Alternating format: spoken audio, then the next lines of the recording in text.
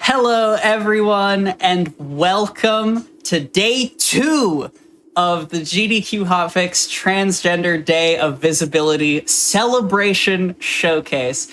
My name is Quacksilver, and I am honored and overjoyed to be your host for the first leg of day 2 as we continue showing off some absolutely incredible speedruns by TGNC runners from across the internet, from across game genres. If you missed any of day 1, I highly recommend checking the VOD, either right now on Twitch or when it comes out on our YouTube channel, youtube.com/gamesdonequick. No bias, some bias, but I think trans speedrunners are pretty neat.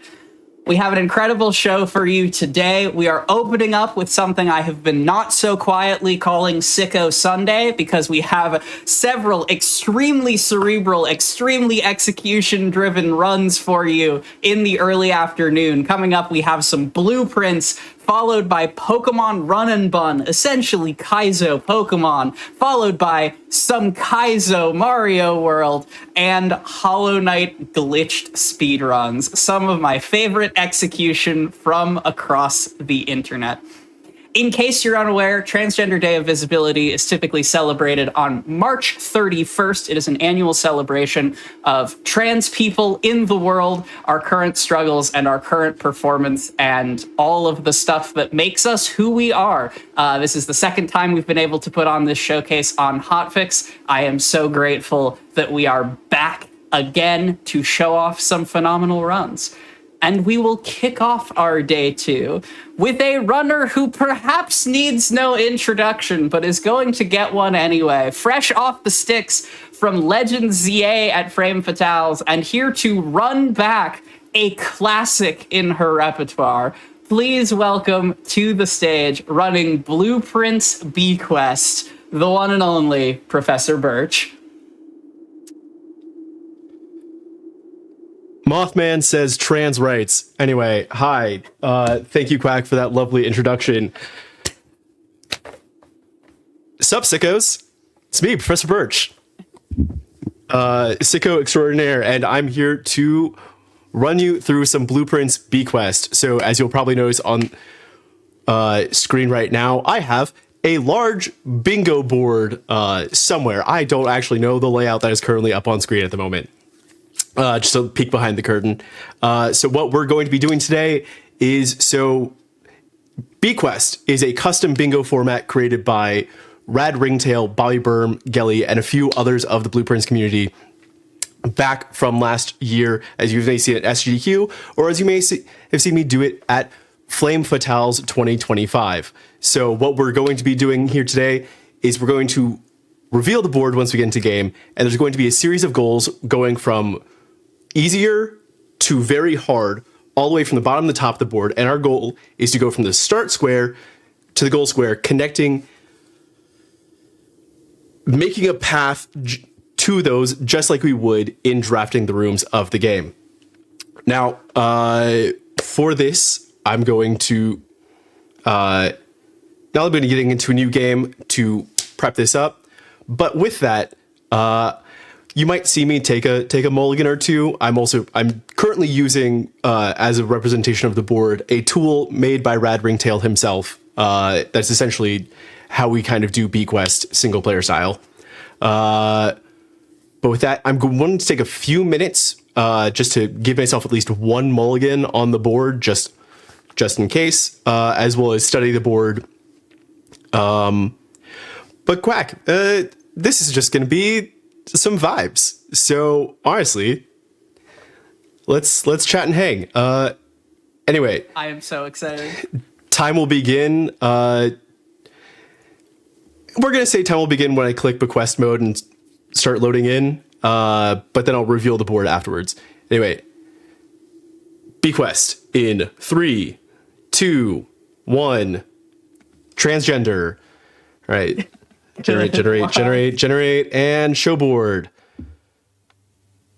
Okay, I'm feeling pretty good about this board off the cuff. My very hards are enter the antechamber, add 4 new floor plans, and 2 full directory categories. 2 full directory categories is not that hard of a very hard, as well as add new floor plans. I was able to in my practice run last night, do 4 new floor plans very easily. Once you know where to find floor plans, it's easy, as well as that synergizes with Ad Mechanarium, which is another floor plan that is in a very special little area. If you've played Blueprints, you know where it is. If you haven't, sorry, this run, I forgot to mention, is going to spoil a lot. So I'm going to... At what point do we have to stop? Can we stop forecasting that? Like, yes, it's full game spoilers for a game that came out in... a year ago. A year ago? Play the game, nerds. Listen, there's so much to this game. I'm only essentially doing story content up until getting into like room 46. There is so much more to that. Room 46 is the tutorial of this game. Anyway, we also have Watch an Elzar cutscene. That's some cinema. That's my favorite. I'm checking specifically to see if we have a library book anywhere on here. We do not, so we may also just take a little side quest regardless. Okay. As soon as I skip out of this cutscene, I'm going to lock in for like a good 30 seconds to a minute because I need to make sure I draft my first 3 rooms very quickly back to back to activate V mode. V mode is essentially a developer intended, I'll say backdoor in a way that's intended to help challenge runners in the sense that if you've activated V mode, it kind of takes your RNG to like what would essentially be day like 2021, which you can guess is pretty good for when we're trying to do a lot of goals that also require a lot of finding rooms that we can't necessarily find very early on or have dynamic rarities very early on. Okay, as of right now, I'm starting my day 1. I'm looking for essentially one specific room to begin with, and there it is, the utility closet. Do I want to take this here? Yes. I'm going to be doing the utility closet puzzle real quick because I want to unlock a couple things with this. If I could just do it right. Just do the puzzle correctly. Smile.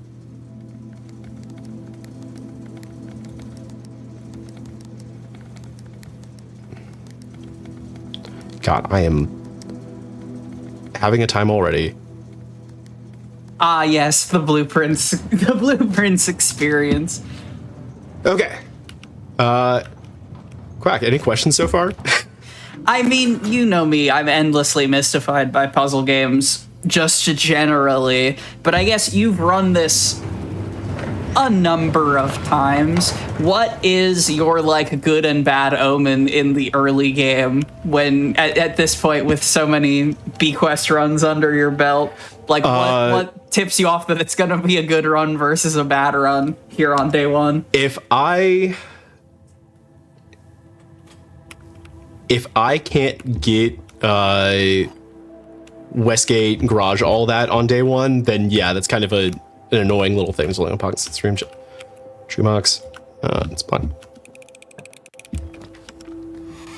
So realistically, so now that I've used the utility room, I have now turned off and turned on a few of the rooms in the house, as well as gotten that gemstone cavern, which the gemstone cavern is going to start us each day from now on with 2 gems, which is going to be huge. I'm going to pop this dice because I want a doorway leading up. West Wing Hall is perfect.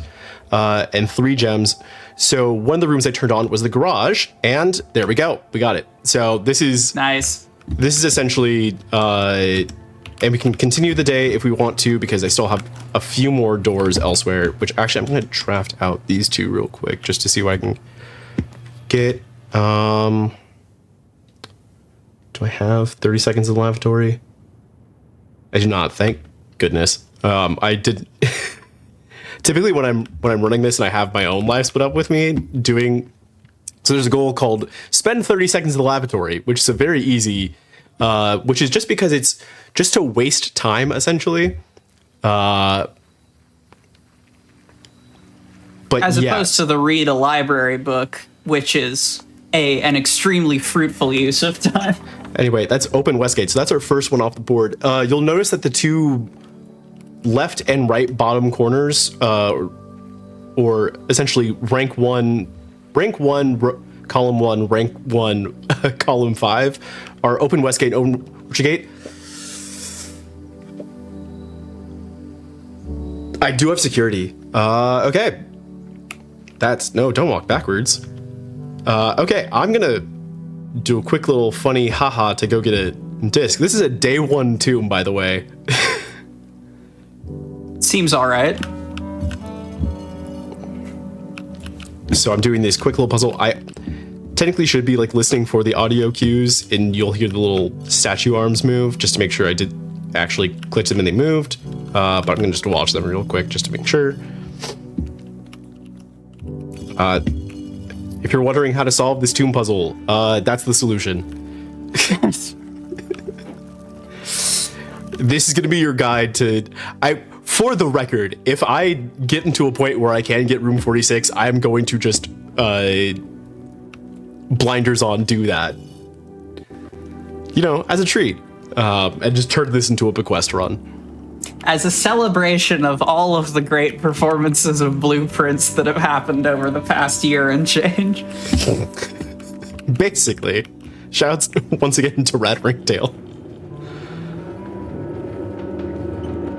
Okay, and I'm doing a few more little setup things, because enter antechamber is... or add new floor plans. I do want to try to add mechanarium at some point, so that's an upgrade disc. There is an upgrade disc down here, haha. Change rooms colored, which is something I could do with a disc.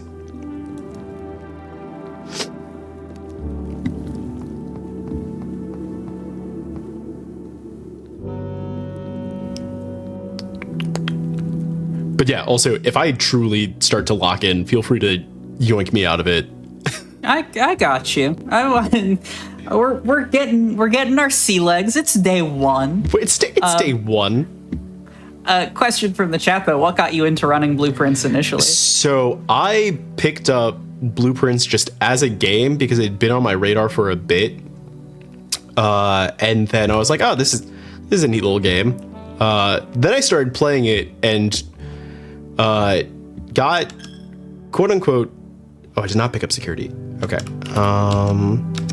And then I got, for lack of a better term, obsessed. It was like the only game I was playing for like a considerable amount of time.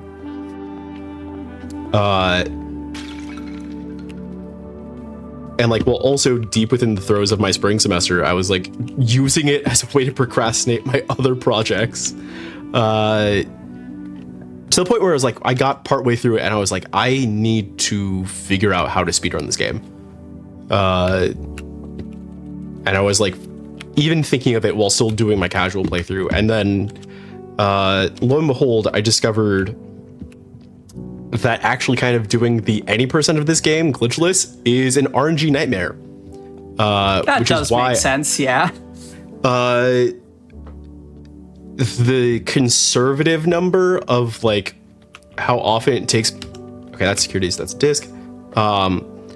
Like the conservative number of people's of how long people's attempts just trying to do day 1 runs typically leads to like even one successful run is like 10 hours.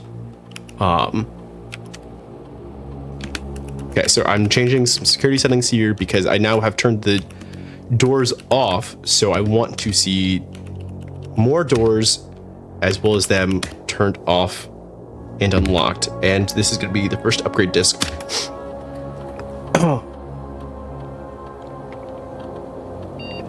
If I'm going to be yapping a lot, it's because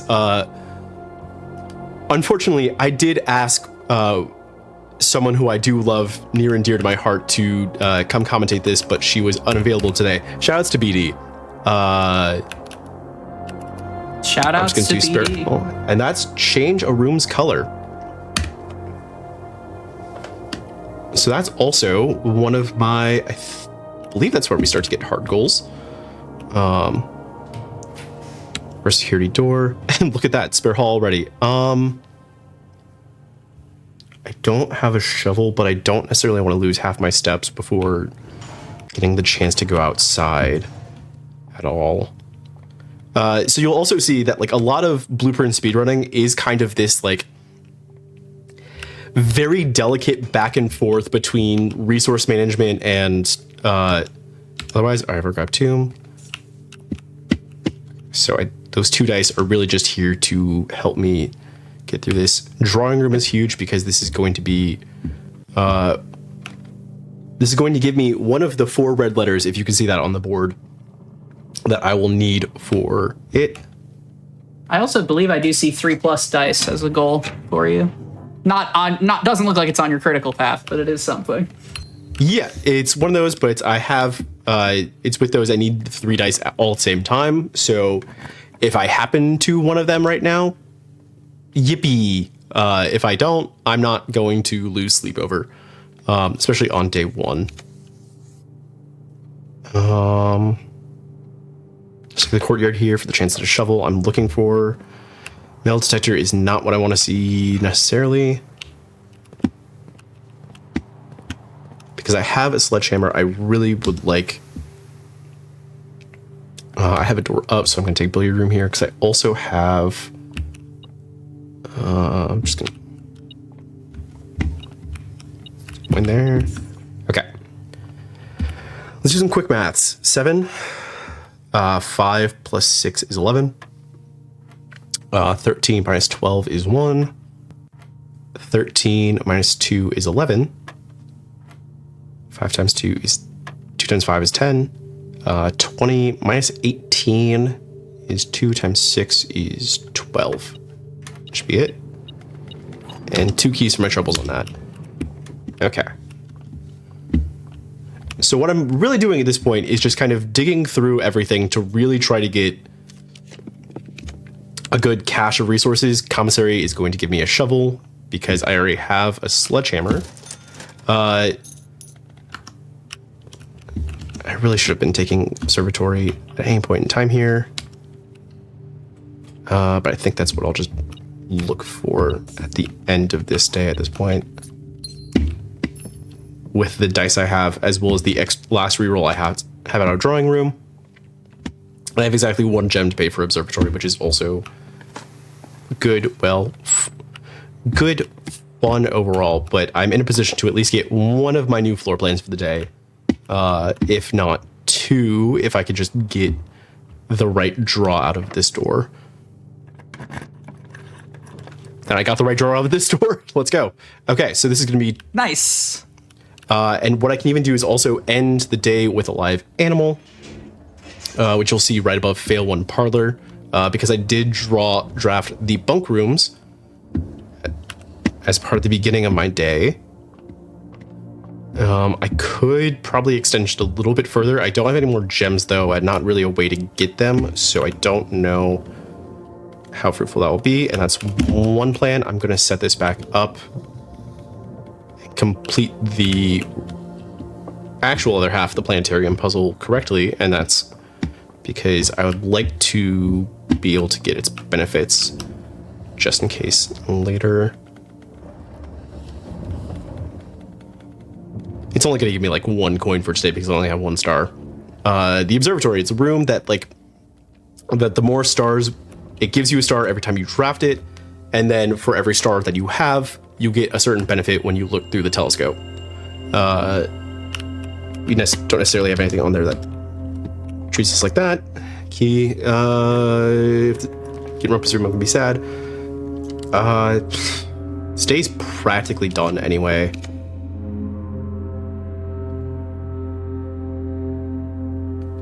This is like the only I can take that would get me through it. I don't need coin purse. Sad. I would really love to get the office and get another gem and upgrade disc. But they always love to offer you these rooms on the days where you can't take it anyway. And that's just planetarium. Yep, that's the day done. So now I'm going to take my shovel and immediately book it outside as fast as I can. And just on the strategy front, I assume it is more worth it to go outside day 1 than to end in planetarium? Yes, there is a goal to end in planetarium. I don't need to end in planetarium though, because it is not on the board. It is. It is right next to the start. Oh, it is. Yes, because the thing is, I have Planetary all the time. So there's kind of a few ways to sort of go about playing. I can read. So because add 4 new floor plans is essentially kind of what the very hard I'm aiming for in this instance. I'm going to be looking to. I am someone who loves playing BQuest kind of top down more, because the easy goals, you'll always be able to get them, right? They're easy for a reason. That's tossing a coin in the fountain. Does not open 2 security doors in a day, which is sad. I did draft 2 knights. So I'm also I solved 1 dartboard, so remind me to at least notch that up 1 before going. I also don't have anything to do with chest power, so I'm not going to get the flames out here. But yeah, so that's my second floor plan, adding the conservatory, and now I'm going to open the orchard gate. The orchard gate is a permanent addition to the house that, much like how the gemstone cavern starts you with each day with 2 gems, orchard is going to start you each day with 20 extra steps. So I'm going to start every subsequent day with 70 as opposed to 50 steps. That is orchard gate as well. Not bad board progress for day 1.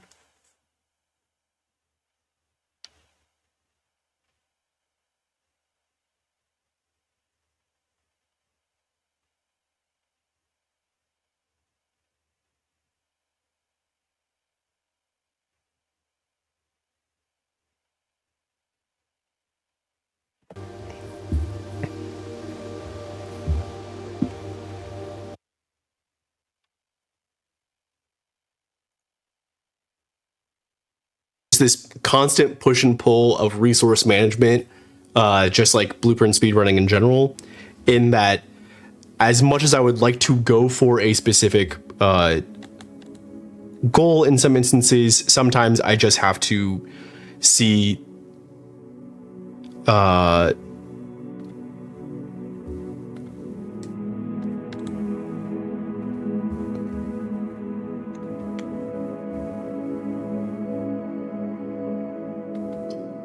people were posting F in the chat, which scared me for a second. You're good. We're back. Okay. We're live.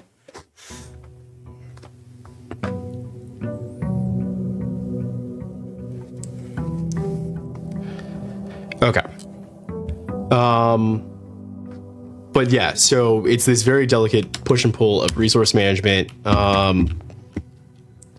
Because sometimes there's a goal I'd like to go and I'd like to sort of finish up, but then sometimes it's just a little too far away stepwise for me to get to. Yeah, I mean, you got really, really lucky, or perhaps skilled, with just a bunch of food drops on that day 1. You had, like double turnip, double banana in various rooms? Yeah, I dug up 2 turnips. At least.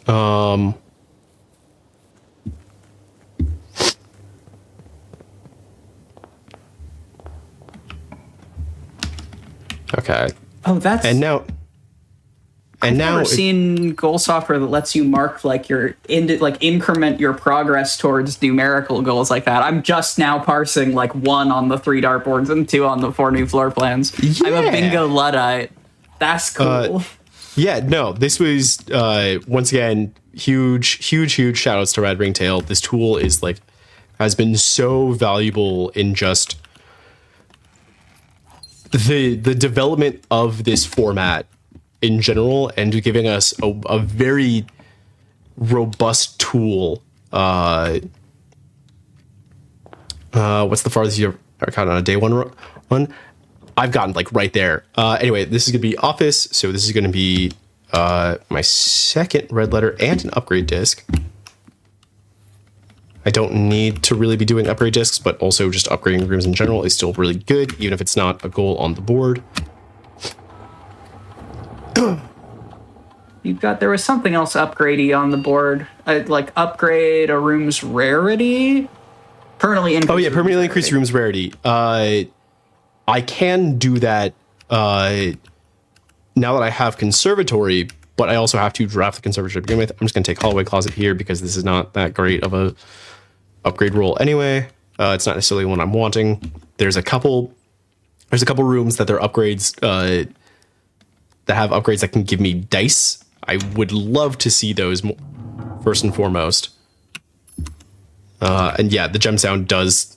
It is just pure. It's just straight dopamine.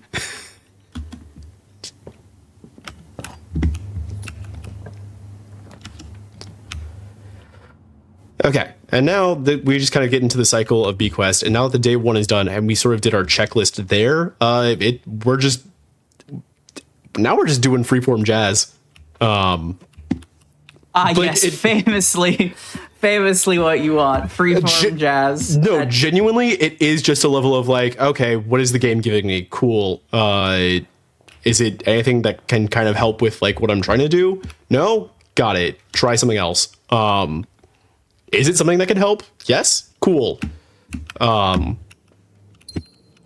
Like if I just happen into, like I have the shelter, so I'm also kind of like, in a sense, looking for the lavatory at the moment. Which I'll even just kind of do. Speedrunning is exactly like jazz. Yes. Do you see those? They were old videos of like a jazz drummer playing over Smash Bros. Like Melee's freeform jazz. I want one of those. Hey, jazz drummers in the audience. Look, it's teed off. Statistically, one of you is Statistically, there is a single jazz drummer in this chat at the moment. Jazz drummers in our audience right now. I'm gonna need some speedrunning is freeform jazz covers. Pick a GDQ run, GDQ VODs, GDQ TV. Go fire up the drum kit. You know, a thing you fire up. Let us know. Tag Games Done Quick on Blue Sky when you do. Please. There's more than one I could say that confidently. Press 1 in the chat if you're a jazz drummer. You're a jazz drummer and you love transgender people and speedrunning. I need one of those like weirdly specific t-shirts. Okay, billiard room here, so this is gonna be number 2. We have a very, very nice line kind of going up the right side of the board. Mine 5 plus 4 is 9 plus 3 is 12. 7 plus 6 is 13 minus 4 is 9. 17 minus 15 is 2 times 2 is 4, please. Okay, 20 minus 14 is 6 times 3 is 18. Whew, quick maths. And that is dartboard number 2. So we're almost there. I'd also like to really probably hit up ending a day with 30 plus rooms at this point, which is a lot harder than it sounds. I'm going to go back to the drawing room just to draft out those rooms because I do have the steps to get back there. As well as if I really want to, I could just raid the kitchen real quick. Ooh, bacon and eggs is huge. I'm actually just going to grab that. You ever wonder about the sentences we say as speedrunners? All the time. The amount of sentences that I have uttered just within the last, like, week and a half alone, wild. Just truly, genuinely, think about it. What do I want here? What do I want here? I could technically rip Cloister off the top, but am I looking for that? Rip Cloister off the top. All right, Magic the Gathering player. Hey, listen, I have straight up compared the fun fact, the reason why BQuest as a sort of screw it, Voye for 2. The reason why BQuest as like a okay. Sorry, I'm like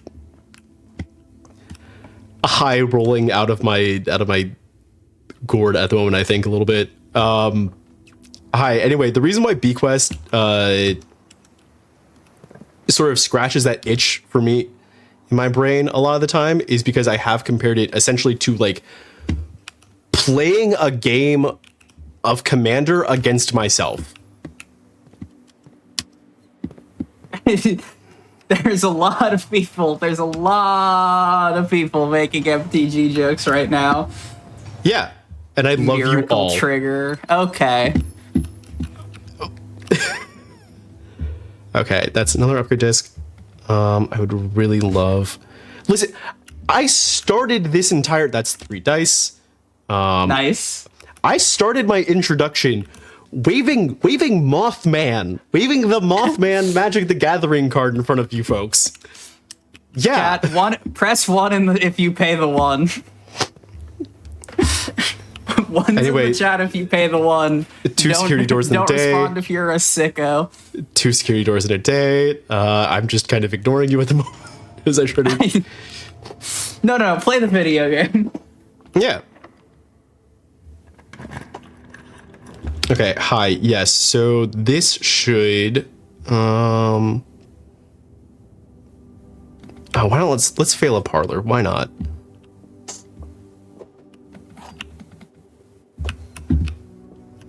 This box is blue, gems in the true box, this box is black. So the gems are in this box, but I'm gonna so essentially the parlor puzzles are all sort of they're logic puzzles. There's some rules on the desk that gives an idea of it. Yeah, I'm just gonna take bedroom here because what I'd like to do is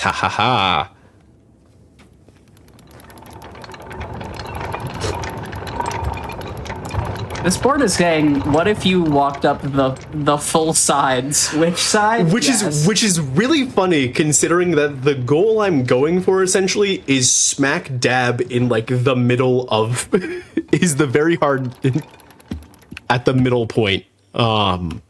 So I'm honestly just getting that dropping an elevator for style, but that may in fact be a fun tool that helps us later. Okay, I got 2 gems. I've opened my 2 security doors for the day. I'm gonna go back. I want to be able to use this upgrade disc at least. You know what? You know what? This is gonna be a fun tool that helps us later. Hi, I'm looking. This would be great if one of my very hards was like use 5 upgrade discs or something.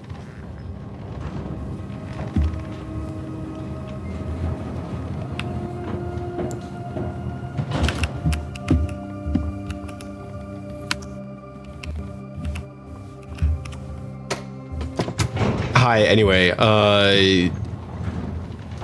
share what chat, what's your favorite Magic the Gathering color?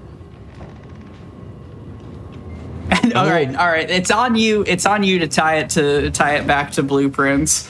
The 5 colors of Magic do in fact correspond to some of the colors of rooms in blueprints.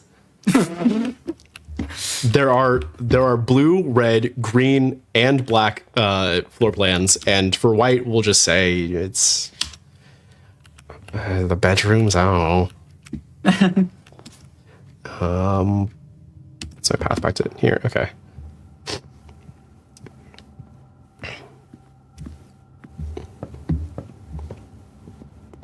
God, I need one of those like the Ravnica guilds play blueprints. In the style of like the Ravnica guilds react to you coming out. I wasn't gonna make that joke, but that it's the Transgender visibility showcase. We can in fact make that joke. Shops can be white. That is also true. Smothering Tithe is just my shops. Okay, that's also. Oh, shelter. Let's go. Wait, I do have a computer. Is this necessary for me to win the game at the moment? No. Am I doing it anyway? Yes. I'm not passing up 2 upgrade discs for funsies.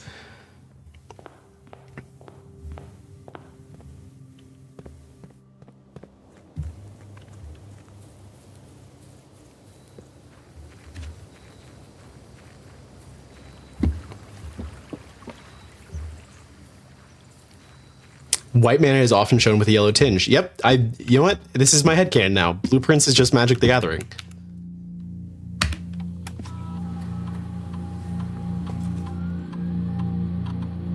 Oh, Nook, that's so good. There are dozens of us at trans women who don't play Magic the Gathering. Hey, these are the allies we need in the world. All right. Typically, I take breakfast Nook there. I'm taking breed Nook. I just want to see if I can find the library at some point during all this. 3 gem prize. Architect the Gathering. Blueprints Universes Beyond then. Don't tempt me. I was legitimately thinking about that last night. You can simply, when in doubt, make it yourself. Yeah. Be the Universes Beyond printer you wish to see in the world. Hey. Imagine me looking into the camera right now as me looking and directly making eye contact with you, Quack. Yeah, no, I got you. Yeah. No. It's on the list. Shoutouts to, at a previous main line, someone rolled up with a full custom Beastie Ball Magic the Gathering cube, and it was ridiculous. The ingenuity of TGNC people. I love it. I love it every time.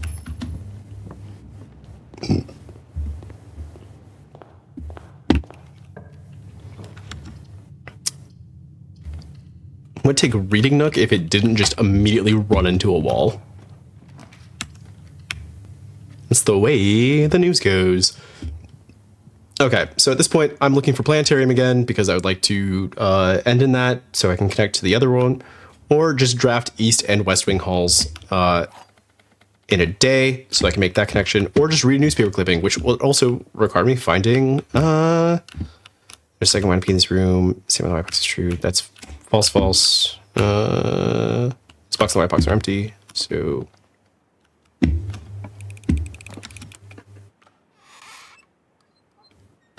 just gonna co-check something because I do have retrieve a key after checking overnight. I don't need to go in there right now. Okay. Focus up if you need and cut me off at any point. I love the immediate segue in chat from like, haha, funny, Magic the Gathering, speedrunning, to here is the, like, my journey of transition and why it was stereotypical. Shout out to all of my previous partners were lesbians making an exception. If that's also you, I see you and I'm saluting you.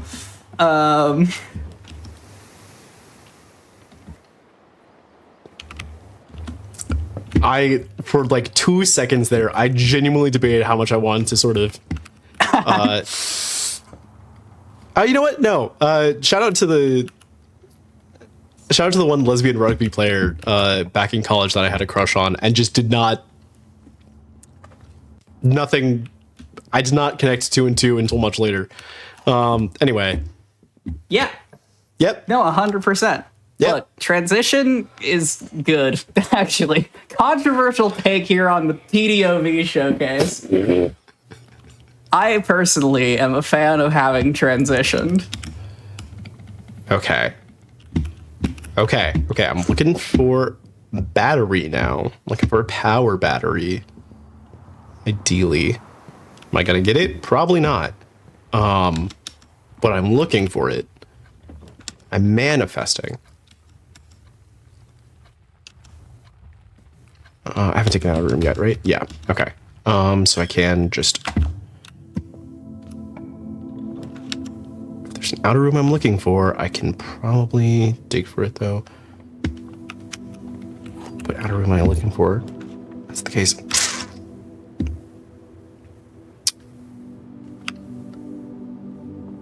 Eh? No, okay.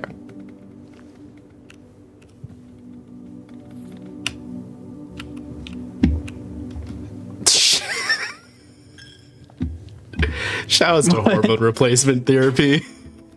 Shout outs, hey. Wouldn't it be great if it was, like, free and broadly accessible? Just spitball in here. Wild takes with blueprints. God, there was... You know, speaking of bits that I probably would have needed to clear on air, I genuinely debate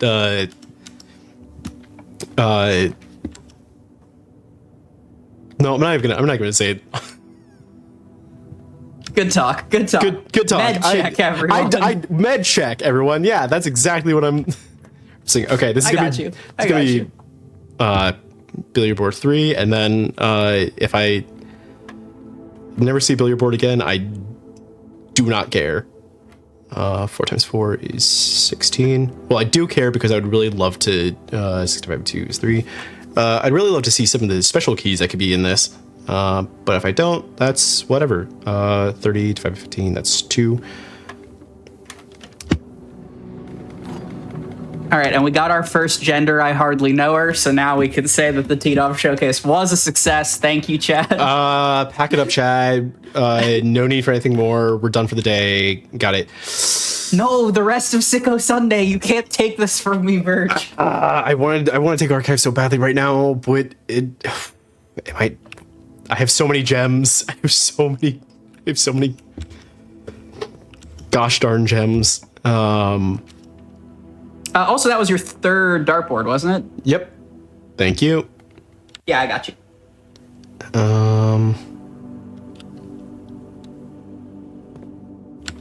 I need 2 more red letters, so I need boudoir and don't need office for that. But I could also just take utility closet right now and turn security doors off.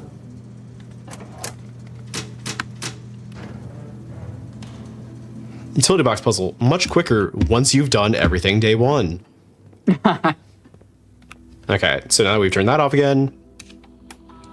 Keycard system settings. Once again. High. Change offline mode to unlocked. Because now this also allows me to open this door, which I wouldn't have been able to do before. I'm going to redraw these. Okay.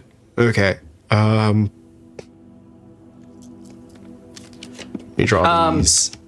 Asking because it may be relevant here is it, so re-roll a draft 4+ times means you have to actually do the use 4 dice. It doesn't mean you get 4 options. Like yeah, you have to.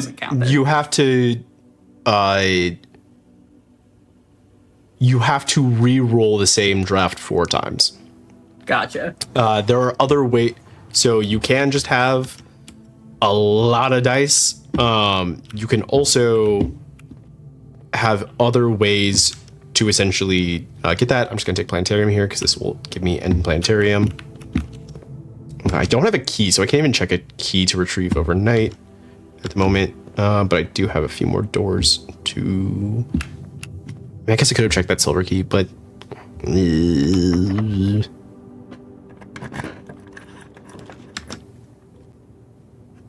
just going to take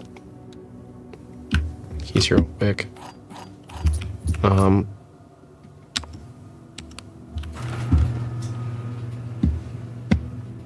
Yeah, you got a lot of big numbers on the board. 8 keys, 15 gems, 10 stars, 40 coins. Yep. Gabe said you're playing a collectathon today. Yeah, I don't like boards that... Here's the thing. I typically don't like boards that are the collectathons.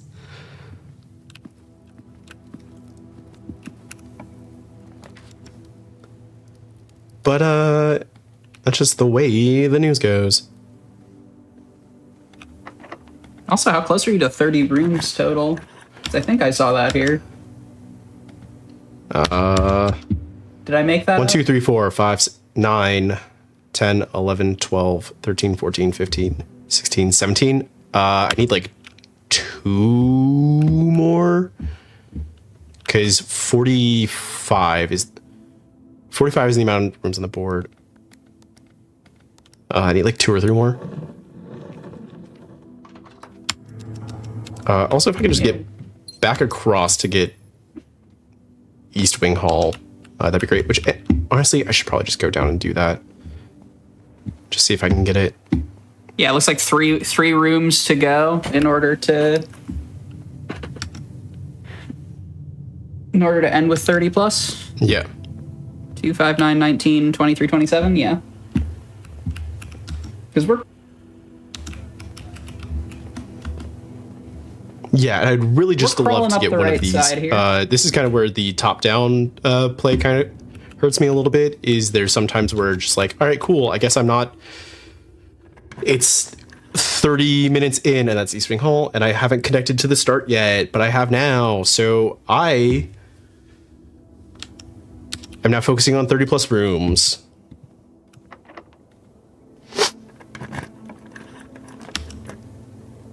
Which means I also will probably just 2 keys in here, please. Gems is also not a bad thing. I just want to be able to keep drafting rooms.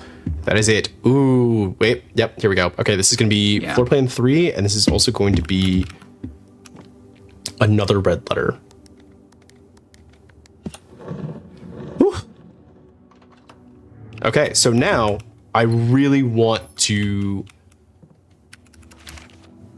add the Mechanarium. And this is also good because now all my gems are going to be rerolls. So like I said, there are essentially other options to the game to, instead of rerolling normally. Okay, drawing room, security, here, hallway, dining. Okay.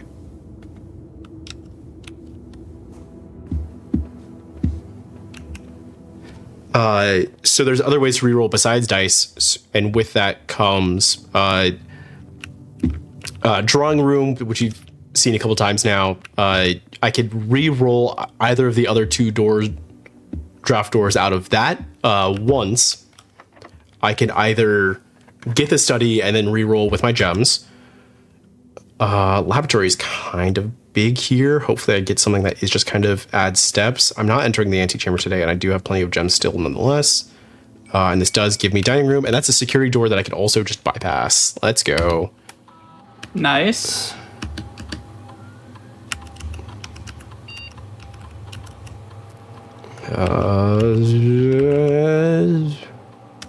Gain 2 stars. Why not? Gain a star. Why not? Okay. Dining room's right there, so I am just going to double back to get those steps real quick. Just so I don't push for 30 plus rooms and then realize I can't get back to the planetarium. Although I really don't need to at this point anymore. I would like to kind of keep a focus on it. The 10 plus stars experiment is also good. Or the plus 1 star experiment is also good. I also did have 4 red letters. Thank you.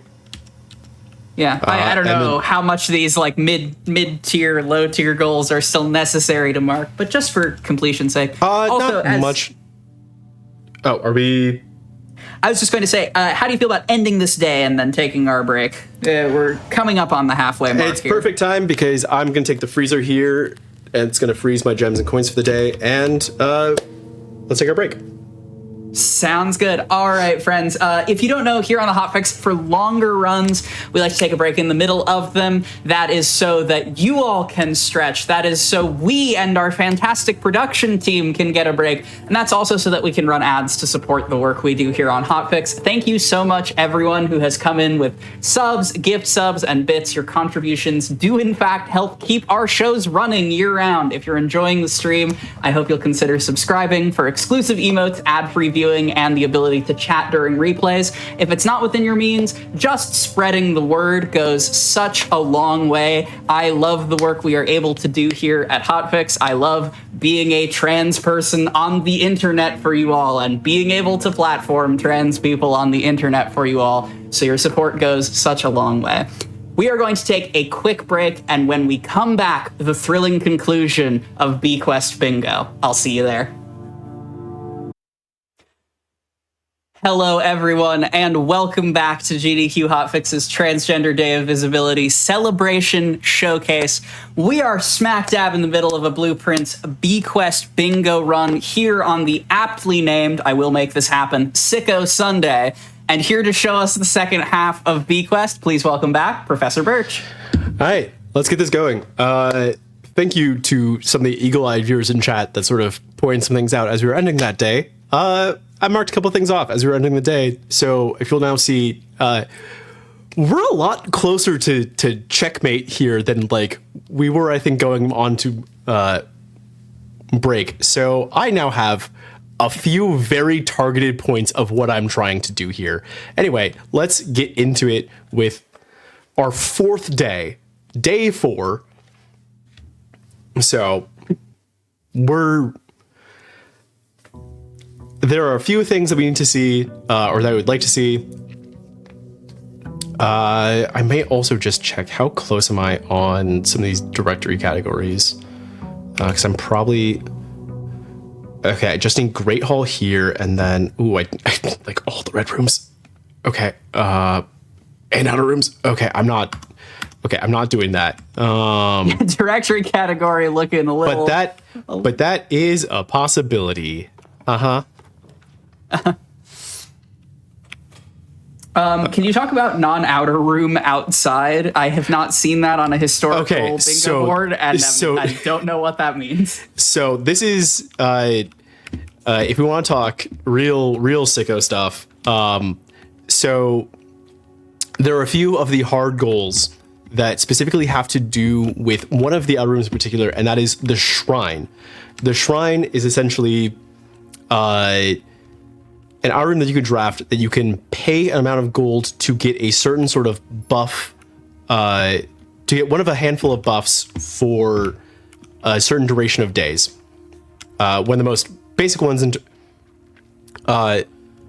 there's 2 in particular that take quite a bit of gold, and that is the Blessing of the Monk and the Blessing of the Berry Picker, which you'll see if you've ever watched BQuest and you've seen either non-outer room outside or pick X number of berries. Okay, this is huge because this gets a shrine.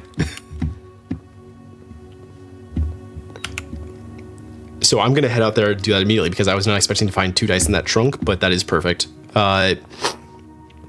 So what we're looking for is the Blessing of the Monk, which actually I'm going to just pull up my notes real quick just to make sure I can get gold value right. Okay, that's 13 gold. I have more than enough. But so what Blessing of the Monk does is that... Do I even need it? I need it. Okay. It's 1 dice. There's the shrine. Okay. So the tooltip will come up in a second, but let's just do 2, 3, 4, 5, 6, 13. The Blessing of the Monk. If I call in the day in the room inside my house, you'll have the opportunity to draft that room from the grounds the following day. So this is where non-outer room outside comes into play, because with Blessing of the Monk, I'll end the day in something like, say, even entrance hall, and then when I come out to the outer room the next day, entrance hall is going to be one of the first 3 options that drafted for me. Nice. So I more or less already have, and I now have 3 days to do this. So I have this on lock, and this goal on lock, and I could really kind of focus on just anything else.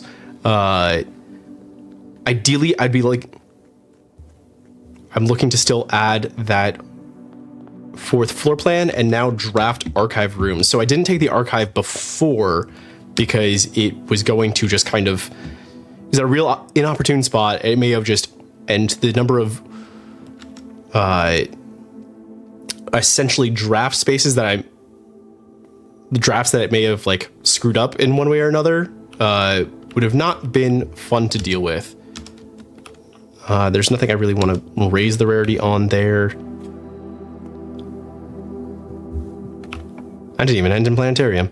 After all that.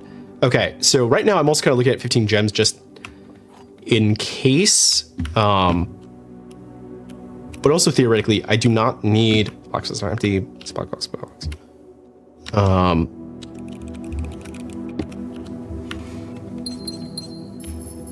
Two more gems gets me 15 plus gems, which is just at this point a haha funny.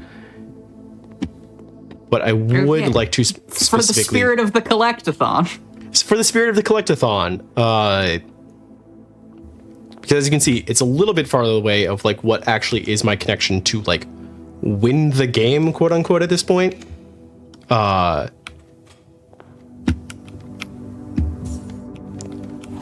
But more gems is always going to be helpful nonetheless.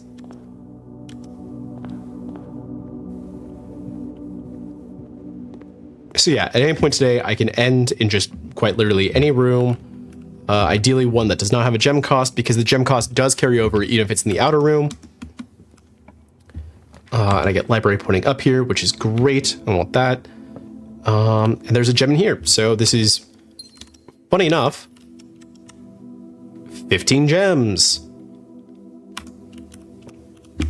Hey, you know it's a goal. While we're here in the library, might as well. Just in case. You never know. It could be hiding underneath a different goal on the board. Okay, I'm taking closer here because it's just a lot of doors. A lot of doors, and I have more than enough gems to cover it, and it also gets me into Foundation.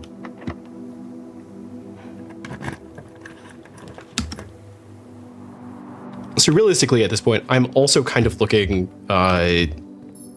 for a way into the antechamber if I'm being... do I need to? No. He's doing Hall's good. But yeah, so we're kind of in the point of B-Quest runs where we're just kind of like, we're just doing stuff. Like this is truly the sort of, yeah, we're just playing the game. And if we hit what we're looking for, we hit, but if we need to pivot kind of thing. Like these are the vibes now.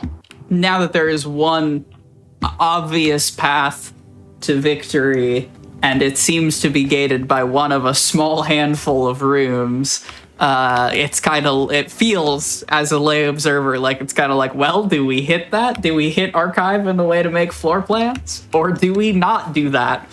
And, grab resources and additional goals just in case. Yeah, I mean, like, there's ways to essentially make red floor plans more frequent, but those, the only way to do that without, like, essentially hitting a very late game sort of item or power up that requires a lot more setup is to just find the furnace, which in its own right is also kind of annoying. But yeah, so I may just see how much I can get out of these last couple of doors and then just go ahead and end the day and get my monk's blessing. You picked up a sleep mask there? Yep. What is that? So it is an item that the first time I enter each bedroom with the sleep mask, I gain 5 steps. So it's oh, nice. It's a way to essentially synergize with drafting bedrooms because, of course, it's the sleep mask. Haha.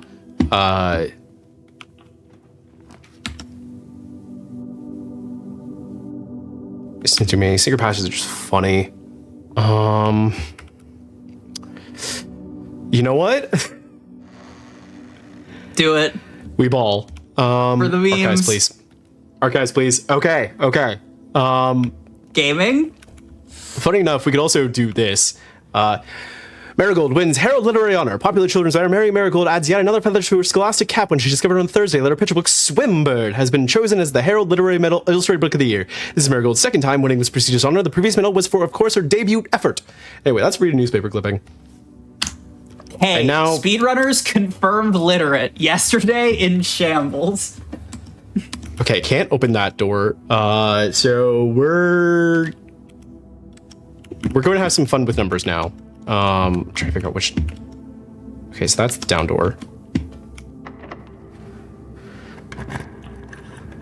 I need 5 of these, and hopefully I don't dead end on any of them. 1. Well. Oh no. And that's locked. Okay. Brutal. Oh, you know what I can do that's really funny? Guess what's an inner room that I can monk? You can monk the archives. Oh, beautiful. Oh, this is... Hey, look, we had a cathedral. Anyway, this is what I like to call a pro gamer strat.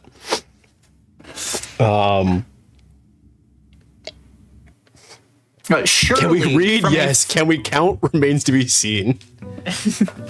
Surely we can, from a fresh house.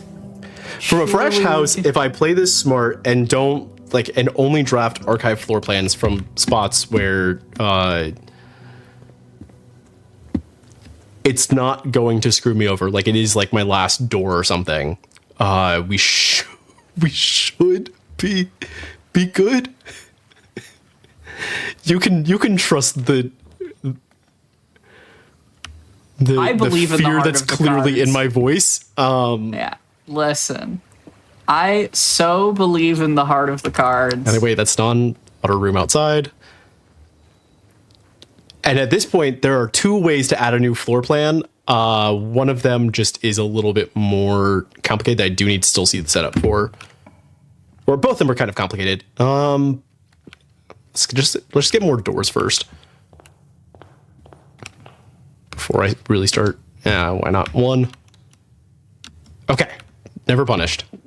1.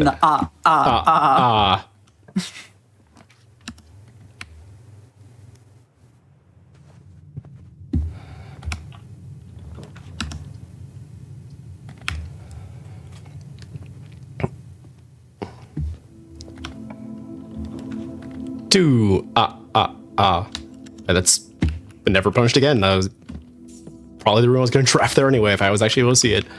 Let's go. Okay, so 2. Let's go back down to den. Let's just grab this while we're at it.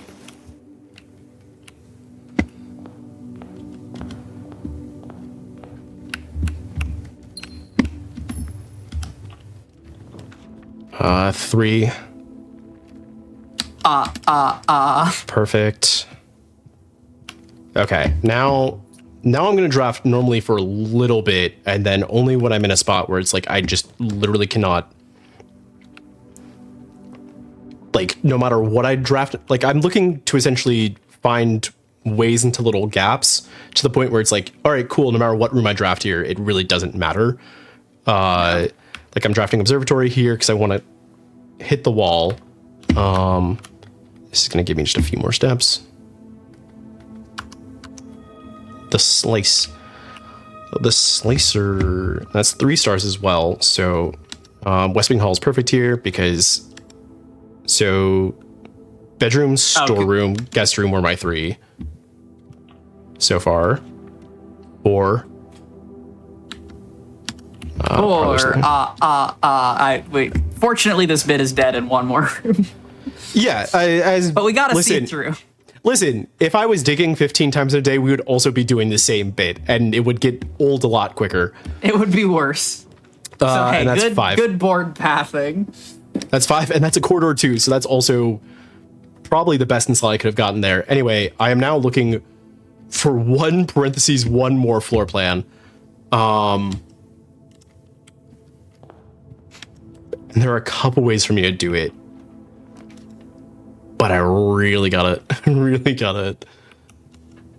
Of course, that pantry dead ends me. I'm not gonna bother that.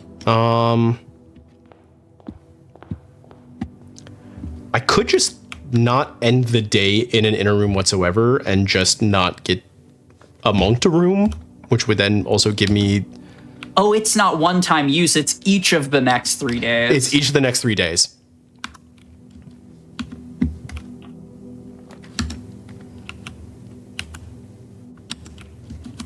Okay, this... I'm glad I took the library because I want to specifically see... Oh, that would have been the library. I would have pulled out of that. That actually would have been the safest archive floor plan I could have ever taken.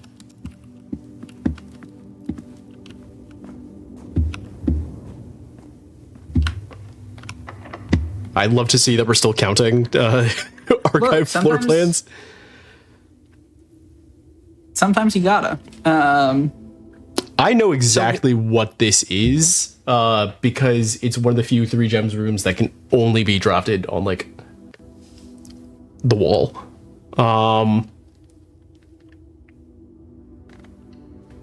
Question for chat: do Hall of Mirror floor plans count as adding new floor plans? No. They have to be floor plans added that are then permanent. Makes sense. So if I find the drafting studio, anyway, that's 40 plus coins for the lulz. Good. Like I said, I knew exactly what room was there, or was under the archive floor plan. What were you saying? No, I was just saying good backup. Although the world in which 40 plus coins is necessary to your victory is a very sad world. Yep. It is a world that we will not be seeing at all today, one way or another.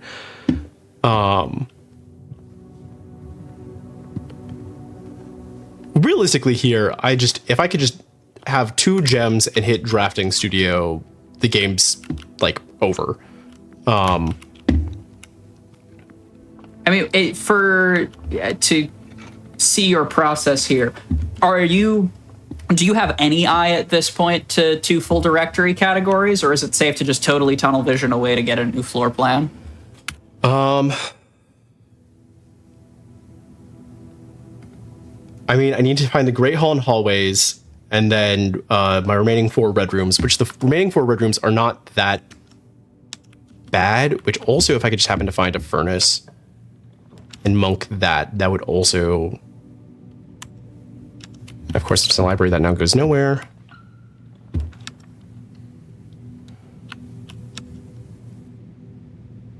Okay, I'm just gonna call this a day. I have to go all the way outside because I don't really want to monk anything in here. By accident, even.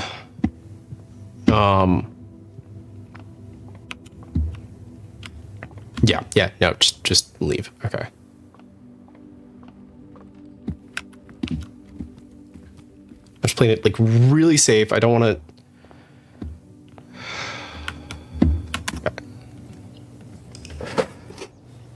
So technically, yes, if I can find my last hallway and find the remaining of my red rooms, that is also another way out. So so realistically, I should not be sort of tunnel visioning that hard, but it's also, I just have so many more sort of axes to play around for new floor plans.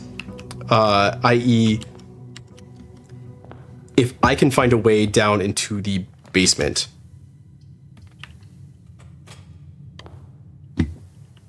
So I left that house at the end of the day there so that I don't end up getting a non-outer room inside my draft. I'm going to kind of dig for gems in my box. See what's the words right for you. I'm just ripping this. Cool. Because I didn't want to inadvertently get an outer room in my first draft of my outer rooms. Because I would really like to see as many outer rooms as possible. Because I'm, for lack of a better term, looking for Tomb. I'm looking for Tomb. I'm also looking for a couple, a combination of blue rooms most notably pool and pump to help me sort of get that there. But I'm also, if I could also get a magnifying glass and a metal detector in the workshop, that is also something that would help.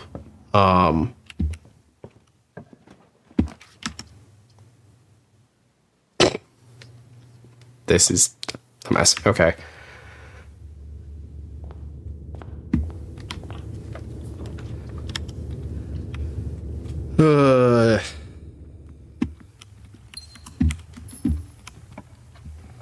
Okay.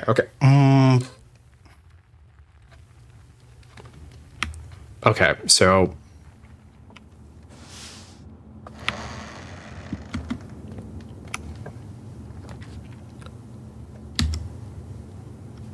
I've taken dark room, I've taken I don't have the gemstick. So I do have okay, but that was red room that I did not have. Okay, so I did not take that. Cool.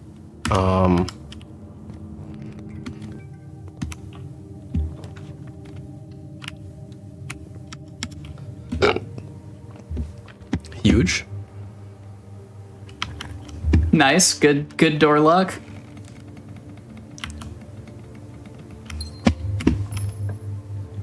Is the keycard helps. relevant at this point? Yeah, because a lot of red rooms also tend to have vents, and vents also mean they have are more likely to have security doors, especially the further we go up. So if I'm effectively digging for red rooms at this point, okay, that's my furnace. So I'm looking for. I'm trying to think. So it's Maid's Chamber, and I'm sure I'll see the other one at some point. Okay, back to.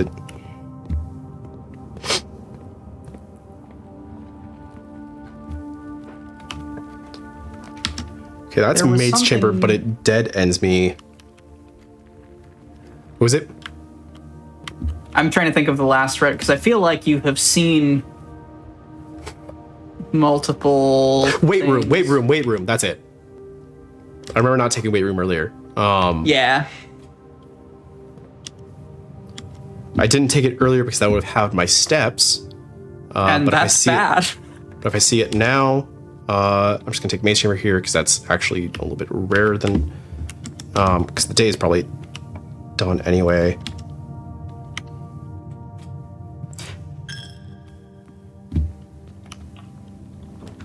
You can feel the lock-in settling over. This is the true Sicko Sunday moment. I also, okay, that's weight room. So that's full directory of red rooms. So now I'm looking for Great Hall. And see, this is what I mean. They have a lot more security doors just from the sake of being sort of in this position. That's it. Yeah, wow, no kidding. Ayo. Time. Extremely clean. I just love seeing happy transgender Sicko Sunday in the chat. So that's like a little bit underestimate. You wanna make a quick pancake house to celebrate? Hey, so what? So how far underestimate was that? That was a 107. Yeah, you know what? I could,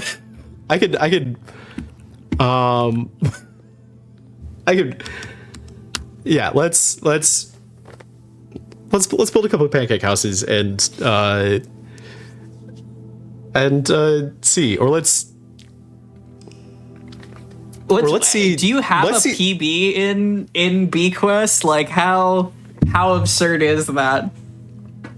I have to dig through some screenshots, but I think somewhere between a 52 and a 55 is my PB. Wow. Roguelike gameplay. Hey, no, so here's the thing. Some other folks in the community have gotten even lower times. Yeah, There are like, speaking of Sicko Sunday, there are genuinely some here I can yap about the community a little bit and why I love it so much as I just kind of play another day to failure, I guess. No, there are genuinely the sort of passion and enjoyment people get out of Blueprint speedrunning is so cool, so great, and the depth of it is so unheard of almost. And that, like, BQuest as a bingo format, bingo quest is why it's named the way it is, has been one of these things that has made me fall in love with this game and truly found new ways to explore and dive into it. And the closed exhibit is what I'm saying. Let's see how many times I can dig in a day, I guess, if I can even get a shovel. But yeah, so there are so many people grinding BQuest, grinding actual speedrunning categories that aren't just get room 46 and win. There's Explorer percent, there's Throne percent. There's so much to this game and so much that keeps getting sort of put out there and effort and love and care put into it that is so genuine, and it's why I am so in love with this game and keep coming back to it. Blueprints is for lack of a term, I'm back in the effing building every month or so because some new category crops up, and because some sicko affectionate finally decides to start running something, which if you happen to see any Blueprints flavored SGDQ submissions from me, keep an eye out for that. Ooh, exciting. But yeah, so there's just been so much love and care put into this game, both from the community aspect, from the developer itself, Tonda Ross. Thank you for making one of my favorite games ever, and a game that I've gotten dang near 150 hours in, which is frankly a little unheard of for me. I typically play, especially narrative games, I typically play to the point of like story completion, and then it ends up just kind of sitting in my library for a bit. But no, Blueprints generally has, thanks to it and the friends I've made from it, it has truly felt life-changing. And to be able to get to showcase it in the way that I have across various showcases, across various I just make launcher room commonplace, and all the like, and still find so much to dig into this game. It's a 3-course meal every single time I pop it open. Has truly been a blessing. I'm not just saying that because I entered the chapel. Perfect timing.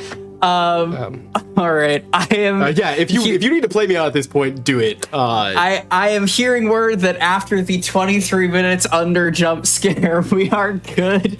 We are good to continue our Sicko Sunday. I mean, GG, absolutely sick run. But Birch, do you have any shout outs beyond that community love, or else where can people find you on the internet? You can find me personally at pretty much anywhere on the internet at Professor Birch, and if you can't find me there, I'm not there. But yeah, be on the lookout for me doing some more things, and please stay tuned for the rest of Transgender Day of Visibility. There are so many great runs coming after this, and I can't wait to watch them along with all of you. Anyway, love you each. Peace. Hey, thank you. One more time, make some noise for Birch and Blueprints BQuest. We are going to take a quick break. When we come back, we will be continuing Sicko Sunday with an exciting new showcase that I'm so hyped to show off here on the GDQ channel. It is going to be Pokémon Run Bun Elite 4. I will see you there, gamers.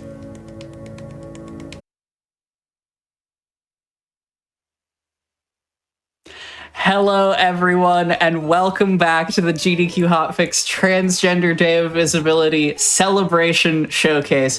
My name is Quacksilver, and we are continuing the now indelibly named Sicko Sunday in just a moment as we move into sort of a mini Kaizo block, if you could call it that. Before we do, though, I want to let everyone know, on the heels of Birch shouting out many communities and many prior runs of Blueprints, that with Frost Fatales 2026 having finished up at the start of the month, if you have any feedback you would like to give about Fatales events, you can visit gdq.gg/ff survey to submit your feedback. I like the frame Fatales, no bias, some bias, extreme bias, and we'd love to hear from you as viewers about what we can do to improve that for everyone. Now, continuing our Sicko Sunday, fresh out of the damage calculator mines, I am so excited to give the floor to a Pokémon Run and Bun Elite Four showcase by Forgiven. Hello, everyone. I'm Forgiven. I'm super excited to be here on this Sicko Sunday of ours to show off this Elite Four showcase of Pokemon Run and Bun. For the uninitiated, Pokemon Run and Bun is a hack of Pokemon Emerald that kind of aims to really show the full potential of the Pokemon battle system. For those of you who are familiar, you probably already know some of the shenanigans we're about to get up to. So we can probably get the timer started. I'm going to just start talking about the team a little bit before we get into the Elite Four proper. And then we'll be getting into it. So first off, we have our Dragapult here. Incredible Pokemon, incredibly fast. Speed is so important for kind of planning and stuff like this, as the ability to clear body, which means it can't have any of its stats lowered. Very good Pokemon to have, using it a lot through the Elite Four. Incineroar, if you're familiar with Pokemon VGC at all, this is the greatest VGC Pokemon of all time, and for good reason. Unfortunately, with this hack, they're very particular about the abilities and items that you have access to, so we actually don't have an Incineroar with Intimidate here. That's not accessible here, but even still, incredible Pokemon to have, great moveset. You'll be seeing some shenanigans with this later.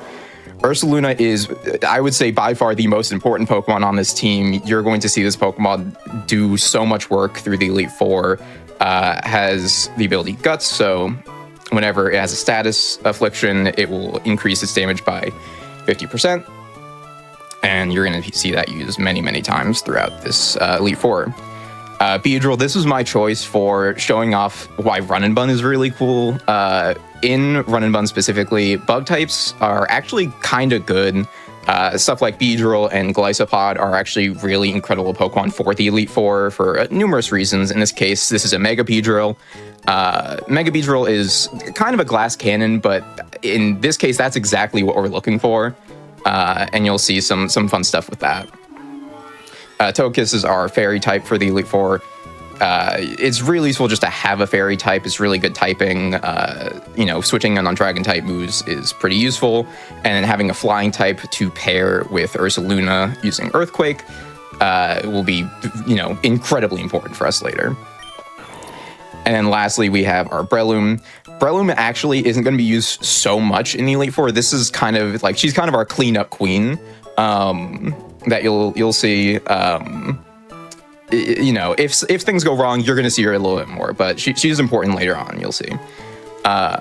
Anyway, let's get right into the Elite Four. So, the Elite Four is... What's up? Good luck. Thank you. So, the Elite Four is split up into 4 battles where you have to choose 2 to do as single battles and 2 to do as double battles. Each of them have different teams, and so the planning for each of them goes wildly differently. So in this case, we are going to be going into Sydney as a, hit B there. We're going to be going to Sydney as a double battle. And then you'll see the rest of them as we go. Now, to bring up one of the things that I'm utilizing to kind of manipulate the trainer AI in the fight, you'll notice that my Dragapult here has some damage already on it. That is on purpose. One of the big things with Run and Bun and stuff that is quite this difficult is being able to bait certain moves out of the opponent AI. So in this case, Dragapult is pre-damaged a little bit to bait out specifically Knockoff from Incineroar. Knockoff deals more damage to opponents who are holding an item, which Dragapult is. And in this case, Incineroar sees a kill on Dragapult 100% of the time with Knockoff. So what we're going to do here is we're going to be using Phantom Force on Articuno. Articuno is the problem Pokemon of this fight. That's essentially Sydney's win condition. Articuno is going to be using Tailwind here, and we cannot allow that to happen. Tailwind will double the speed of all the Pokemon on their side of the field, and that is unacceptable. Now, I am using Phantom Force, which is a 2-turn move on Articuno. That will knock it out as soon as we get there. And because it's a 2-turn move, the knockoff from the opponent's Incineroar will not hit Dragapult. And then I will be using Fake Out on Articuno to prevent Tailwind this turn. So we're going to do that. And now the important thing to note, I've said that Dragapult's holding an item. Now the specific item that Dragapult is holding is an item called the Ghost Gem, which is a single-use item that boosts the damage of Ghost-type moves. It's why we're able to knock out Articuno this turn. And on top of that, because Dragapult will go first, it will use the item, reducing the power of Incineroar's knockoff. And then on top of that, I'm going to be using Parting Shot with my Incineroar, which will lower the damage output of the opponent's Incineroar and will allow me to switch in my own Pokemon. And so we're going to be using Parting Shot here. Ghost Gem's going to go off. Successfully avoided Tailwind, which is a complete disaster. If that goes off, I lose. And Dragapult will be hit down to about half health. Here I'm going to be switching in Togekiss, and that will be the first half of the setup for my win condition, which you'll see in a moment.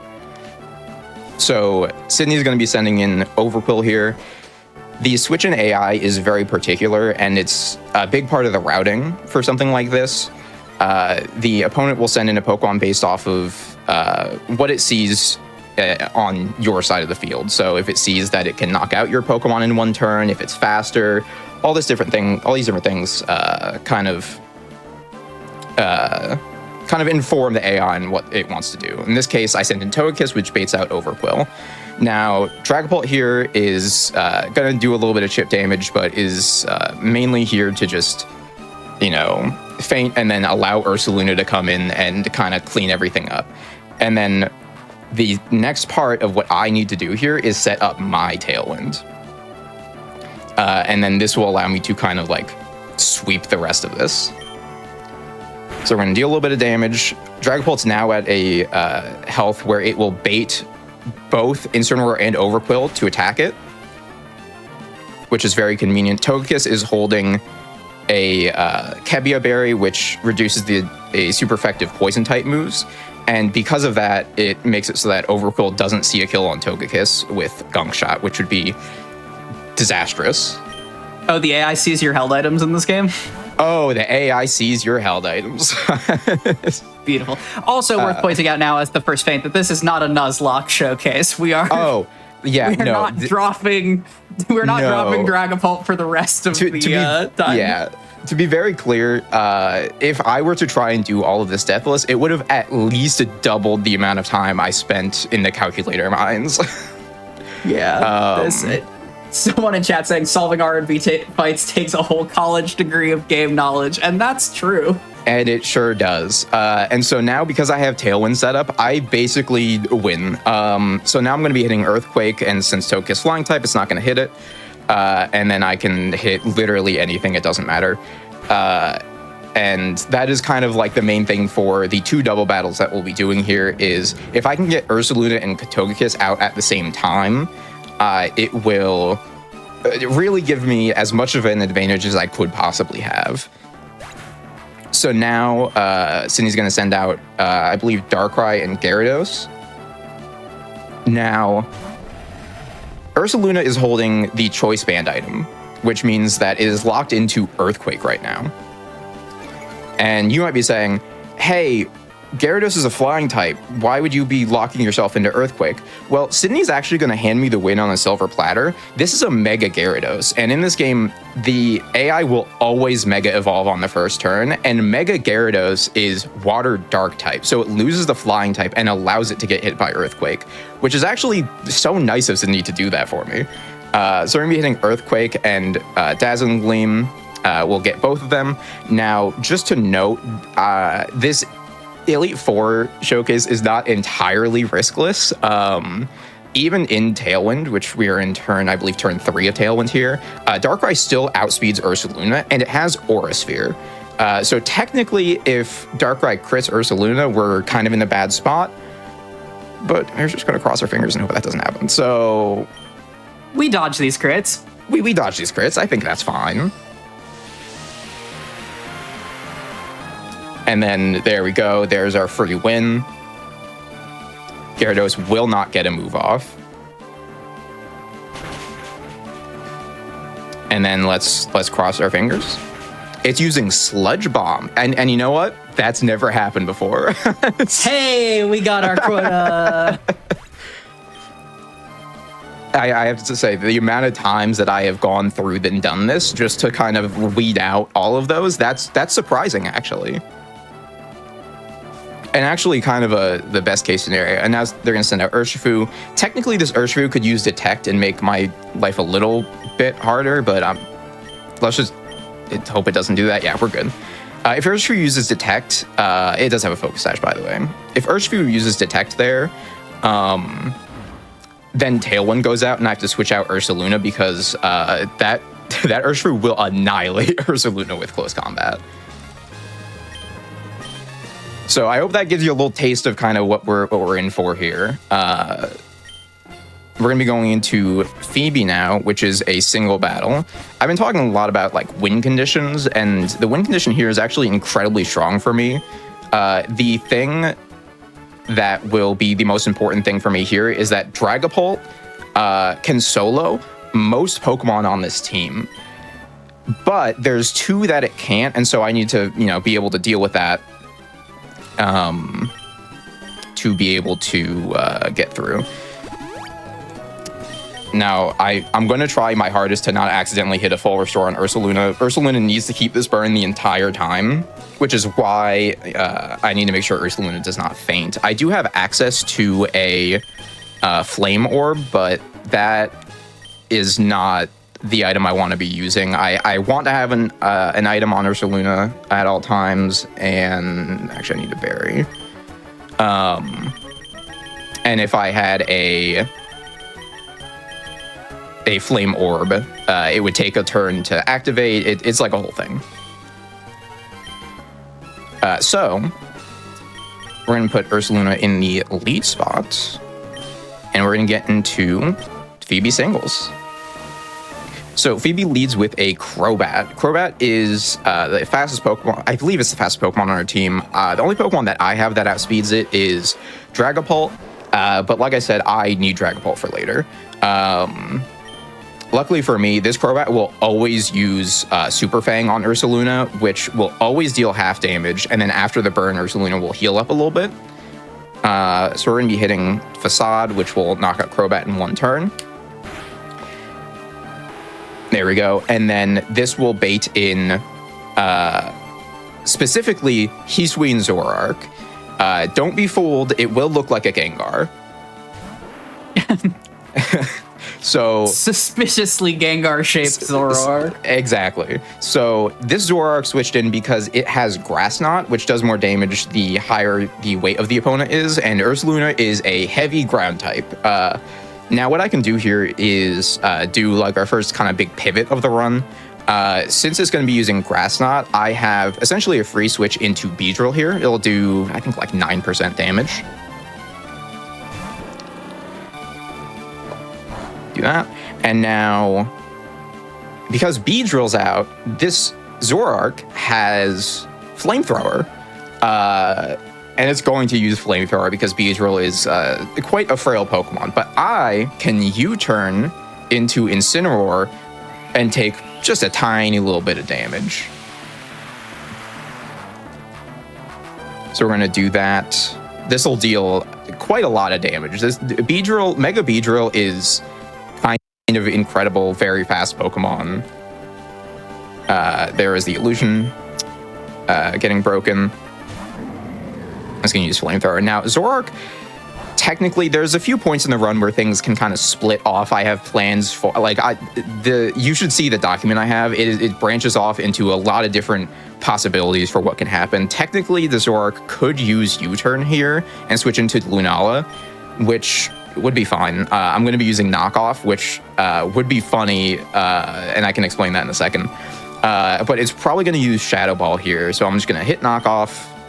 It is going to U-turn. Okay, so we get to have the funny reality. So basically, what happens here is I'm going to use Knockoff. This Lunala is holding a Power Herb. Now, the reason it's holding a Power Herb is that Lunala has a move called Meteor Beam. Meteor Beam is a 2-turn move. On the first turn, it charges up and raises special attack, and on the second turn, it just murders you. And so in this case, Lunala doesn't have the Power Herb anymore, which means it just won't go for it. Usually, if it has a Power Herb and Meteor Beam, it will use it 100% of the time, and Incineroar was kind of our sacrificial lamb for it. So what I'm going to do is I'm going to hit Knockoff again, and then Lunala should be out of the fight here. And then I believe... What are we switching in? Marshadow? No, Gengar. Oh no, this is the Zoroark. That's fine. Wow. There's so many fun things that can happen. So the thing is once you get a Pokemon to this low of HP, the possibilities kind of start going out the window, because the enemy switches in based off of if it its speed and if it can knock you out in one turn or not. And if your Pokemon's HP is so low, it kind of is like there's a couple different Pokemon it could be, and so that's interesting. Incineroar is still just just gonna go this turn, and you know what? That's fine, because Lunala was the last Pokemon we need to worry about for Dragapult. And now we can...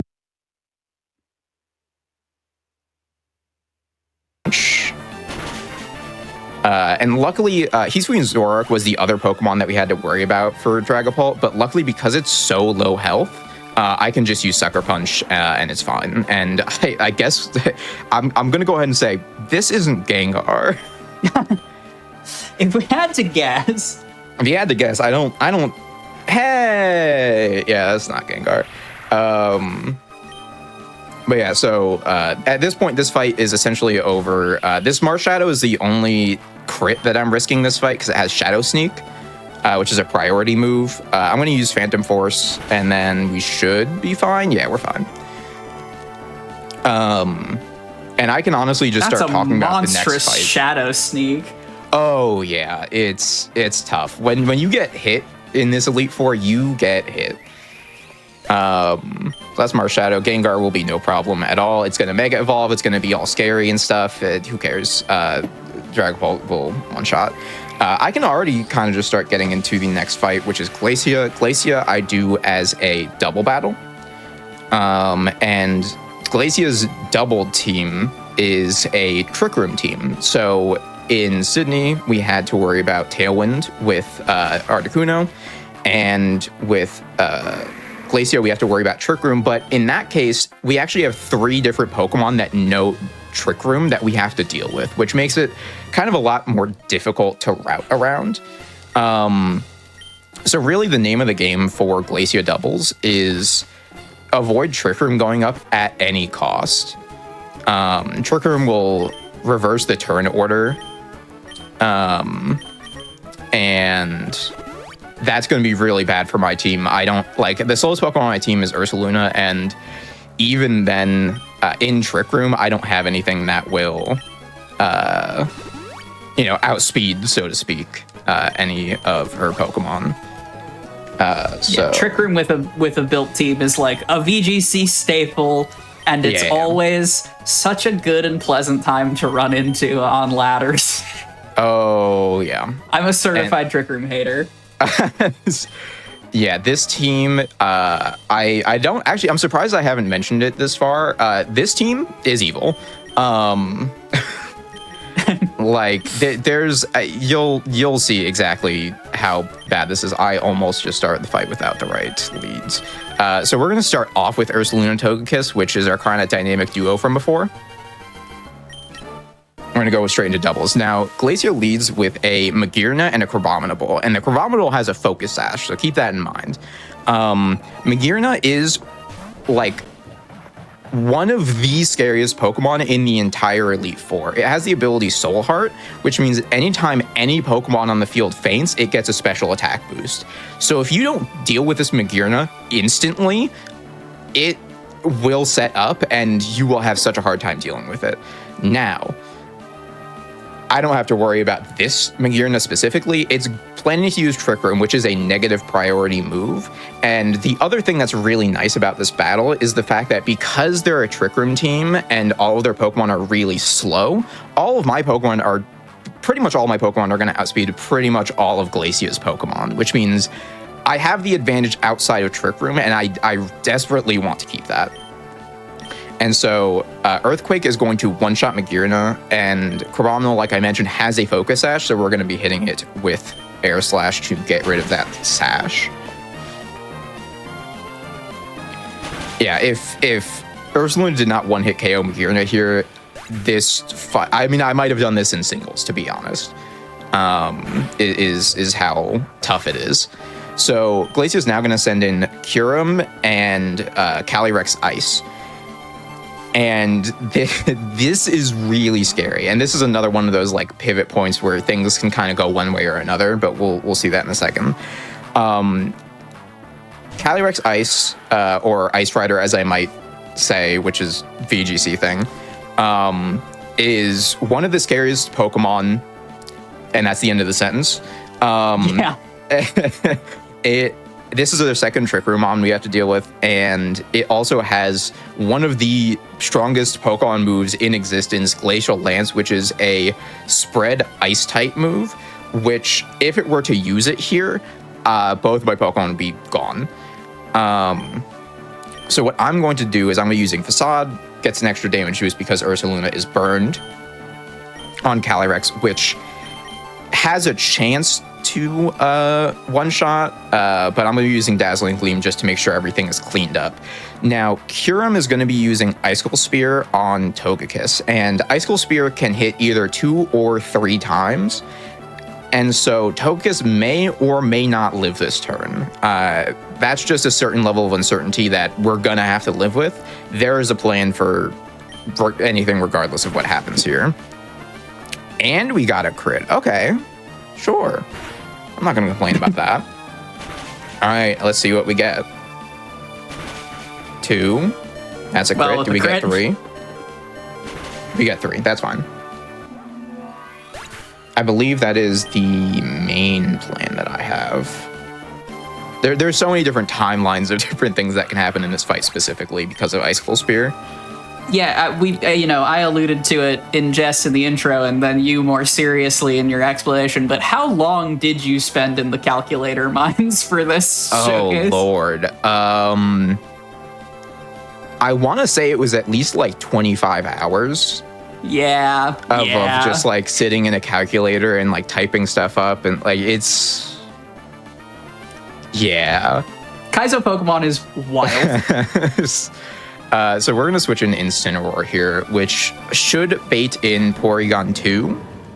Or actually might bait in the Abomasnow, which are the only 2 options. Okay, Porygon 2.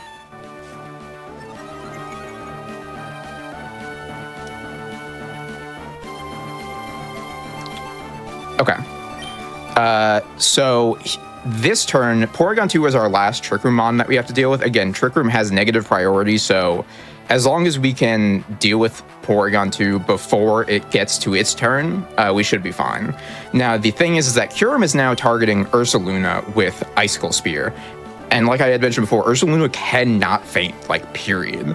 But shout out to the greatest VGC Pokemon of all time, also known as a Pokemon with Fake Out. So I'm going to be using Facade on Porygon 2. That will always kill. And we're using Fake Out on Kyurem to avoid the Icicle Spear.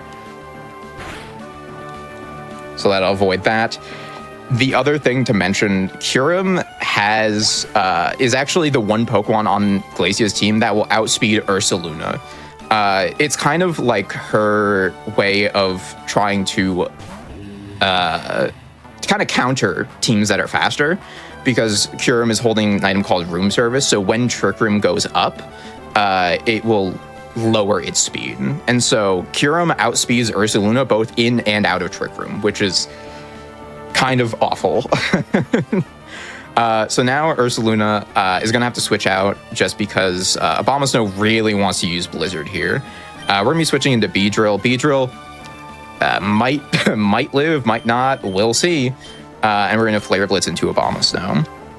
The other thing with this fight that was really something that was important to route around is the fact that because Abomasnow has Snow Warning, which sets up Hail, I wanted to make sure Abomasnow comes in as late as possible, because taking that extra hail damage every turn is definitely not good. It makes a lot of ranges a lot harder to kind of route around. So that's Abomasnow. So it is hail damage and not defense buff in Run Bun? It is whatever the Gen 8 mechanic is, which I think... I don't remember if that was a Gen 9 change or not, because I know Gen 9 changed it to snow. Yeah. Anyway, we just have Kyurem left, so we're just gonna hit it. Oh, Gen 8 might have both, actually. Now I'm losing confidence. There was definitely a lot of things of like me not remembering when certain changes were made. I had thought that this game was what made Leech Life an 80 base power move, but that was actually, I think, a Gen 7 or Gen 8 change. I just didn't realize that it had been raised to 80 base power, which Leech Life is a good move now, guys. You should actually use it. So that is our third Elite Four member done. And now we have Drake. Drake is the one fight where, like, the Drake doubles is maybe the hardest fight in the game, and that's why I'm not doing it. In Nuzlocke, people very, very rarely use or do Drake doubles because of just how volatile and difficult it is. It's tough. Like, everything I'm going to be saying about Drake's team here is worse in doubles. So we're going to get all set up here. Gonna get all of our items on. Again, we're giving Breloom an item. We may or may not see Breloom here, but she's there, and that's what's important. It's important for team morale to have a Breloom on your team. Shout outs to Breloom. Gotta be one of my favorite mons for real. True. Okay. Just double checking all my notes, making sure we're in the right thing. Now, Drake is home of the biggest inconsistency in the entire thing, and we might have to reset to a save a few times. This is the best way I found to get through the fight, is my Dragapult against Drake's lead Dragapult are set up exactly the same. Same nature, same IV, basically the thing is that they have the exact same speed, and so we are in a speed tie right now, and I need to win this speed tie. And so we're gonna be going back to here. we're just gonna do this until we get the speed tie. There is surely another way to go through this, but again, this would have probably taken another few hours. I just want to say, Dragapult is a nasty Pokemon, it turns out. Yeah, okay, we got it. So it's like, just kudos to people who Nuzlocke this. This is some of the hardest stuff I've ever seen in Pokemon. So get through the first Dragapult here. I'm going to send in Crawdon. Crawdon is going to be using Lash Out, which gives us a actually pretty good switch into Incineroar here. Incineroar, once again, is going to be a little bit of a sacrificial lamb here. We are here to break Crawdon's Focus Sash. We're going to hit Fake Out as well just to get a little bit more chip damage. Technically, we're going to be using Knockoff. There is a world in which Incineroar lives this Crab Hammer. Oh, nice. That's a crit. I don't think that it's going to happen, but we'll see. And that's okay. Nah. Hey, I keep expecting to see Intimidate proc every time you switch Incineroar. And you know what? It's like so hard-coded into my blood. yeah, and you know what? That's the trauma. We're going to switch in Beedrill here. And now we're going to see kind of like the full use of trying to manipulate what the AI does. So I'm going to be using U-turn on Crawdon, which is going to knock it out. Now, when I was talking about like switch in AI, the AI will see exactly the Pokemon that you have in, and then do a bunch of calculations and say, this is the best Pokemon that I have to send in. And so, since I'm using U-turn on Beedrill, I get to switch out. Now, because it's unfair, I get to switch in and then the AI gets to pick, but you know, that's just how it is. I'm going to be sending in Togekiss, which will allow me to manipulate the AI into sending in Suicune. And like, it's like, I don't want Suicune to be out because Suicune's very dangerous, but it is kind of like the best line that we have here. And now that Togekiss is out here, we're actually going to switch back to Beedrill. I just wanted Suicune to be out here because I need this thing to be dealt with expeditiously. Suicune's going to use Claw Mind. This is quite scary, but it should be fine. Beedrill can solo Suicune. I say can because it hasn't always done it, but even if I get a good amount of damage off, we should be fine.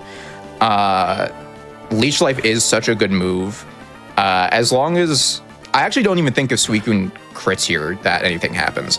And we get the burn. So that's the one bad thing that can happen. That being said, I think we're fine.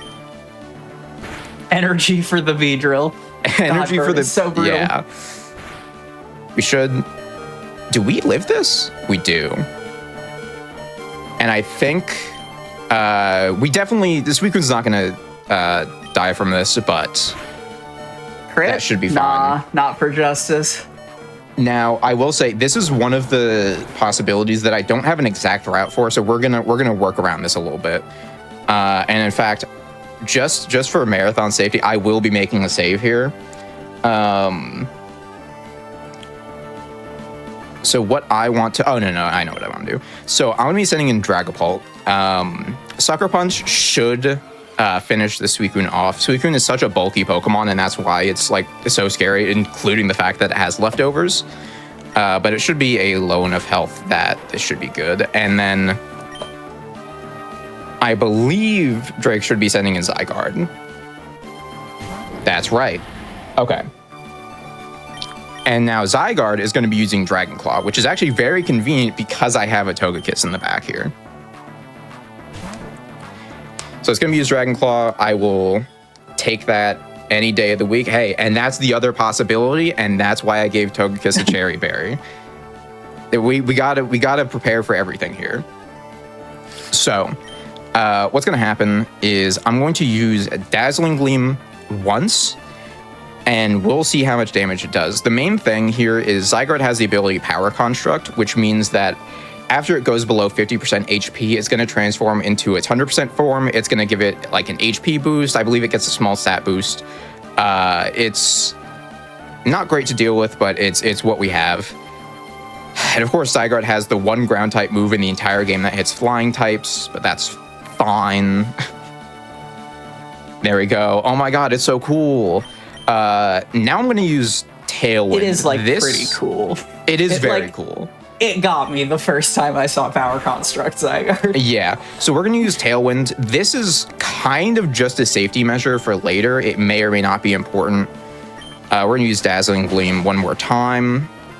And then I believe Togekiss will be out of here, for lack of a better term.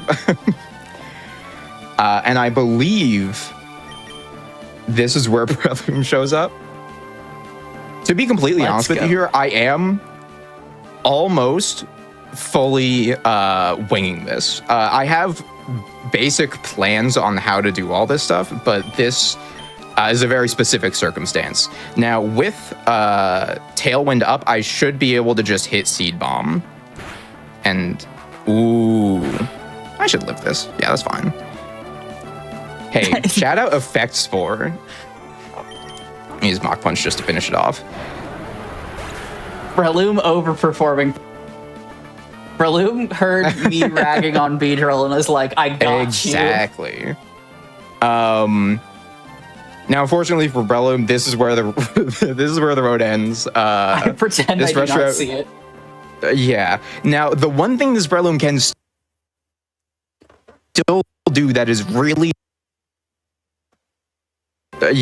Now, the one thing this Breloom can still do that is really important is to actually do a little bit of chip damage to Reshiram here. We're going to Mach Punch. It doesn't matter how much damage we do. It just needs to be a little bit. Because I'm going to send in drag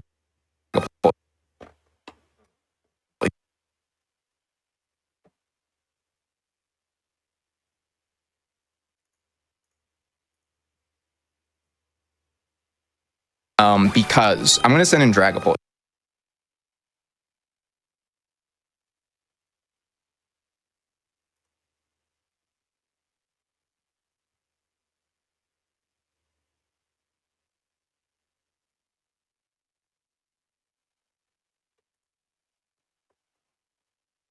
Yep.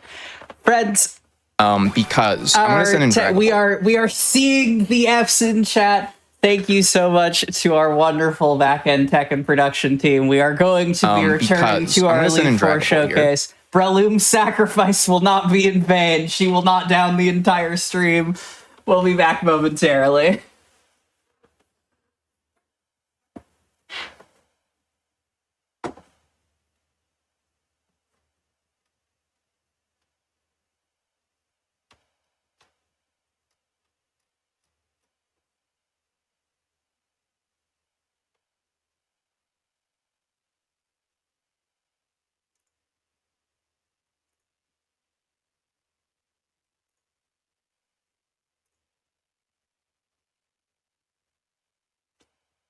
Sounds good. We are going to take a short break here while we give Breloom the rest and respect she properly deserves. We are going to be right back. Thank you for bearing with us, chat. Transgender Day of Visibility celebration will continue momentarily.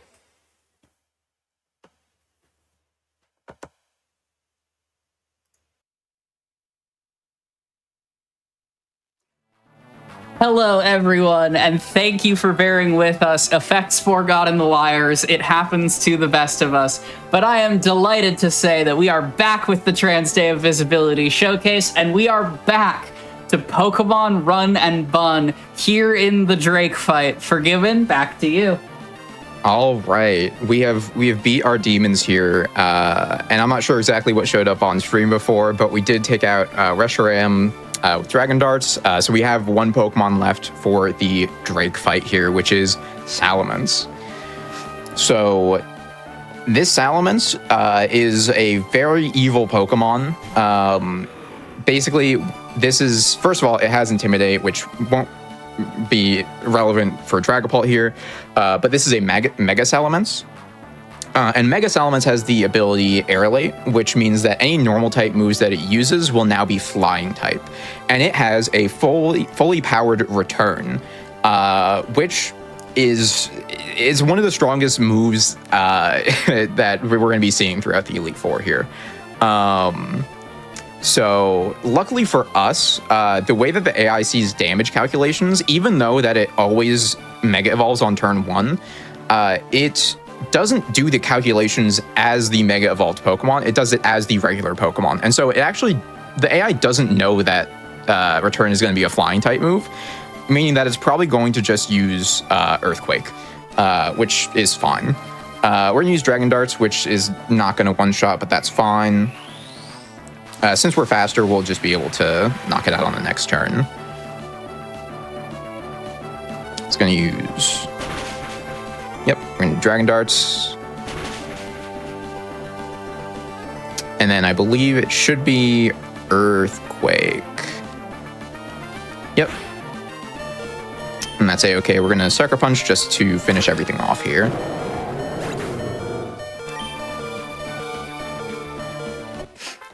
So that is the first 4 fights done. We just have the champion left, and the champion is something else. The way that I had gone about kind of routing this is I kind of went in reverse order, because you kind of have to plan to say, I have a team that beats the champion and then kind of make it work for the rest of them. So this team was made like specifically to beat Wallace. And you'll see how that works here in a moment after we get all of our healing done. We're going to have a couple more items to put on this fight. I'm going to be using a couple of type resist berries, which I had mentioned earlier. This is the first time it's actually going to be used instead of just baiting out certain types of moves. Now, for a team built to counter Wallace, noting a suspicious number of water weaknesses. Hey, and you'll see. You'll see. What we have here. I'm going to be doing this. There's a couple things that if you're paying attention here, you're going to be like, hey, what are you doing all that for? You'll see. Okay, so we don't. Yeah, wait, soft sand on Ensign? Yep, it sure is. And we're going to be actually teaching Earthquake to Incineroar. Now, there's 2 reasons for this. One of them I'll tell you now, one of them we'll get into later. We're going to be teaching Earthquake over Flare Blitz. Now, the Wallace fight is, because Wallace leads with a Primal Kyogre, the entire fight will be in Heavy Rain. Not Rain, Heavy Rain, which is an important distinction here. The... Heavy Rain specifically makes it so that all fire-type moves don't do anything. Which means that Flare Blitz is basically as useful as Splash. So we are going to put on a couple of berries. Breloom's going to get a berry. Dragapult's going to get a berry. Some of these are incredibly important. Some of them are kind of just for safety. And then that should be fine. And then we will be leading Togekiss. So like I said, the lead for this fight is Primal Kyogre. We are going to be leading Togekiss because we're going to be setting up Tailwind early in the fight. And that'll be important pretty quickly here. So... I mean, of course, Kyogre is a pretty scary Pokemon. Primal Kyogre especially. In Heavy Rain, using a move like Origin Pulse is going to absolutely destroy most of my Pokemon. And so we're gonna do our best to not have to deal with that here. So, turn 1, what we're going to be doing. Of course, Primal C for the rain. We're gonna be hitting Tailwind. You'll see that in a second. Togekiss does technically have a 6% chance to die here, but don't worry about that. We're fine here. We're going to do a little bit of shit damage, not really super relevant. We're just going to let Togekiss go right there, 07. And we are going to be switching in Ursaluna. Now, because of Tailwind, Ursaluna is going to be able to outspeed Kyogre and knock it out with Facade. Now, the Pokemon that's coming in next is actually the scariest Pokemon on Wallace's team. It's going to be a Barraskewda. This Barraskewda is evil. This is so evil. This Barraskewda is holding a Choice Band, so it has 50% increased physical damage. It has Swift Swim. This Barraskewda, I think, is like 616 speed. Speed shouldn't be in the 600s. That's absurd. And it has exactly 2 moves. It has Flip Turn and Liquidate. Now, Ursaluna here is holding a Pasho Berry, which is the water resist berry. And so this Barraskewda is going to say, hey, I want to use liquidation on this thing. But because of the Pasho Berry, Ursaluna is going to be able to live and one-shot with Facade, because the one thing that Barraskewda is not is bulky. Like, this entire fight was routed around this Barraskewda, because if this Barraskewda comes out at the wrong time, it will hit liquidation and just completely wipe your entire team. So that is so nice to be able to get that out of the way early. Ursaluna is hurt by burn. Now, since this is the last fight, so unfortunate. Ursaluna, you've done so well. 07s for the bear. Hey, did it as well as they could. And so this Goodra is why we taught Earthquake to Incineroar. There's a very specific interaction with Goodra, because Goodra has the move Curse. Curse is a move that will increase Goodra's defense, and I cannot let that happen. If Goodra uses Curse, it makes this fight a lot harder. It's still possible, but a lot harder to deal with. Now, the thing is that the trainer AI will not use a status move like that if it determines that your Pokemon, like as my Pokemon here, can 2-hit KO their Pokemon. And in this case, Incineroar with Earthquake and Soft Sand exactly 2-hit KOs Goodra and survives 1 Aqua Tail, and that's all we need.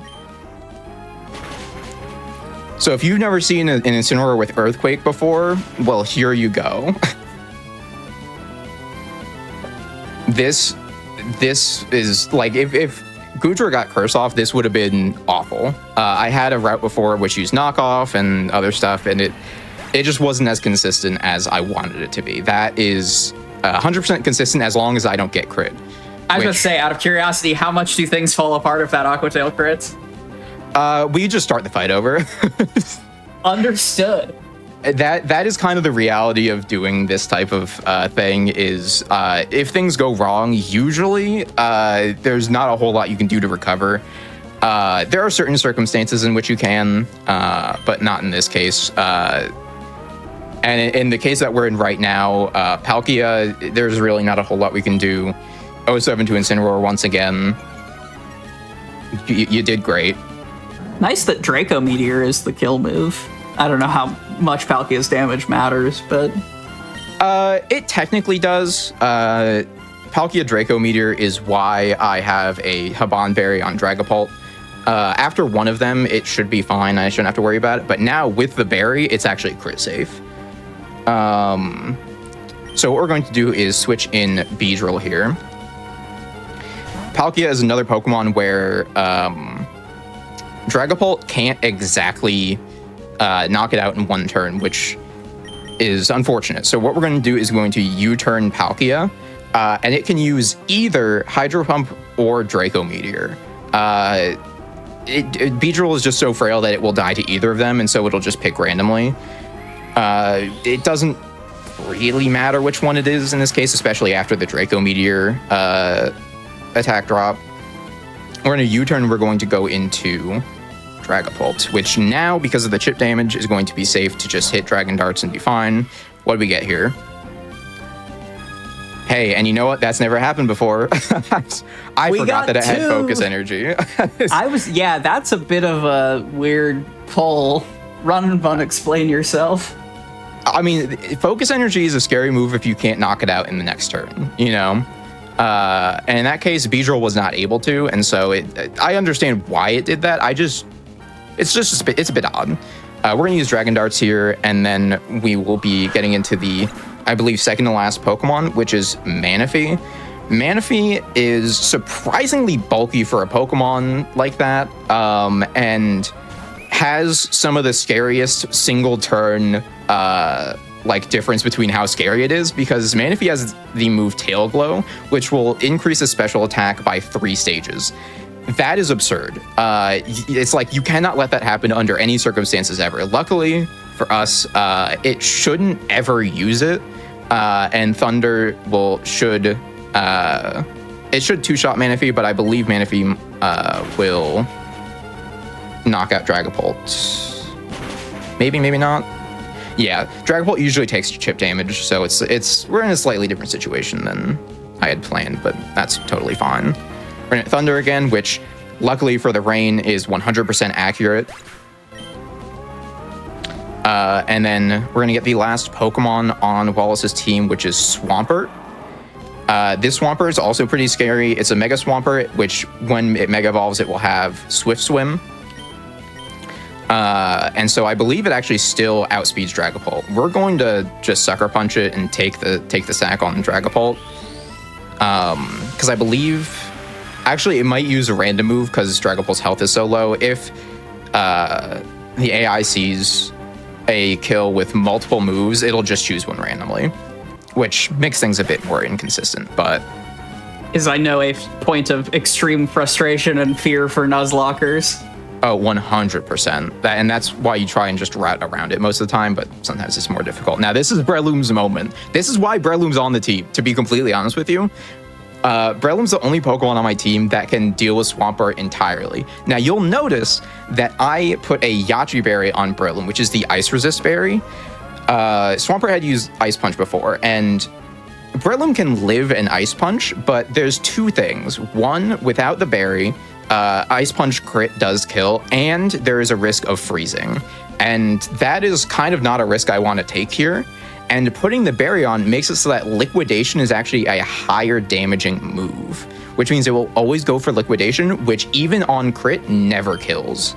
And Seed Bomb, 100% of the time, does enough damage.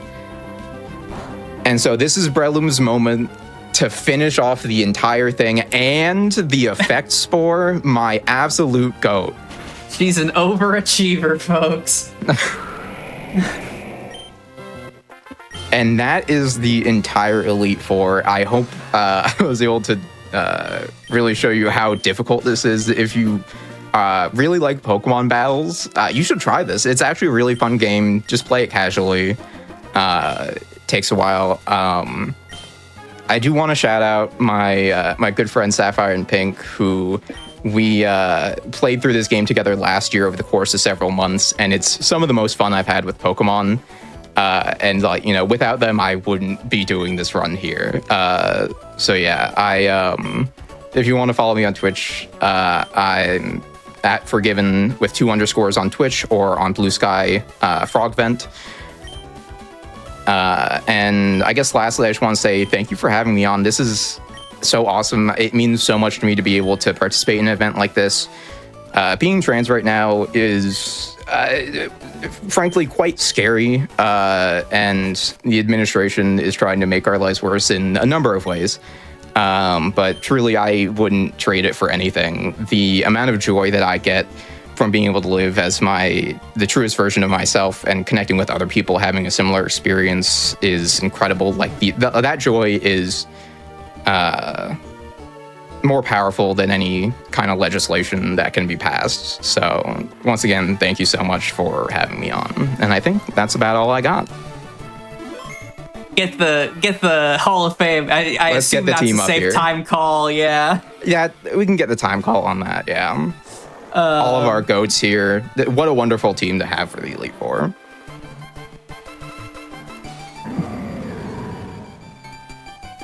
And our goat Breloom. That's our goat. Oh no, thank you so much for giving. Truly, I am so glad to have been able to platform this sort of game, this sort of challenge run. Obviously, my heart cosigns everything. Everything you said so eloquently about being trans right now and finding your people, finding our people. And on top of that, I am so grateful that you could be a part of Sicko Sunday, because seeing people in chat be like, this is not the Pokemon I played as a kid, is everything to me. With that, cheers in the chat one more time for Forgiven and for Breloom and the other 5 team members. We are going to take a quick break, and when we come back, Sicko Sunday is rolling full steam ahead. We will be moving from Kaizo Pokemon into a more classical Kaizo. When we come back, it's going to be some Super Mario World Kaizo. So get up, stretch, get some water, pet a small animal near you if that's an option available to you, and I will see you in a few minutes.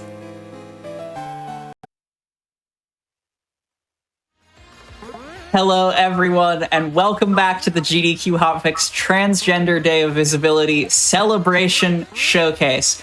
We are rolling full steam ahead with our quote-unquote Sicko Sunday, featuring a bunch of high-execution, high brain power video games to take us from the afternoon into the evening. And if you are enjoying the Sicko Sunday vibes and perhaps have a Sicko Sunday concoction of your very own to share with the world, Summer Games Done Quick 2026 is going to be live for Minneapolis from July 5th through the 11th. We currently have open run submissions, volunteer submissions, and registration. For volunteer and run submissions, you're going to want to submit your runs or apply to volunteer by the end of the month, March 31st, for a chance to show up and help us make the magic happen at SGDQ. I'll be there. I'll be super excited to see folks. Without any further ado, it would be a grave error in the Sicko Sunday department to roll through all of Sunday without having some classic Super Mario World Kaizo on the screen. And so I am delighted to welcome to the stage, running Chain Reaction to all levels, Alyssa SMW. Hey everyone, I'm Melissa. I don't really know what else to say. It's a cool hack. We're gonna press some buttons. I got shoved on commentary and Greg, so I don't know.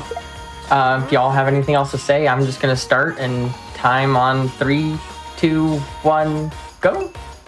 Good luck. As we start, good luck. As we start, chat, I want you to put a 1 in chat if you are trans or hungry.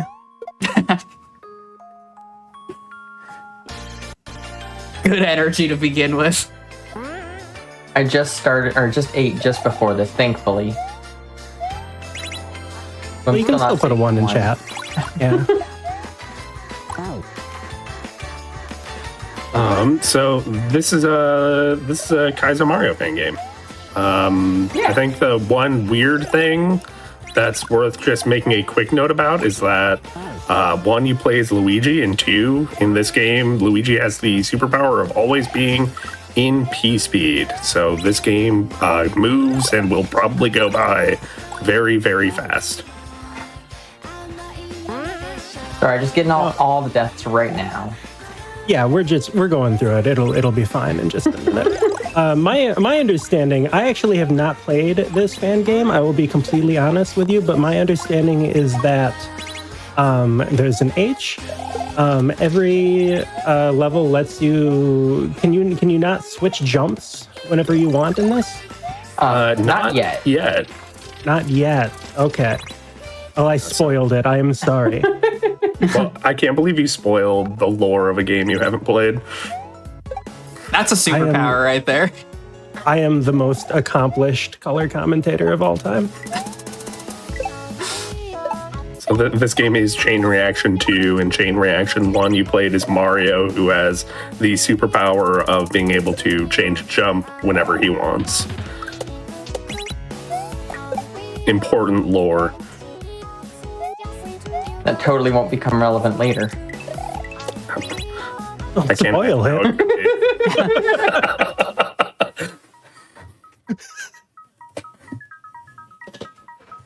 Ooh, and I am noticing that the level changes are happening through a black screen, which is pretty cool. I'm assuming that'll happen through the whole game.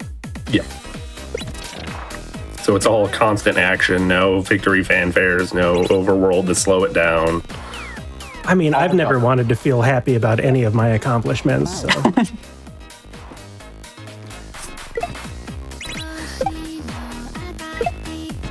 Yeah, as you can see, we are just reversing gravity back and forth here instead of jumping, it looks like.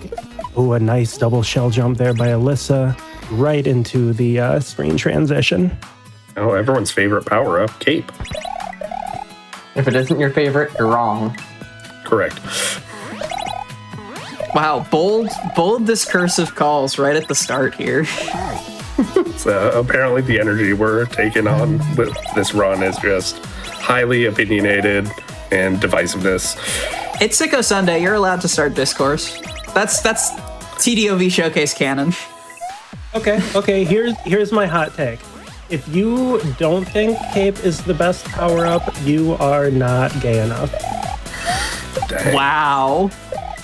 For my Kaizo heads out there, you know that to be true. You'll note I'm not arguing with Shoved It. It's a fact. I clearly have much to learn about hardcore Mario. Absolutely. We will get you stuck in with us. Hard to escape. This level is really fun. Luigi always is able to get into P-Speed, and in this level, if he is running with P-Speed, he also has Star Power. It took me a shameful amount of time during my first play of this to figure out exactly what was causing the Star Power. You're not alone. The winged question mark block there is diabolical. It's ruined many runs. Also worth commenting on, the music in this game is kind of rad. It uses a fancy extra sound chip that not every Super Nintendo game uses, called MSU1. I don't know anything more about how it works on a technical level beyond that. I'm pretty sure it's magic, actually. I believe it. And as you can notice, if I'm guessing right here, that Cape in vanilla SMW has an 80-second float delay, or like ability to rise or lower. So we had to wait out some timings to be able to do that trick right.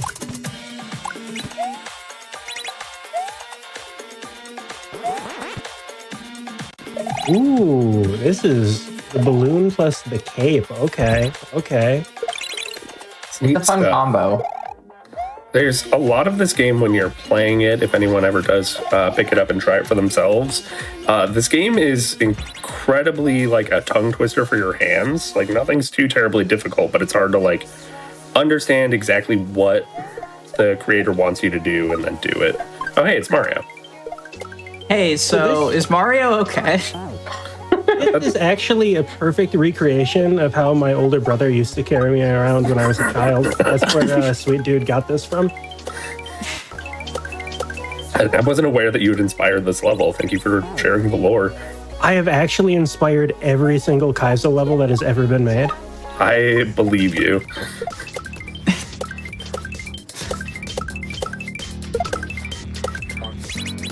I'm not a Trying to think Kaizo with the- knower enough to dispute. I think it's canon, folks.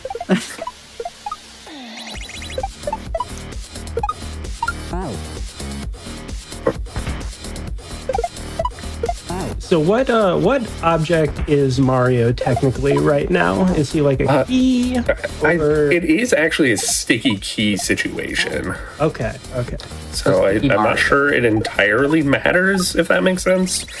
Wait, did you just say Sticky Mario, Alyssa? Absolutely, I did. I don't like that. And now that that was somehow saving Mario. Now that we have saved Mario, Mario has given Luigi the motor skills ability that he had in the previous game. So this game becomes even more of a tongue twister for inputs because you are constantly moving at P speed and you can change your jump whenever you want.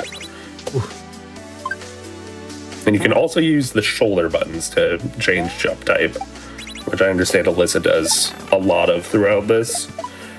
I use a kind of mixture of the two, kind of on a whim. Yeah, motor skills levels are always extra mystifying just because I cannot conceive of this many inputs. Kaizo really is, even in the speedrunning community, its own beast in that way, right? just the input density of Super Mario World fan games is beyond comprehension until you really get into it. Oh, we can climb. For this level, Aw. we don't get a nice text box explaining that to us either. It just you Move. just can. I think you move? climbing walls is the third gayest thing you can do in life. I have been known to climb a wall or two.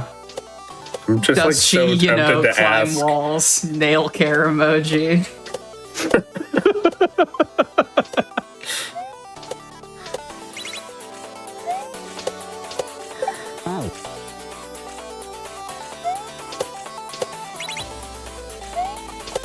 Chat obligingly supplying Luigi Celeste. Luigi Celeste. Not every game with upwards momentum is Celeste, even if it's gay.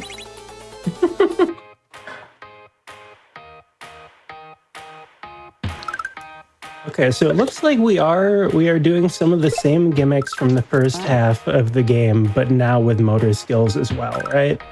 Yeah. Okay. And you'll notice, by the way, those thwomps are hitting these blue patches of air that are acting as water, by the way, which is why that's happening. It's sprite-only water. Or for Yoshi here. Yep. Something I do find really cool in this hack is that all the shells are colored depending on what you need to do with them. So like blues are always spin jumps, reds are always shell jumps, yellows are bumps. Which helps a lot when you're sight reading through the game. Oof. Through another level. Now we have a 1x1 style level where we're revisiting all the levels we've previously played. Does that mean we're coming up on the end already? There's a little bit more after this.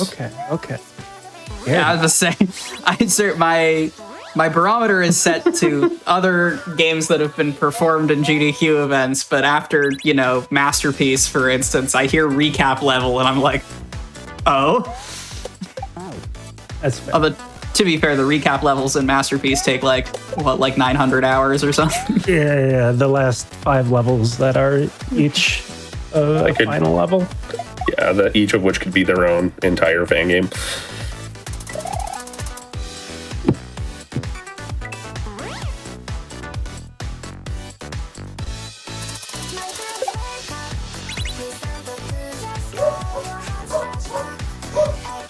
I am mesmerized right now.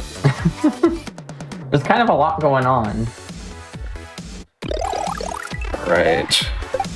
I would say, Chad, that I am transfixed, but I think at this point we can just say fixed.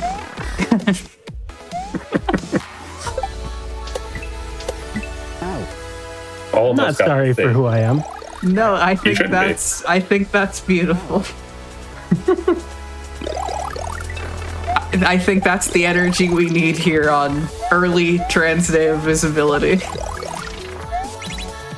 I'm noticing Dupu in chat saying motor skills changes from spin fly to regular fly, which is correct. And is this the same spin fly to regular fly that is in Chain Reaction 1 that is really messed up? I don't remember Chain Reaction 1 well enough to answer that question. Okay. There was just some kind of glitch with it, and I was curious if it was still happening here. No, it works. It feels good to do in this game. That's how I'm going to answer that question. Okay. This is one of those hacks that I said I would never speedrun it as soon as I finished it, and then promptly started speedrunning it. Tale as old as time.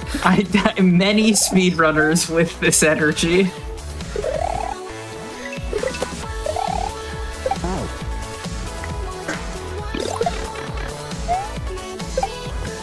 And how did you find Chain Reaction 2 originally, or the Chain Reaction series, I guess, originally, Alyssa? So Chain Reaction 1, I'd say, was a fairly well-known fan game that just I stumbled upon, and I really, really, really like the motor skills.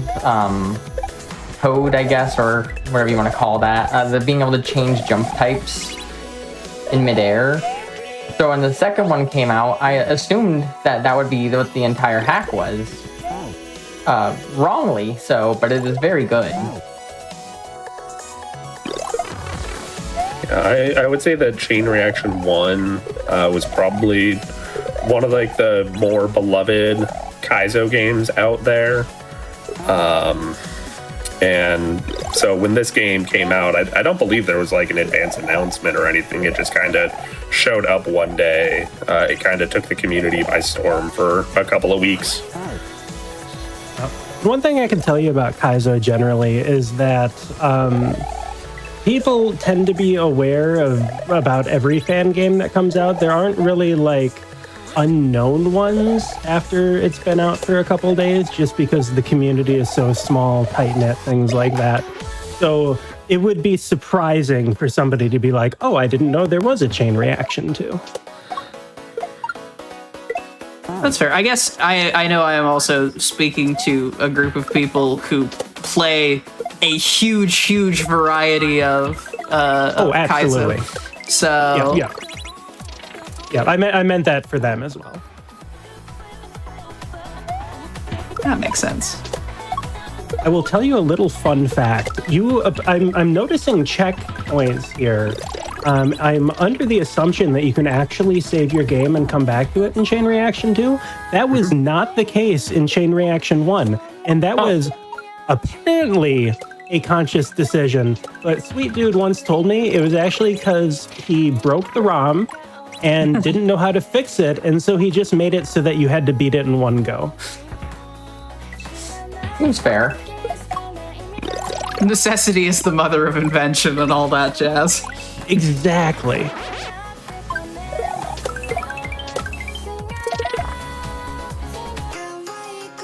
Okay, so now we have a playable credits level, which is like a true, like, one by one, every room is its own checkpoint. So this level goes by particularly quick. Although this is not the final level of the game of this run.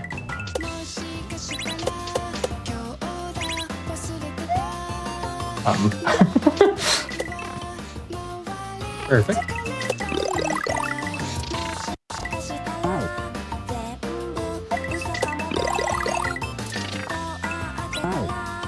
I love the partially disappearing credits, or the disappear on interaction credits. Oh, I wish you would have gotten rid of the U so it just said thank.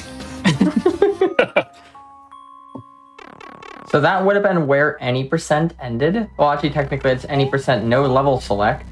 Because as we see right here, there's a special code you type in that gets you to the level select screen. Ooh. Where we're gonna follow this to the end for something else.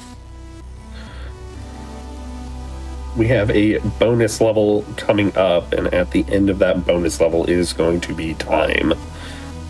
Yes, time will be on. There's a moon at the very end, and when you come out of the pipe and collect the moon, that's time.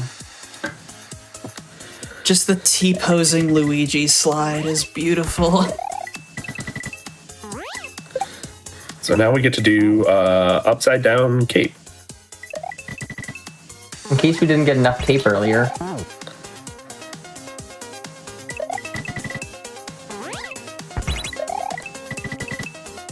I hear upside down crit cape and I just start sobbing in Hacker's dreams. Yeah, I also, this made me flash back to that game, which I've also been avoiding getting back to.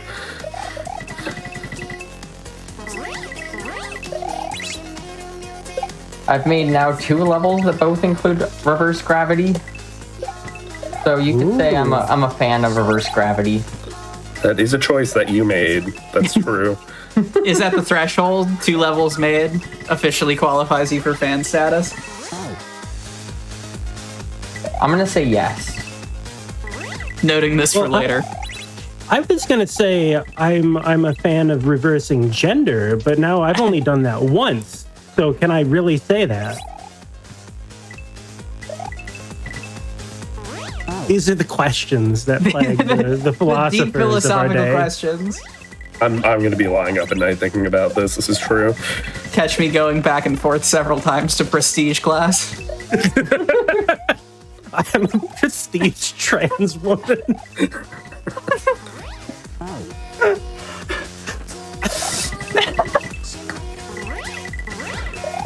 I love Super Mario World. Anyway.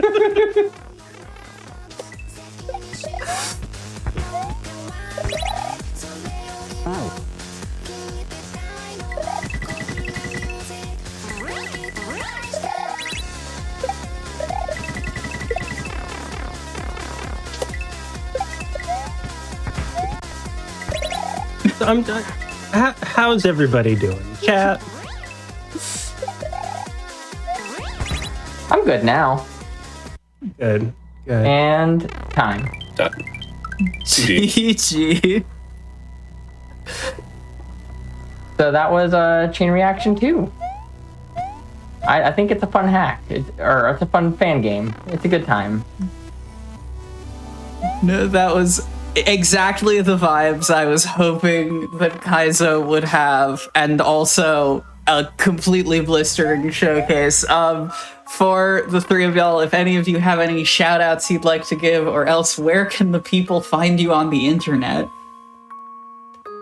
I don't know who else I'd shout out other than my partner, who I always shout out every time I can. So shout outs to my partner, Hare. Also to the entire Kaizo community, and I don't know, all the people that hang out with me in Twitch chats. Yeah, you can find Alyssa at twitch.tv/AlyssaSMW. How many L's are in Alyssa? 2. Wait. 2 L's. No. Oh, you're the one who's supposed to know this. Spelling is not where I do on my stream. She wasn't ready for the pop quiz, shoved it.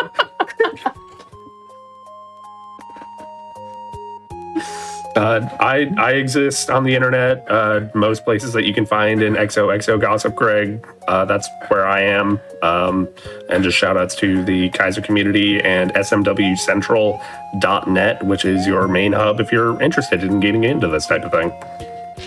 Yeah, and I'm Shovda. Shout outs to Rainer Maria Rilke, who wrote Every Angel is Terrifying. Beautiful. Thank you for an absolutely whirlwind showcase. I learned that capes are the threshold for gayness, and I will be taking that with me into the continuation of Sicko Sunday in a few moments here. We are going to take a quick break, and when we come back, it is going to be Glitched Hollow Knight. I will see you there, gamers.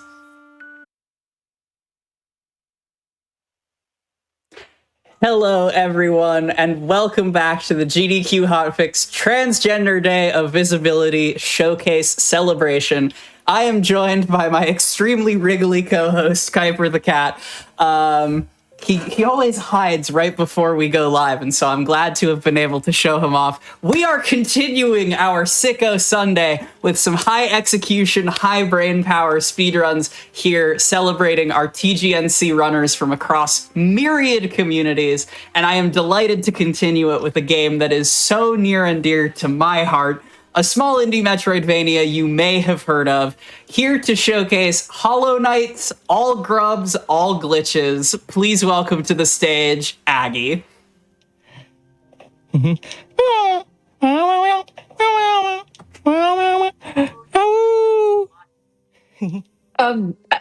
Mimi, I think that, again, Aggie has forgotten to turn off the grub language translator.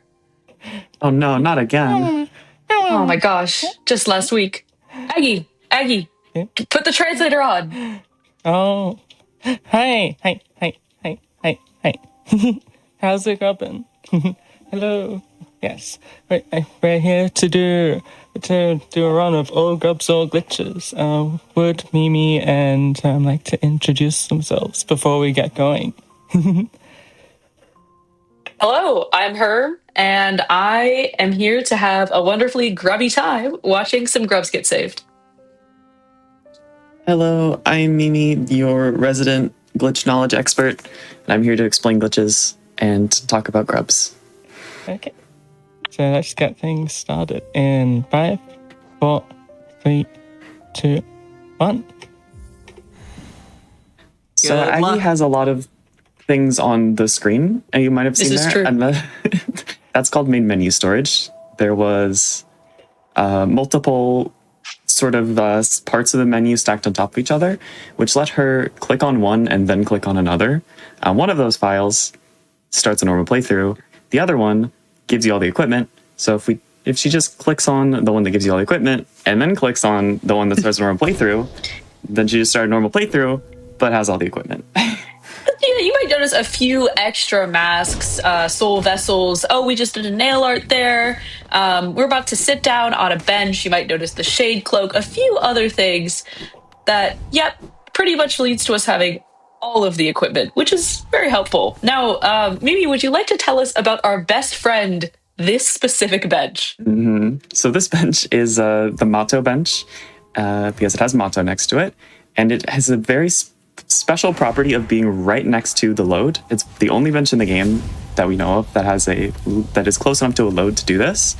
But basically what's happening is Aggie's getting early control on the bench and then immediately leaving. And Hollow Knight has this weird thing where if you spawn in on a bench, you fly for a tiny bit. And because she left the room so fast, the bench unloaded before it could take away her flying state. And now she can fly. Hooray. Yeah, Hollow And Knight in our glitches flight, we are come going at to you save- fast. Oh, yes, they do. And they're going to keep coming.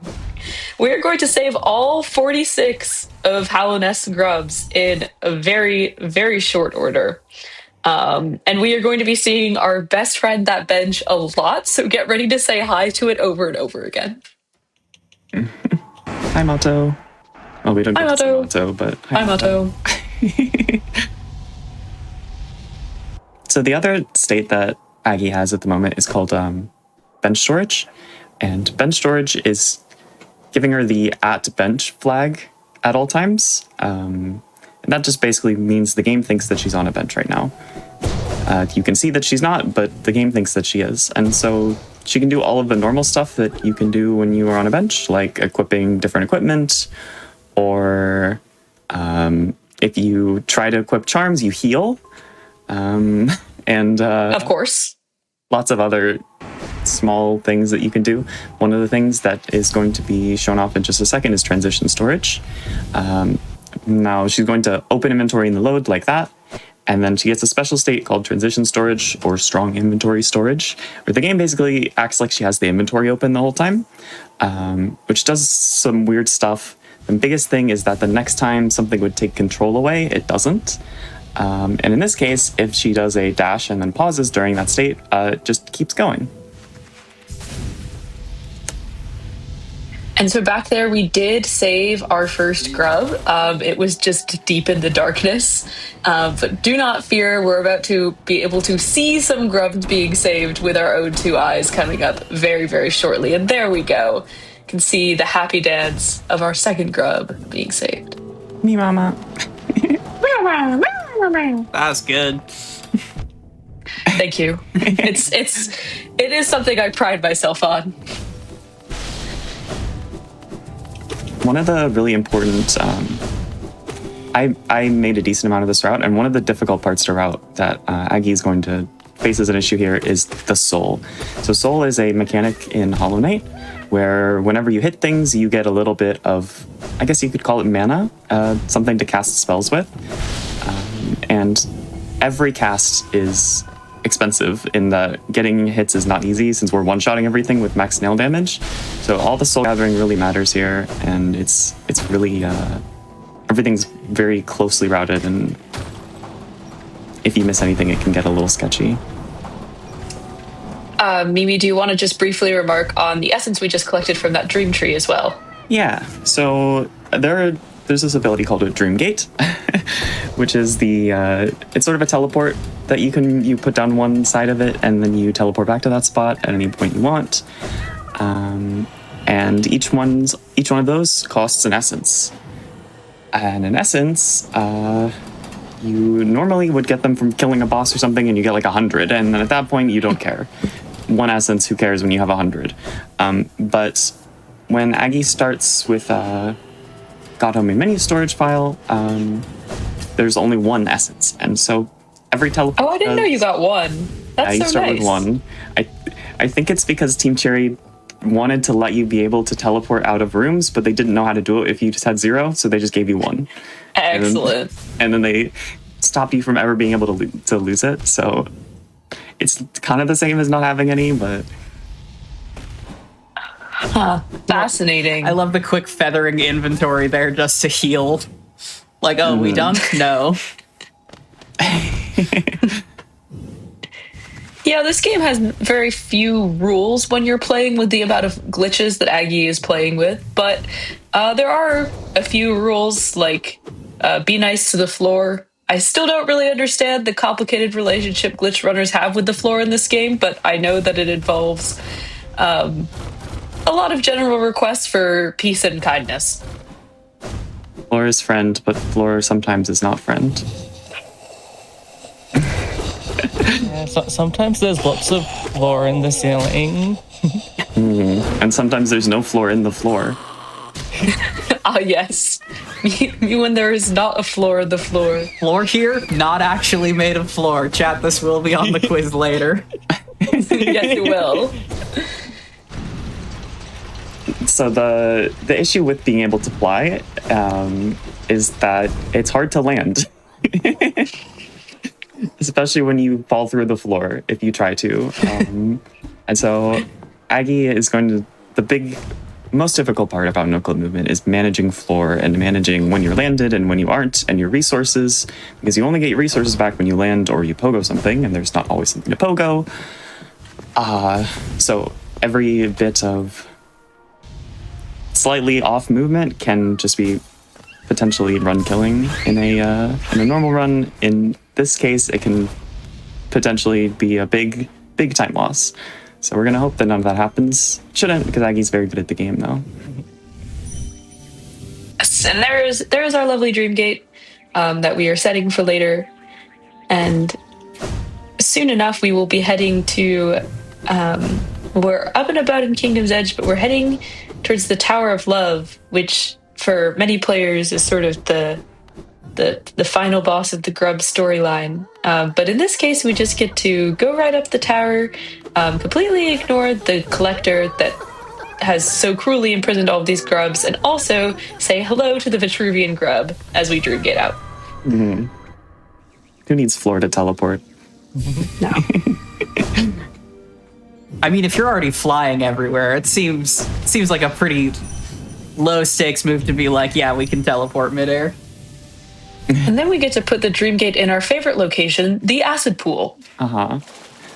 So, as established before, benches let you fly. However, Dreamgate also lets you fly. It's important to have multiple methods of transportation. Of course. Now, the other part of things letting you fly is that things also stop you from flying if they let you fly. If you let them go all the way through. So every time Aggie does a full teleport from a Dreamgate, she's going to lose no clip. But if she puts that Dreamgate in water or in acid and then cancels it, then she's going to be able to fly like this. And also be invulnerable, because that's what Dreamgate does. It also contains my favorite glitch pose, which is when the knight does the swim animation for just a little bit, and its cloak kind of billows up. And so if you end up watching some more of these runs, I highly recommend you look out for that, because it brings me a little bit of joy every time. Also, hi Mato. Hi Mato. Hi Mato. Hi Mato. And so as we continue to no-clip move, can you talk about why specifically all grubs, all glitches, and the many glitch rule sets for Hollow Knight?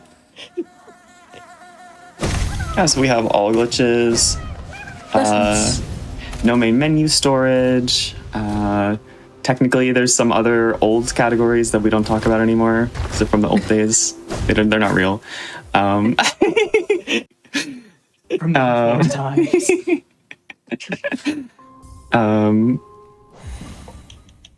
And All Grubs, All Glitches is not the typical standard All Grubs category that you might have expected, because normally it's just elegy percent, which is get the reward for getting all the grubs.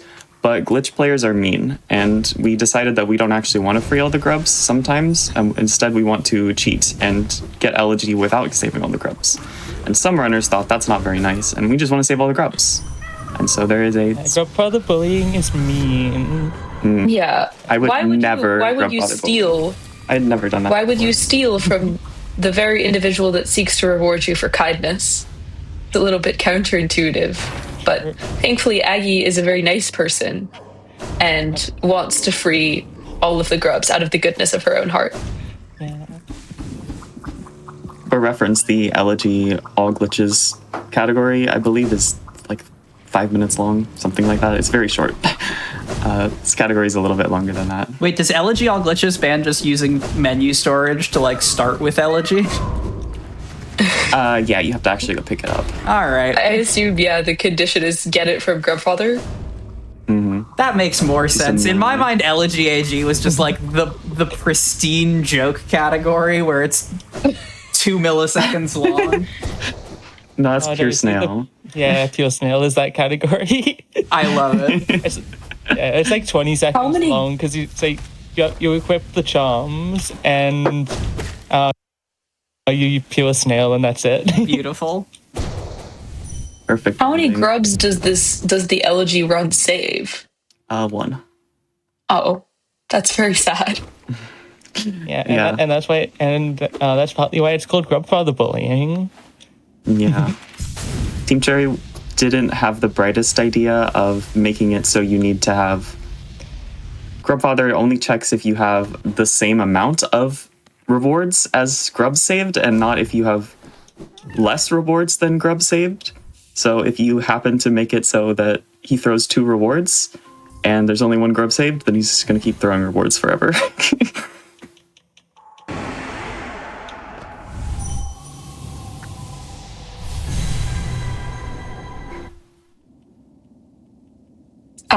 Jamie, who's a runner in this community, helpfully noting in chat that all glitch categories have a source requirement, meaning you have to get the item from the source, even if you would have gotten it earlier. That does make some sense, but also there are conservatively 4,000,000,006 Hollow Knight categories, including glitch rule sets, and so it wouldn't shock me if there was an NSR category in there somewhere. You're absolutely correct. Yeah, and this isn't including all of the meme categories that exists on the meme sheet. Big shout outs to the meme boards and the meme sheet. This community has a very, very lovely meme community and a very, very lovely glitch community, the latter of which we're showcasing here. We love glitch. Oh, another Blessings. Nice. The Blessings is a very small, I don't know the exact number, chance to get an essence when killing an enemy. And somehow we have gotten 2 when this category was run at Fatales and 2 in this category now. I'm going to say something silly and say that it's 1 in 400. I don't think I'm right, but that's my best guess. Something like that. I believe offhand it's 3 and 300 or 200, depending on circumstance. Yeah, something like that. Oh, yeah, I think it does depend on whether or not you have the Awoken Dream Nail, which we do because we have everything. Yeah, we do not have work now, surprisingly. Oh, wait, really? Yeah, we do not have work now. So in Path of Pain AJ, you need to, so you do a singular room dupe to get like many zeros to get the essence for Awoken Dream Nail. We won't talk about staggered groups. They don't exist. Yeah. One of the other things that affects like the chance of getting blessings is have you used Dreamgate previously? Huh. Yeah. Oh, is it? It goes down a lot. It's like 1 in 40 or something almost, isn't it? Yeah, something like that. Actually spend some. Yeah. That would explain why we have 3 this run and 2 the last. Yeah. I was like, oh my gosh, she's the luckiest ever. Swimming night. Swimming night. Aggie did a down dash into the load there, and that gave her a special state where she is swimming, but not swimming. And when in that swimming state, the game will let you jump out of anything. And so she just started a dream gate and then just jumped midway through the dream gate. And because of that, she became invulnerable. It's the sequel to everybody's favorite floor but not floor. Swimming but not swimming. Inventory but not inventory. Bench but not bench. Inbounds, but not inbounds. Really, all of the above and many, many more.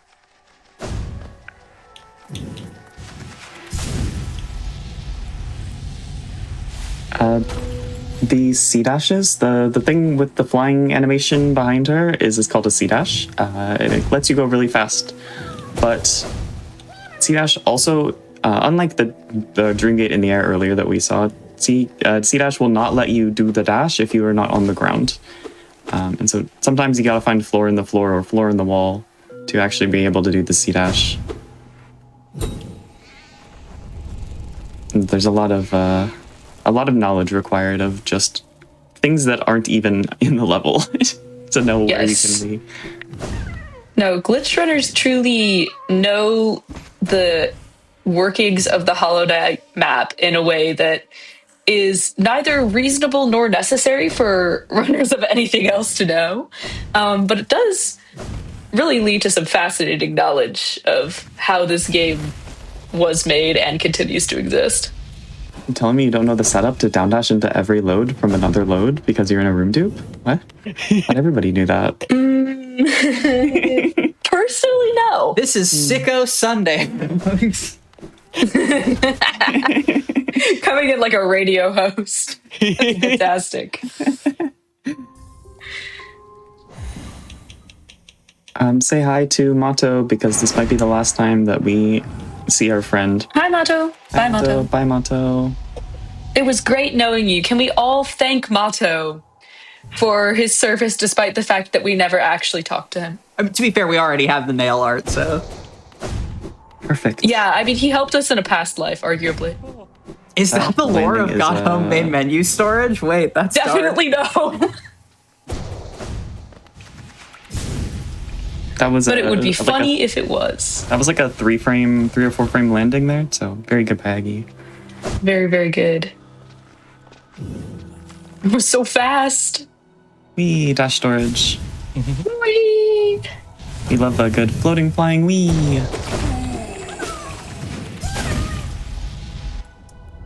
Question from chat is this run latest patch?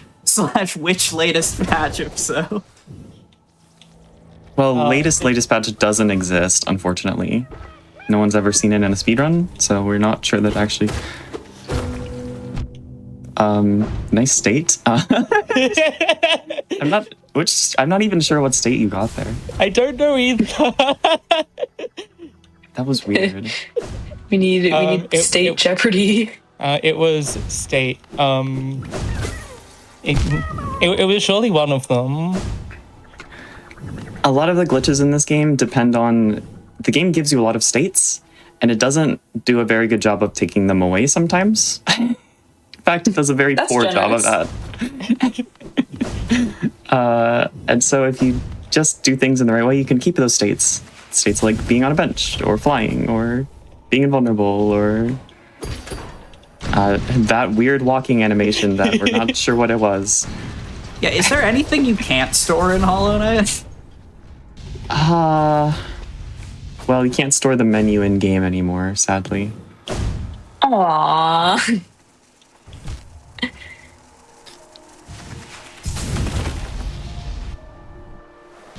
But How many grubs left are we, Aggie? I want to make sure we make noises for them properly. It's like 10 or so, I'd say. Something like Okay, that. Yeah, good. yeah, We I'm have not grubs sure. to go.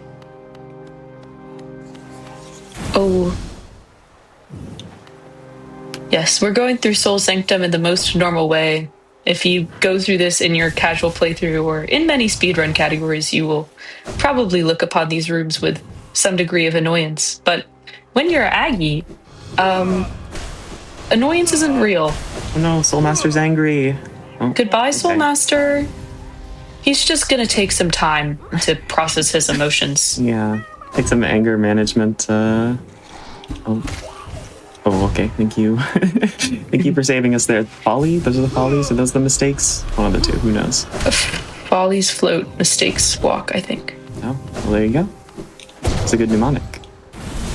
Thank you. Educational. This is what stream, I'm by here the for, way. frankly. Yes.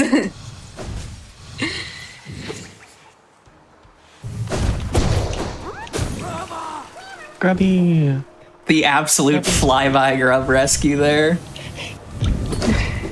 I don't know how I never managed to talk about this yet, but NoClip has a pretty big restriction, which is like one of the first things I should mention, but bad commentator, I guess. Well, I'm worse commentator, so don't worry about it.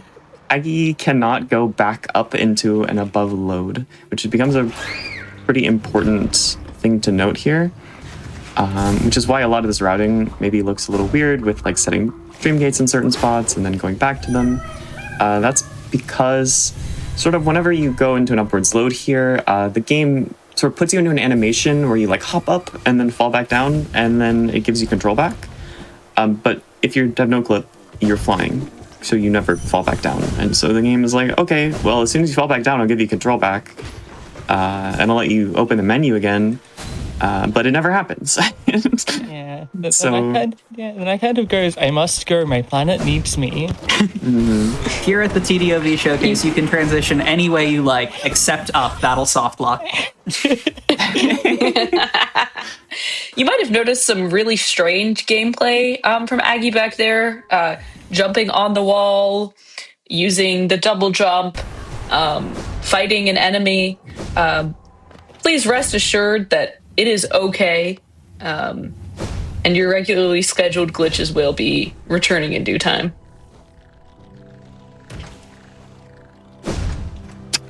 Ew, fighting enemies? Ew, no. Not in my glitch run. Gross. Yeah, what is this? Walls. Dashing on the ground? I thought that we weren't sure if the floor was the floor. Seems sometimes the floor is the floor, sometimes not. I'll have to do some more research on that. Scholars Now I'm debate. And I'm imagining a grub in like science goggles and in a lab coat. Gosh. Oh, that's He's so cute. Yeah. Chat. Artists in the chat. Don't worry. We've now gone back to our dream gate in the acid. It is going to be okay. Look, the grub is so happy. The grub is glad the glitches are back.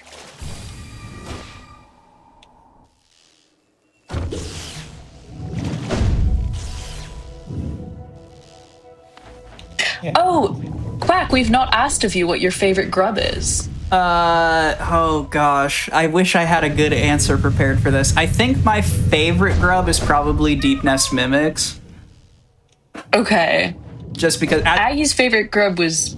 Oh, no, please. just as a mimic enjoyer, generally. It's the highest density of grub per grub. And everyone knows mimics are also grubs.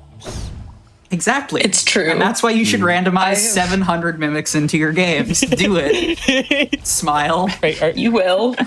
only 700? That is my favorite grub, Grub Fungal Bouncy, which is my favorite because of the name. The name is really great. I appreciate that it's called Grub Fungal Bouncy because it's true and accurate.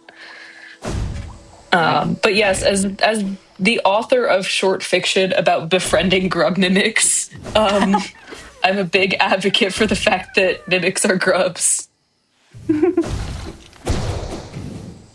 I have two answers for my favorite grub, because of course I always name the sewers grub after me because it is the sewer queen grub. However, I also think that the spire grub is really cool in this category. Mimics. Mimics. There they go. There they go. 4 times the grub per grub. Fun fact, if you leave that room and don't Indeed. kill any of the mimics, they throw a rave in your absence. That's Oh. canon. true. I can prove it. They break out the DJ table. It's been in the game the whole time. Just check the files. All right, we are coming up on the last grub here. Only one more.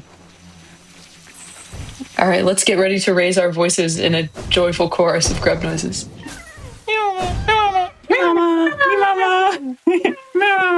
Ow! GG! GG. GG. I'm checking to see what the time was on stream delay there. It looks like we're coming in a cool 15 minutes underestimate. You want to show off some Grubfather rewards real quick, Aggie? Yeah. Yay!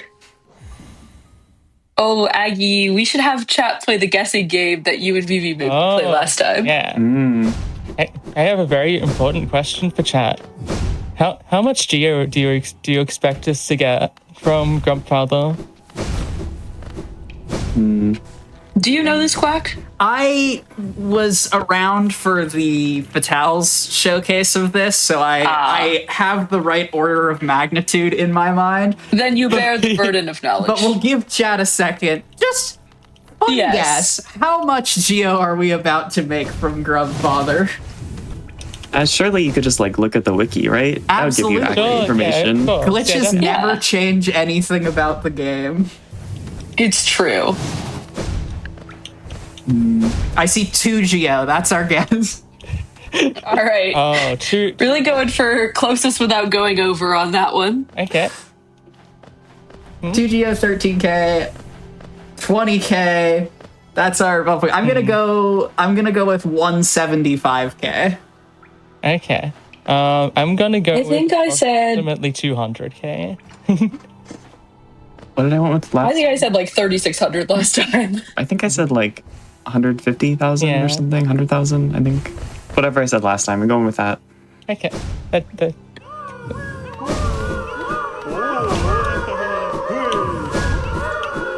Let us say hi to Grubfather and all 46 of his beautiful children. Each of the grubs individually has an assigned place, and they join you. If you play this game casually, they will join you as you save them. On their journey, they will go back to this grub home and will greet you each time. And so now Aggie is getting the rewards. One set of rewards per grub. But you might notice something interesting about the geo in that it's not going away. Yeah. So if you look at the top left, Aggie has a weird sort of symbol on her focus meter there. And that's because this is, again, not a normal file. This is a Godseeker file. And in Godhome, where it's supposed to be locked, there's no geo. You're not expected to get any geo. But what if you got geo anyway? The geo just doesn't go away, but Aggie is continuing to pick it up as she goes. Thankfully, the grubs were gracious enough to share their lunch money with us, so plenty on the ground. And we're leaving more behind for them. It's even better that we don't take away. Well, we get through the final Grubfather tosses here. Aggie, Herman, Mimi, do you all have shout-outs you ought to give, or else where can people find you on the internet? Yeah. So big shout outs to the HoloNet community. Lots of amazing glitched and non-glitched nonsense you can run whatever the heck you want, because there is like 10 billion different categories you can run. Shout outs to Blossom, the reason this category even exists in the first place. Also, shout outs to smallhomotheorganization.org. Go there and you can adopt your very own grub. Yes, and you can find me at twitch.tv/Agimon doing rando glitched, sometimes both at the same time.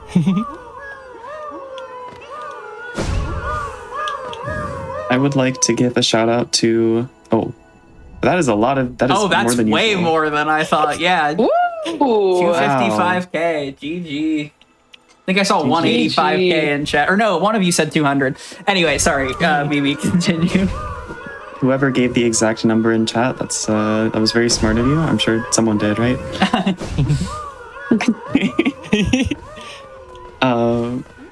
But yeah, no, shout out to Silksong glitches. There are definitely a lot of people who play them, and they're really cool.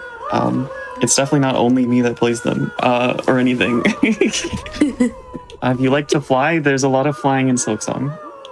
It's the same game. They didn't change anything. They didn't fix it. It's the same thing. Just fly. In fact, it's even easier to fly in that game, actually. You don't count having all the equipment at the start. And that's beautiful. Herb, anything from you? Yes. First of all, yeah, shout outs to the whole Hollow Knight glitched and meme community, especially. Also the random bingo communities. There's just so many wonderful people over this quarter of the internet that I really encourage you. You know, if you like cute bugs, if you like Hollow Knight or Silksong, to come over and hang with us, because the people here are super welcoming and really awesome. I also will plug the main thing that I'm working on in my internet life is an event raising money for the Campaign for Southern Equality, which is a trans charity. And the event is called Spotlight. And you can find us on spotlightmarathon.bsky.social. And submissions are open. So if you're a gamer, an LGBTQ plus gamer, please check us out. It would mean a lot. But yeah, thank you so much to Aggie for the great run, to Mimi for being the knowledge commentator, and to Quack for really doing very many things, but in this case, being an excellent vibes host. Thank you. Hey, this game, controversial opinion continued from yesterday. This game's pretty good. Chat, please make some noise one more time for Aggie with Hollow Knight, all grubs, all glitches. With that is going to conclude my time on the microphone for you all here. The Trans Day of Visibility showcase is not going anywhere, and some might say Sicko Sunday is continuing in a big way, because we are going to take a short break, and when we come back, we are going to be treated to an unbeatable arcade mode showcase. So don't go anywhere, gamers. Welcome back, everyone. I am Helix, taking over for Quacksilver. Before I say anything more, I would like to give a huge thank you and a huge shout out to Quacksilver for hosting, for helping me plan this event. I will probably have more words at the end, but I could not think of a better person to help me with this than you, so thank you so much. But yes, I am hopping on to host the rest of our Trans Day of Visibility celebration. Of course, Trans Day of Visibility is observed every year on March 31st, but we've got some other stuff going on around then on the GDQ channel, so we are having our celebration now. We have a whole bunch of trans runners. If you missed any of it, there's a bunch of incredible runs yesterday, some earlier today. If you missed any of them, the VODs will be on our YouTube channel, youtube.com/gamesdonequick. Coming up next is Unbeatable, a rhythm game, into our Sonic block, and then we will close things off with Paper Mario. So we've got about half of the day left to go, and I'm really glad that I get to hop on here and host Unbeatable. This is probably my game of the year of last year, maybe not because it's better than, like, Silksong, for example, but because of how much it meant to me and how much I enjoyed it. And we have Lori D. Bunnykins running this, and Lori is unbelievably good at the video game. I am, like, top 100-ish at Unbeatable, right? But Lori is still multiple tiers above me, I would say. Lori is incredible at the game. And I think with that intro, Lori, I'm gonna let you take over. How are you doing? I'm doing good. As you mentioned, if you want to talk about like leaderboard positions, I am currently 13th worldwide. So I'm obsessed with this game to a very funny degree. And yeah, you're sitting right outside the top 100. Still like really, really good. But hello, my name is Lori D. Bunnykins, and welcome to Unbeatable, the game where music is illegal and you do crimes. If you have not played this game, it is filled with style and a lot of really good music. And here to help me talk about that music, I have Hollow. How are you doing, Hollow? Hello, I'm good. I'm not quite as good as Helix or Lori at this game, I'm sort of one tier below Helix, more or less. But You're at least pretty darn close to me, I would say. yeah, but I'm rusty. So am I.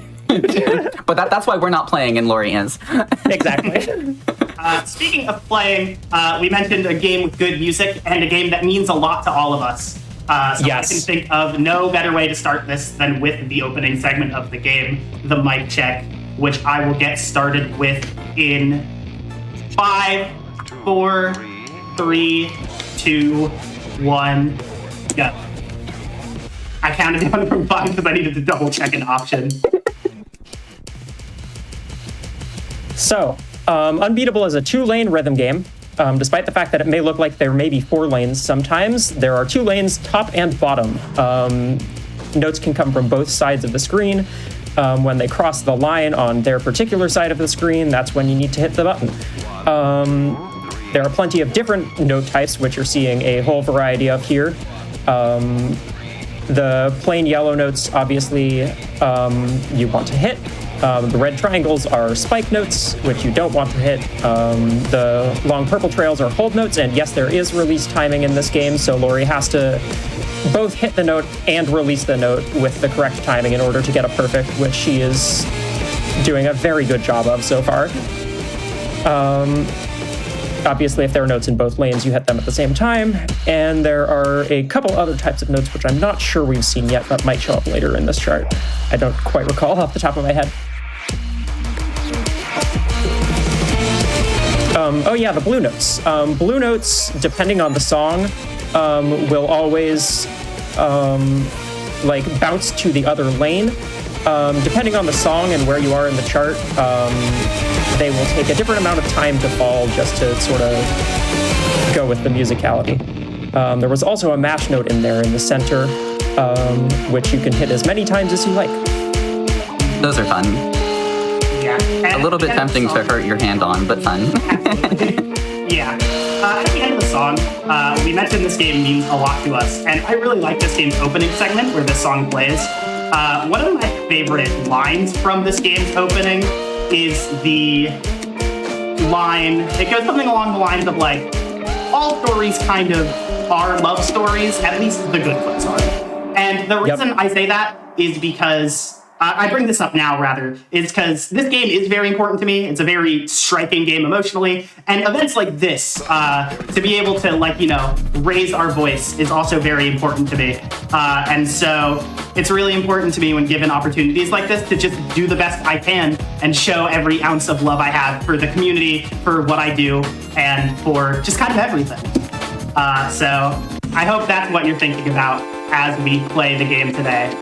But if that song didn't get you enough in the rhythm, I mean, this one has rhythm in the name. So this chart was added to the game like 4 days ago. I think it's slightly more than that, but it's not that much more than that. It was very recent, yeah. This game, notably still being updated, Mic Check was also not in the game at release. Yeah, that's part of the February update. Yeah, there are tons of content coming out. There's custom charting coming out in April, along with the Jamie Page DLC pack. More on that later. But yeah, I mean, this is proper rhythm. If you've heard any song from this game and haven't watched the trailers, it's probably this one because you played it in a different rhythm game. It's just a banger. I mean, everything is. Well, yeah. All charts are bangers. Wiggle your fingers and jam the key.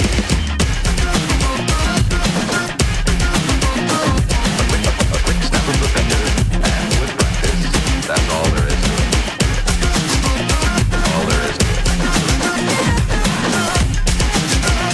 it. One thing about spike notes that I should mention now is you typically want to dodge them sort of as close to the note as possible because otherwise sometimes there is gravity in this game. You'll notice as the characters fall after they hit the notes in the top lane. If you fall back into a lane with a spike in it, you will hit that spike and lose your combo. But if you dodge a spike close enough to it, you'll always get a clear on that spike, even if you hit the lane the spike's in like immediately after. I also love what the game did just a little bit ago in this chart, using the spikes to force you to hit the mash note. Yes. Yeah, mash notes and anything in the center. I'll get back to you because we have cop notes here. Do you like punching cops? This game, you can punch cops in this game. It's great. These are real notes in the charts that you have to hit. Yep. Same control scheme, just top lane, bottom lane. The hold notes are fairly self-explanatory. You just have to read them differently. Someone in chat saying, this was my first ever Bandcamp purchase. Yes, this game's soundtrack is fantastic. And there's like an entire just album that's, I think, canonically made by the band in the game. Generational rock record. Go check it out. It's on the D-Cell Games Bandcamp. Mm-hmm. And vouch, it is incredible. Coming up next, we're going to come up to what is probably one of my favorite songs that I'm pretty sure is on that album on Bandcamp as well. Yes. It's on the album. A majority of the game's soundtrack, well, it was, it's all made by the D-Cell sound team, which is RJ Lake, Rachel Lake, Clara Maddox, and Vasily Nikolaev.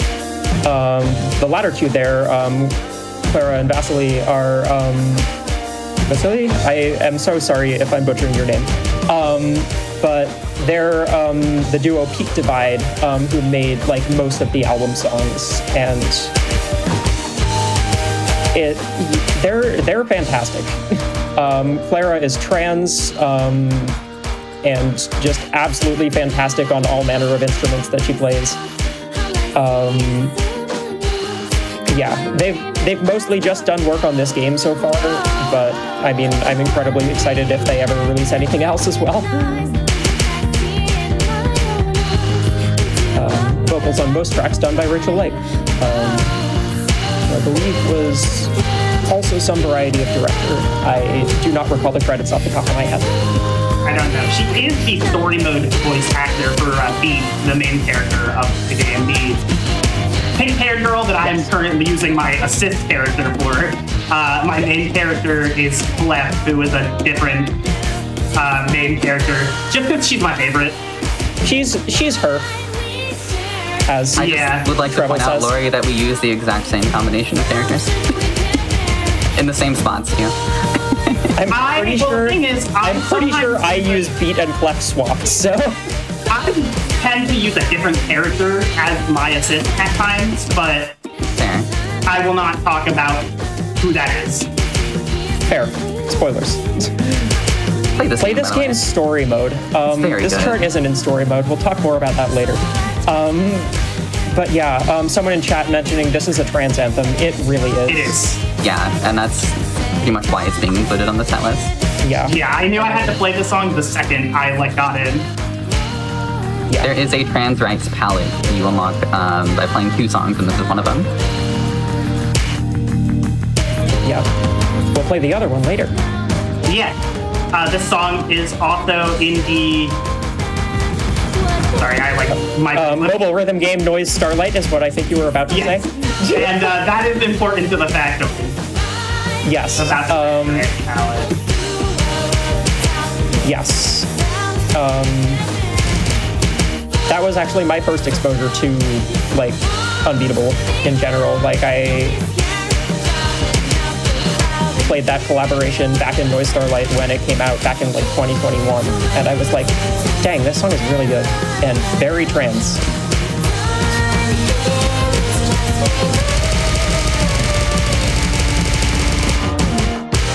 I believe the D-Cell, like, I believe RJ has put it on social media as, probably RJ posting it, like,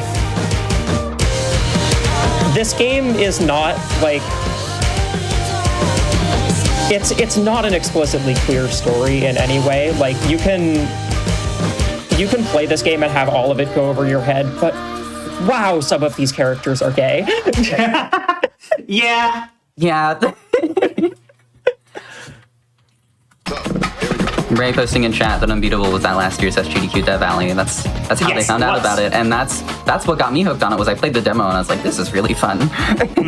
Yeah, I'd heard of it before then, but that's how I first played it. I actually, funny story for me, I met someone who ended up working on this game through speedrunning a different game. I think like at least a year or so before it even like started development. So I've known about this game since maybe as soon as publicly possible. Anyway, this is Cop Drama. Yeah, remember those punching cop notes? That is most of the song. This chart has a lot of those. It'll start also interspersing them with normal notes. I will give a very slight motion sickness warning. The camera gets a little funky later on in this chart. So I do just want to point that out. It really likes to yank the camera around. Reading this chart is kind of a pain because of that. Yeah. The rhythms in this song are not they're fairly repetitive. So once you sort of know them, you kind of know most of them. But the difficulty comes in having to focus on several different parts of the screen at once, which is fun-ish.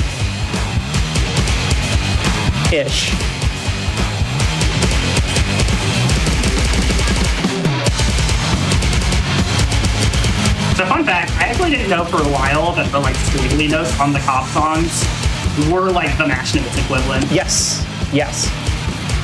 So I was holding those. Yeah, the first time I saw them, I thought they were hold notes. Sorry, go on. Someone in chat saying they never finished the story mode. Please finish the story mode of this game. This one plays not too late into the story mode. I think it's a chapter 3 song, but this game affected my psyche permanently in very good ways. That's a good way of putting it. Me too, I think. All right, and coming up, we mentioned a little bit ago that this game was going to have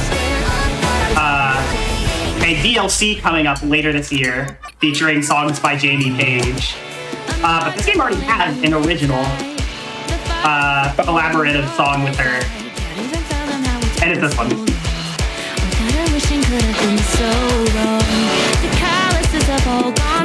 The song is aggressively sapphic, and I mean that in multiple ways.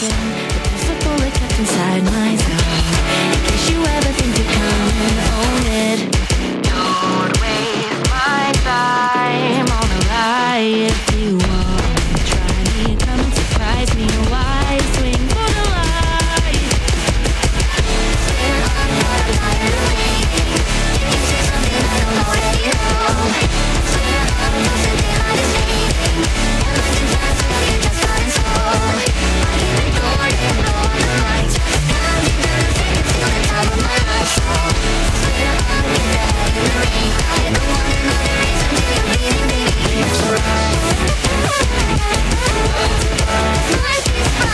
I love duet human Vocaloid vocals a lot. It's so good. Oh, also, it's the guy. Lock in. Lori, are you locked in? Yeah.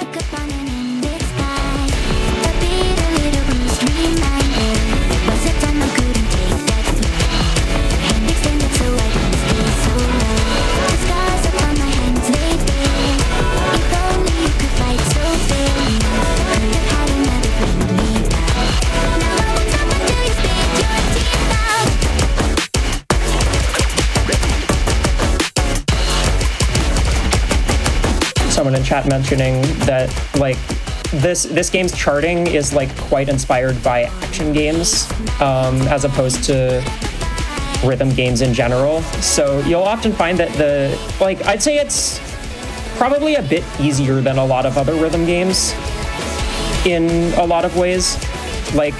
The number of notes you're expected to hit in quick succession is often a lot lower than you would in, say, a 4-key rhythm game or something. The window for perfect is generally larger than other rhythm games. It's also it's very forgiving, and that makes it I think quite accessible in really lovely ways. Even if they used that which played very similarly to this game, I think has charts that ask a lot more of you. But this game absolutely has some charts that ask a lot of you. Yeah. We'll be playing one of those later. We'll be playing a good couple. Yeah. I think I know the one you're There's referencing. one in particular I'm referencing, but you know. Notably, this was the first rhythm game I ever really took seriously, and I found a lot of success with it, so I would agree that it is absolutely very accessible, very approachable.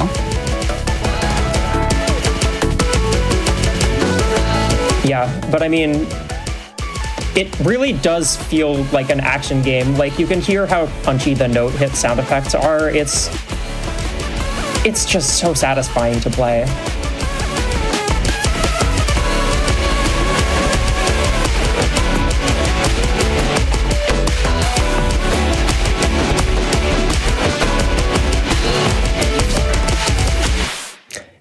Insanely good accuracy, by the way. That's That was awesome. How many greats is that? Like I think I had 5? flub in the opening, and it 3 sounds like greats. it's pretty much, yeah. So coming up, we have a very fun song, and also a good shout to our upcoming Sonic vlog. Yeah. We have, If you know the meme. yeah, this is the leaderboard. If you know, you know. But yeah, this is Ball is Infinite. There's a baseball machine in this game, and it's baseball. You gotta play the story mode. You gotta. Ball is Infinite with Blacktown Enterprises.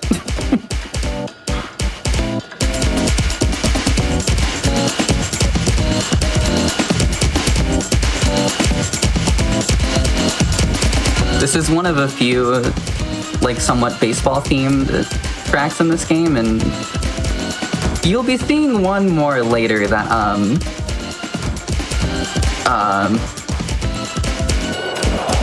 We can leave it there. yeah.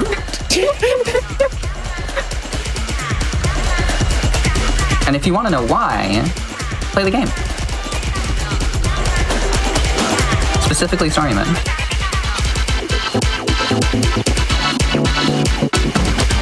Yeah. Story mode in this game is really fantastic. If I haven't talked about it enough yet, like, someone else in chat mentioned it, but like, if you're at all like a creative person, if you've ever taken joy in the process of creating things, if you've ever found struggles in the process of creating things, this game will hit you pretty hard, I think. There's a lot of thoughts on being human. The game as a whole feels like, in a time where I think humanity is somewhat being affected by the like circumstances of the world we live in. This game feels incredibly raw, like human-made, and it's like, it's imperfect in a lot of ways, but yet that makes it perfect. Yeah, it's one of the only games that I feel like benefits from its imperfections. All right, moving on to Warden. Lori added a couple tracks to the set list because the runs before this, if you were taking part in this event as a runner earlier today, you absolutely nailed it. You all have come in like so far under estimate that we have a lot of extra time, so we get to see some bonus charts, I'll say.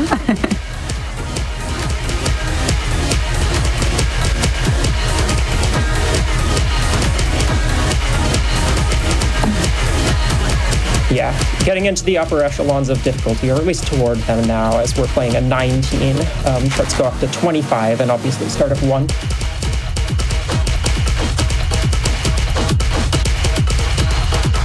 This chart asks quite a bit of you in terms of, like, those quick hold and release notes are harder than they look. Actually, they probably look pretty hard too, but there's a lot of tricky stuff we're getting into here. I think this chart is also quite difficult for a 19. I think most 19s are a bit easier than this one. Yeah, it's definitely,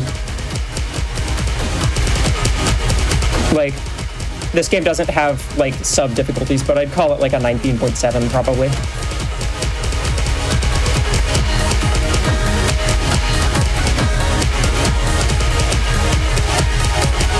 We see some blue notes there that are waiting quite a while to fall to the other lane. Yeah, I also absolutely agree that this is like a really hard 19. I'm really glad that I like took the time to play it a lot because it's tricky. It really is. And I mean, it paid off. You missed 4 perfects. Yeah, no, that went really well. Coming up next is a song that I like a lot, and I totally know why I can't find the difficulty. It's right here. So I played one of these already, but here we're jumping up to the start difficulty. This game usually has 4 difficulties. It has 5, my bad. But some of them even have a 6th, and this is one of those songs. This game features a lot of really good remixes of its original soundtrack by different artists that unfortunately I have not found the time to slot into my set list. But this is a song made almost entirely by all the collaborators and remixers working together. This also happens to be my favorite chart. Yes, it is. It also happens to be my favorite chart in the entire game. I adore playing this one. Yeah. Worth noting, this chart, along with quite a few others we're playing, are only available in the breakout edition of the game, which is a little more. I think it's $10 for the DLC alone, but if you're able to still purchase the bundle of the DLC and base game, do it. There are so many good songs. Yes, that bundle is in fact still available. The base game is 20% off right now, and the bundle is 15% off.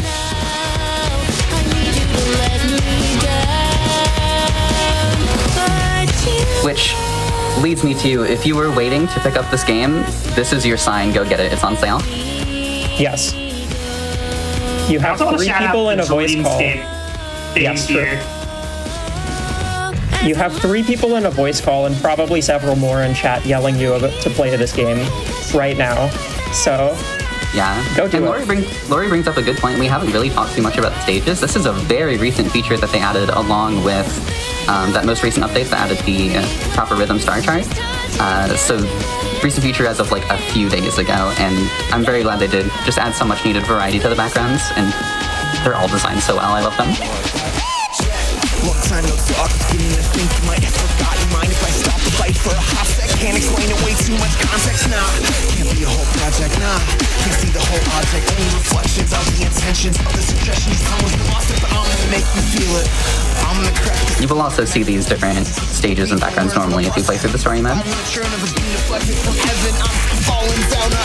Yes. Right now, you're trying to make me cry. And right now, I need you to let me down. One of many charts in the game that features RJ Lake, the director's rapping. He's quite good at it, honestly. There are a lot of really good songs. There's also another rap song that we won't be playing, which is fantastic, in my personal opinion. There is a song added in the most recent update called Go Figure. Oh, that one, yeah. I love that song. It's so good. Yeah, RJ, again, one of the directors of the game, also part of the sound team, has made music for several other games, one song of which we'll hear later in the showcase.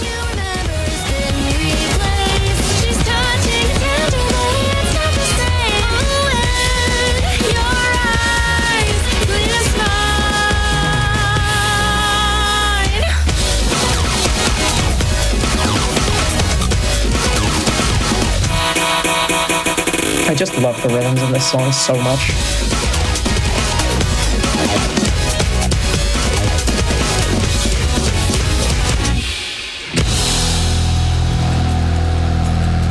Yeah, that's a really incredible play, Lori. That was awesome. Have you dropped a note yet? I'm not thinking about it. I don't think you have. I think there was a barely early on, but yeah. Well, there's one in that song too, I guess. Okay, fair enough. I think there was one note you dropped in an earlier song, but I don't remember. I'm not really keeping matter. track. I think I'm gonna get more nervous the more I think about it. Cool, we'll shut up. Yeah, we'll just move on. Don't worry about it. Coming up though is a song that I'm definitely expecting to struggle on. For a 21, again, in a game where the max difficulty is 25, we're getting up on a really hard chart, honestly. There is a part of this chart that I have some choice words for that I will not be repeating on the broadcast. I love that part of the chart. I'm really bad at it. I'm horrible at it. It's cool. I don't necessarily dislike it, but I certainly have some choice words for it.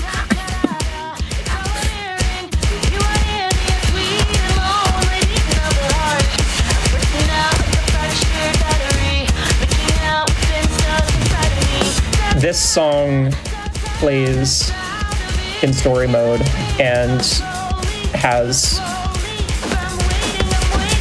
I don't know if I can say it's one of my favorite sequences because I think all of them are my favorite sequences, but it's real good. This song plays during a sequence. It's up there for me too. It aura farms, I will just say. That's a very good way of putting it. It aura farms really hard and very successfully. Yeah. Yeah. We haven't talked about the band that much yet. Beat's the main character. You'll be seeing her occasionally when Lori is hitting notes in both lanes at once. She'll appear in whatever the secondary lane is. She's the vocalist and the one you play as. And I don't want to talk too much about her because there's some stuff that's kind of spoilers, but she's a very relatable character to me personally. I'm like, how much do I say? But yeah, I think wakes up, finds herself in an unfamiliar world, and has to, well, in the words of the game itself, lose her way, find her voice. They captured the feelings and struggles of, I think, a lot of our generation in this character. Yeah. I think that's particularly, again, like creatives, but yeah, I mean, I think... Yes, especially. Anyone who's been a 20-year-old in the past 10 years will probably relate quite heavily to Beat. And I will not say any more than that because you need to play them. Yeah. Quaver, the guitarist, is absolutely shredding right now. She's 12 and a half. Don't get it wrong. I also want to shout out the real-world player of that guitar solo, Andrew Cleveland, for being the reason why this difficulty is named Cleveland. Yes. Yeah. That solo is the part of this chart that absolutely destroys me. It's the reason I do not have an S on this, and Lori just nailed it. Yeah, you'll notice Lori has dropped below 99% accuracy for the first time in a while, and that's because of that solo. I did pretty good on the solo, honestly. I just kind of flubbed earlier in the song, but it is what it is. Yeah, Again, I wasn't keeping track. 98.5. I think that's a ridiculously hard chart, especially for being a 21. Yeah. There are like several higher difficulties that I have worse scores on, but I just think it's awesome. I have an S rank on many, many charts above this one. Yes. And not this one. Speaking of charts above this one, I have 3 songs I'm going to play. The next 3 songs I all want to dedicate to some people. So the first song we are going to play is On and On, one of the collaborations from this game from Rift of the Necrodancer, as a shout out to great Rift player and our fellow Transgender visibility host, Quacksilver. I was hoping that's who you were going to say. Yes, and I would like to note that there is a bundle that you can get on Steam with this game and Rift of the Necrodancer, and that is currently 33% off. So, Rift is also 2 of the best rhythm games of 2025. Yes, Quacksilver would agree. Rift is amazing if you're a rhythm gamer, or even if you just like Rift of the Necrodancer and you want to play Unbeatable, look into getting that bundle. Did Quack play a Rift during the last T-Dot? I don't remember. I think she did. That feels like it Quack, happened. are you here? Do you remember? I feel like find that happened. I can tell you someone who's playing this game soon. and that is illegally Sam during PAX East next weekend. Very true. That is correct.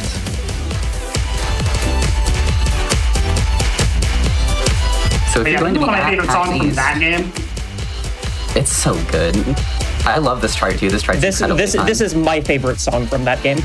It clears all the others and it's not close. I'm hearing from chat that Quack did in fact play Rift at the last UW event, so we're coming full circle again. I think my favorite song from Rift the Necrodancer is The Last Pages. I mean, they're all good choices. Oh, yes. That one is particularly fantastic as well.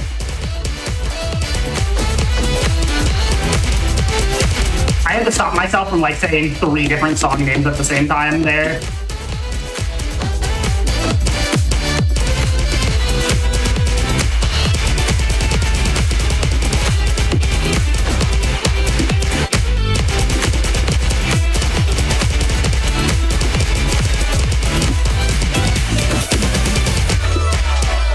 $2025 was such a fantastic year for indie rhythm games. Like, yeah. I want to say there are at least 6 that I could mention as being just really fantastic. Vivid Probably Spaces more. finished up its story. Rhythm Doctor finished up its story. Yep. Hyperbeat came out. Bits and Bops came out. I want to shout out Platinum Lab as well, which is still in early access. It's a very standard game that I like a lot because it's like, it's not trying to impress you, it's just trying to push you, really. Yeah. Project Godhand entered early access. Yes. Oh, I'm so in love with that game 1.0. I still need to play it. I just need a keyboard. We will talk about that game's developers soon, actually. Yes.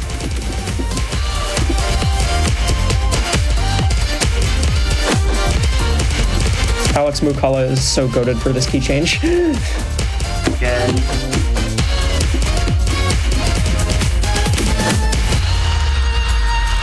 Unfortunately, flip right at the end cost what I think could have been a 99, but you know how it is. So, next song, I actually have something funny, and this is why I was hoping my webcam would work on Discord for the 2 people in call with me, but you 2 are just gonna have to trust me on this. So the next song I want to play, we mentioned RJ's own musical prowess. The next song I want to play is the song Forward Operating Bass from the game I Am Your Beats, a game that came out I think in 2024, and RJ did all the music for it. This is dedicated to 2 frame fatales. First off, I want to shout out Flying Ludicolo, who was supposed to play this game at Cross Fatales, but unfortunately had to drop. But the other shout out isn't related to the game, but rather the method with which I'll be playing the song. I want to shout out Soulmass218, who during Cross Fatales played Muse Dash, a rhythm game that plays very similarly to Unbeatable, but she played it one-handed. And you can fill in the blanks from there. Yep. Unbeatable, despite being a 2-lane game, does have 4 keys that you can press, 2 for each lane by default, or buttons if you're playing on a controller. Lori is obviously using a fight stick here. But she is also good enough at the game that she may not be using 4 buttons.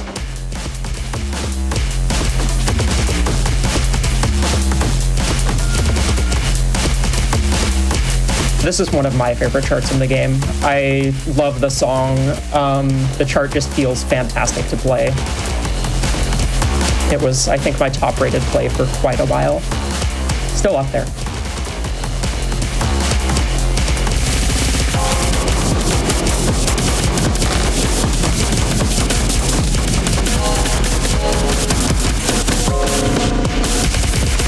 Speaking of playing things one-handed, GTA will be playing Super Mario Bros. The Lost Levels any % one-handed at PAX East next weekend.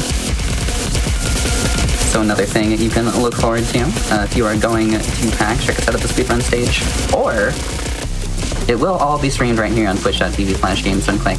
So just keep an eye out. We are starting at 10 a.m. Eastern Thursday, Friday, and Sunday, and 11 a.m. Eastern on Saturday. I believe, for what it's worth, it will also be streamed on YouTube for the YouTube viewers. Correct me if I'm wrong. I am unsure of that personally, but it's fair. possible.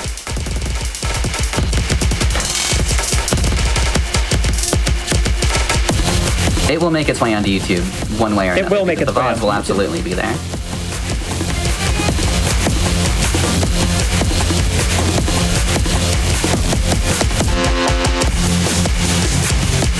I Am Your Beast, for what it's worth noting. Another game with an absolutely fantastic story. I don't want to talk too much about the story of that one because the parts of it where it gets really good are spoilers, obviously. But really cool, like very sort of speedrun focused shooter. Led by a black developer or director.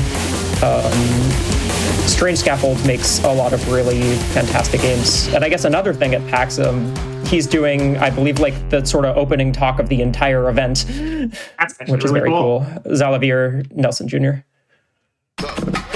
All right, I can go back to playing the video game with two hands. Yeah, no, that was a really fun thing I decided to learn because, again, like playing rhythm games is already hard. Playing them one-handed is even harder. So shout outs to Soul Mass for that whole showcase. I can't imagine doing that for a whole showcase. It was so hard to learn one song. So everyone say hi to RJ in chat. Absolutely. So coming up, we have one more song in my little block of crossovers. This one without too much direct dedication, but we've mentioned Noise Starlight a few times, and we've also mentioned songs very explicitly about trans rights, and this is absolutely one of them. Yeah. Sung by I'm not sure if the voice actor is trans, but Hakuno from Noise Starlight is a trans character. To be fair, I believe this technically was put in Unbeatable White Label. Was it before Noise Starlight even came out? Was it Seconds to Starlight still then? I don't know. I didn't play Noise Starlight until 2024. The cover art, that's fair. The cover art is Seconds to Starlight, which is like a brief sort of prologue or prelude. Hakuno is a trans character who, again, really resonated with me quite a lot. Noise Starlight, another rhythm game, that one on mobile with a pretty fantastic story. And made by a trans artist, Cynthia, who's been across several rhythm games in her time.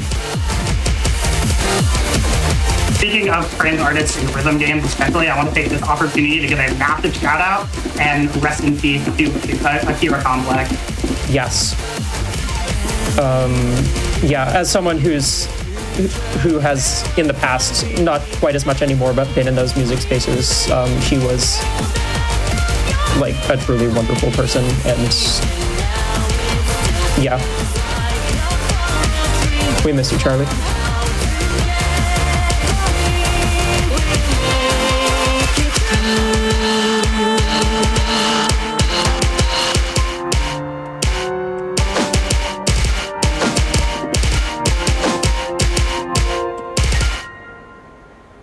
Okay, that was absurd, Laurie. Yeah, that's a really hard chart. We're in like the 23s at this point. We're just like really that chart difficult. kicks my butt, and you just FC'd Helix it. Helix and I both have extremely choice words for this chart. The chart designer also has some choice words for this chart because it was before she really learned how to chart for this game, in her own words. Yeah. Coming up next, I mentioned the sequence in the story around waiting was like my favorite sequence of the story mode.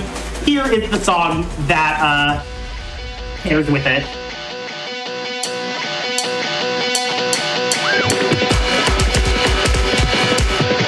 This is Bang, which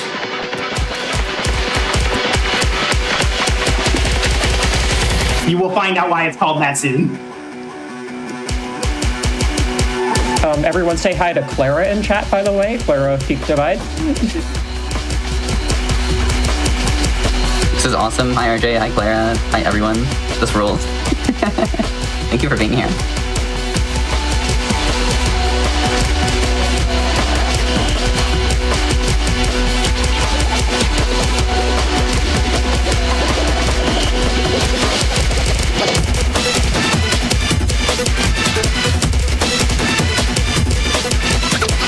Another chart that's just incredibly satisfying to play once you learn it, but oh my gosh, this one's hard. This chart has really grown on me. Learning it has been extremely rewarding. I'm still working on it.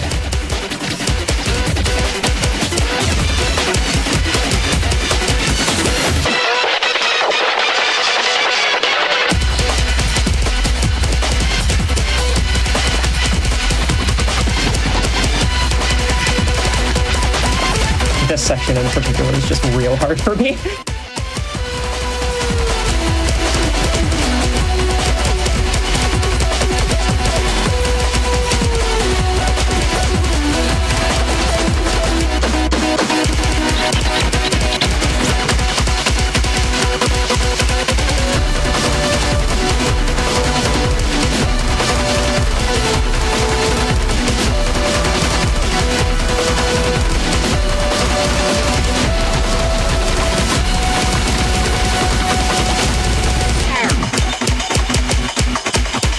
Is this the longest blue note in the game? I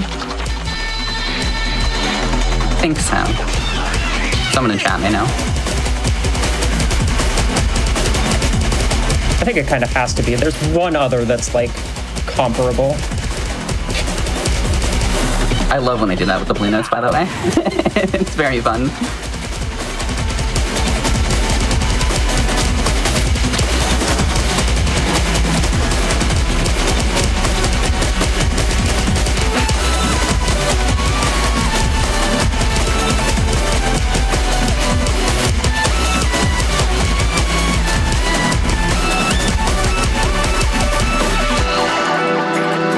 Someone in chat saying mesmerizing to watch, and that is exactly the word I had in mind as well.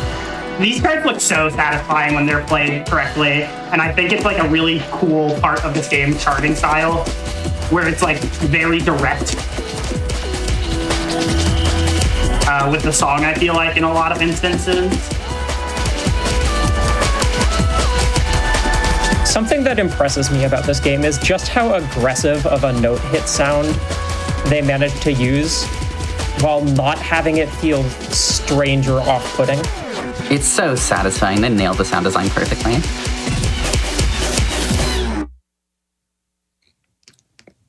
It's still an absolutely ridiculous score, by the way. I also agree with the end. I could have 99 that, but it is what it is. Again, 18, I'm like running out of words. 18 non-perfects, well, 20 pointed. I think that's pretty good. Yeah. Moving on, we have 3 songs left. We're moving into like the 24 and 25 range, which is this game's wildest range. And with that comes one of this game's wildest songs. I'm gonna put this one. I love this song. Yeah. Clara saying they iterated on the hit sound for literal years. That does not surprise me in the slightest. And I mean, you nailed it. It was worth it.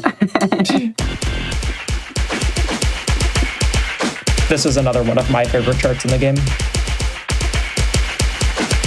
One of my favorite charts, one of my favorite songs, one of my favorite anything in the entire game.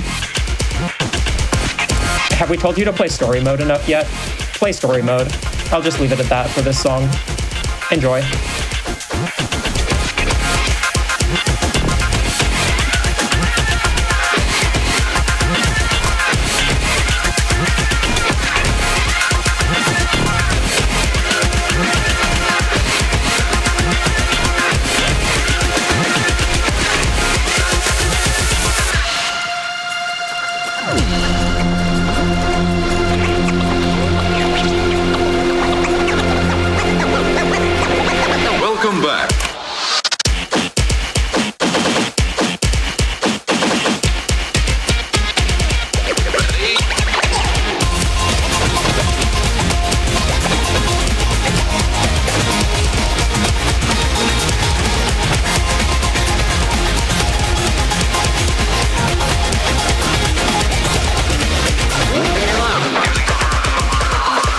is where charts start to get really hard to read. If you didn't think they were hard to read already, we got notes coming from all directions at not all times, obviously, but a lot of the time. And if you were here for the beginning of the showcase, you might recognize the song a little bit.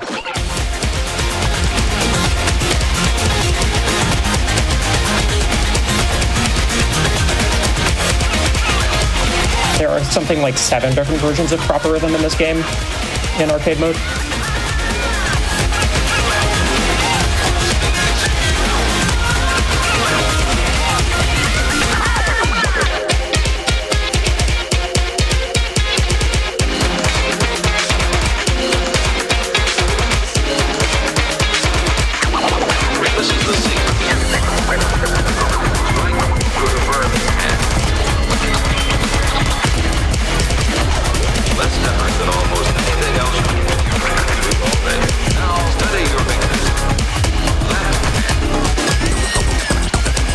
Reading that section and staying on beat, not falling too far behind or getting too far ahead of yourself is incredibly difficult.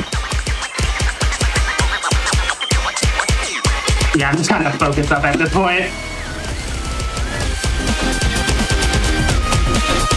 We see the first instance there in the showcase of 3 keys being required, where you're holding notes in both lanes and have to hit a center note at the same time. Something the game doesn't do very much, but it does do in some of the very hardest charts.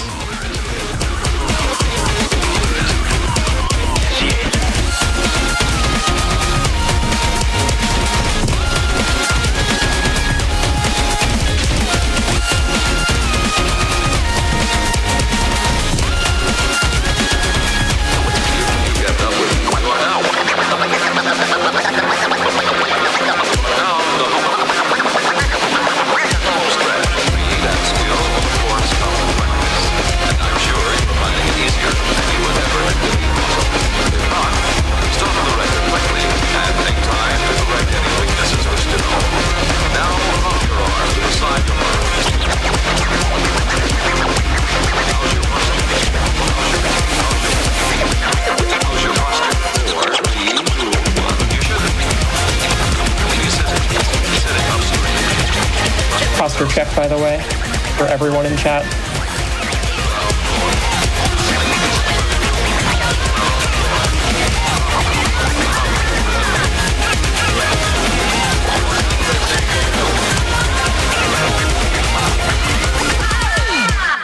So fun fact about Corey! What? Fun fact. At the top of the screen right now, you are going to see the top right, you're going to see my rating go up by 1 point because that is my new best accuracy on that song. Corey! Let's go. How? I don't know. Coming up next, during my practice run of the set list yesterday, we are going to play the only song I upscored, like I got an accuracy up during my practice. And if it happens again, I don't know what I'm gonna do. So this is Swing. Oh goodness. Well, we're back to baseball. Let's... Remember the baseball machine that hates you? Remember the chart that hates you? Remember the game that hates you? Yeah, this one. The baseball machine didn't hate us yet, but it hates you now. Yeah, this one's for all the baseball sickos out there. Shout out Brian Otto. I FC'd this chart a couple weeks ago, and that is my highest rated play in this game by a significant margin, and probably my best accomplishment.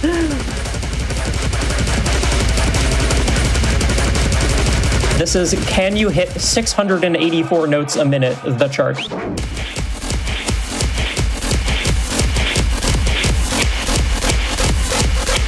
RJ calls it the song people get mad at on Twitter. I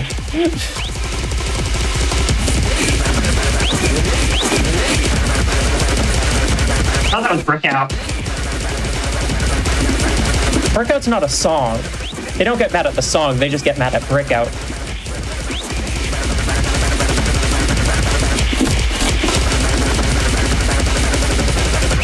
Fair enough.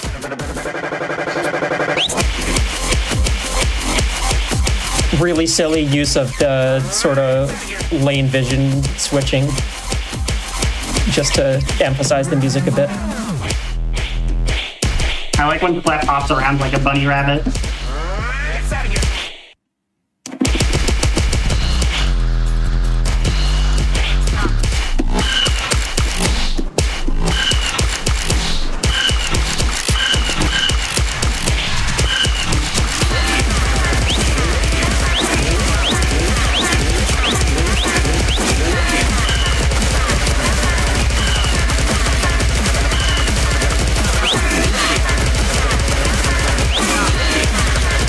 We see there just how easy it is to be a little bit late on one note and then be late on a whole bunch of notes there when they're coming this fast at you. But Yeah, 98.6, still fantastic. I went from 2 greats down like 1.3% because I like fell through on like one section. So That was still can play still in FC. still FC. But like that song is you lose track once, you lose track forever. Yeah, yeah, that is the story of that chart. But coming up, we have one more song for this showcase. And we've talked so much about this game's difficulty and how it peaks at 25. There's no way I was not going to give y'all a 25. And I mean, what better one to close it out on than like the other of the two classic songs that gets put in a lot of other games. Mm-hmm. This is the Rhythm Doctor. It's in Rift of the Necrodancer. Yeah. It's in Vivid Stasis, slightly abridged. The list goes on. Rhythm. So is Prep Rhythm. This chart it's not quite as fast as Swing was, but it's a lot more complicated.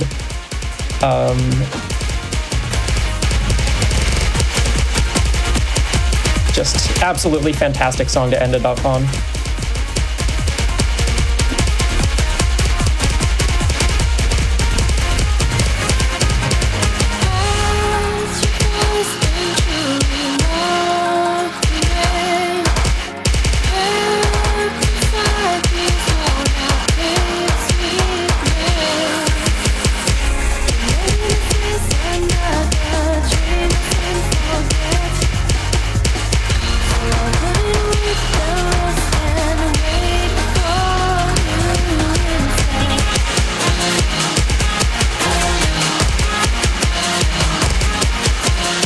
That's, I think, one of the most evil spikes in the game.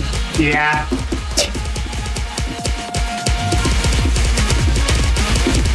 And that's saying something. There are a few of those.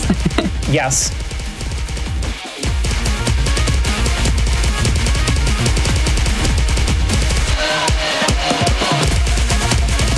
Again, slightly slower than Swing, not hitting quite as many notes, but they're switching lanes a lot more quickly. It's so much more complex.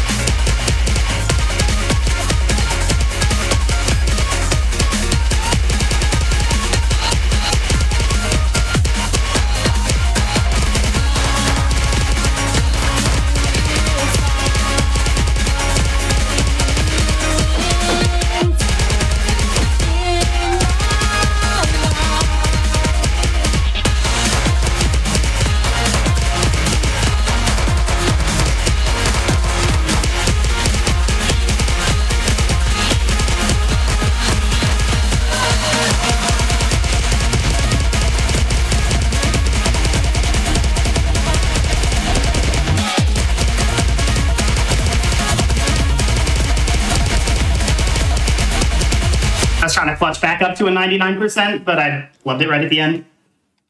Still really good. I was so awestruck. I like forgot I was hosting for a second. Well, that's time, by the way. I mean, you're at least 10 accuracy above my play of this from earlier before the showcase, so like 10%. I remember talking to a friend, and I was like debating on if I wanted to play this, and they were like, just try it out, see how you feel. And that was the play I got like 2 great. And like the rest was perfect. But yeah, that is the last song I'm playing today.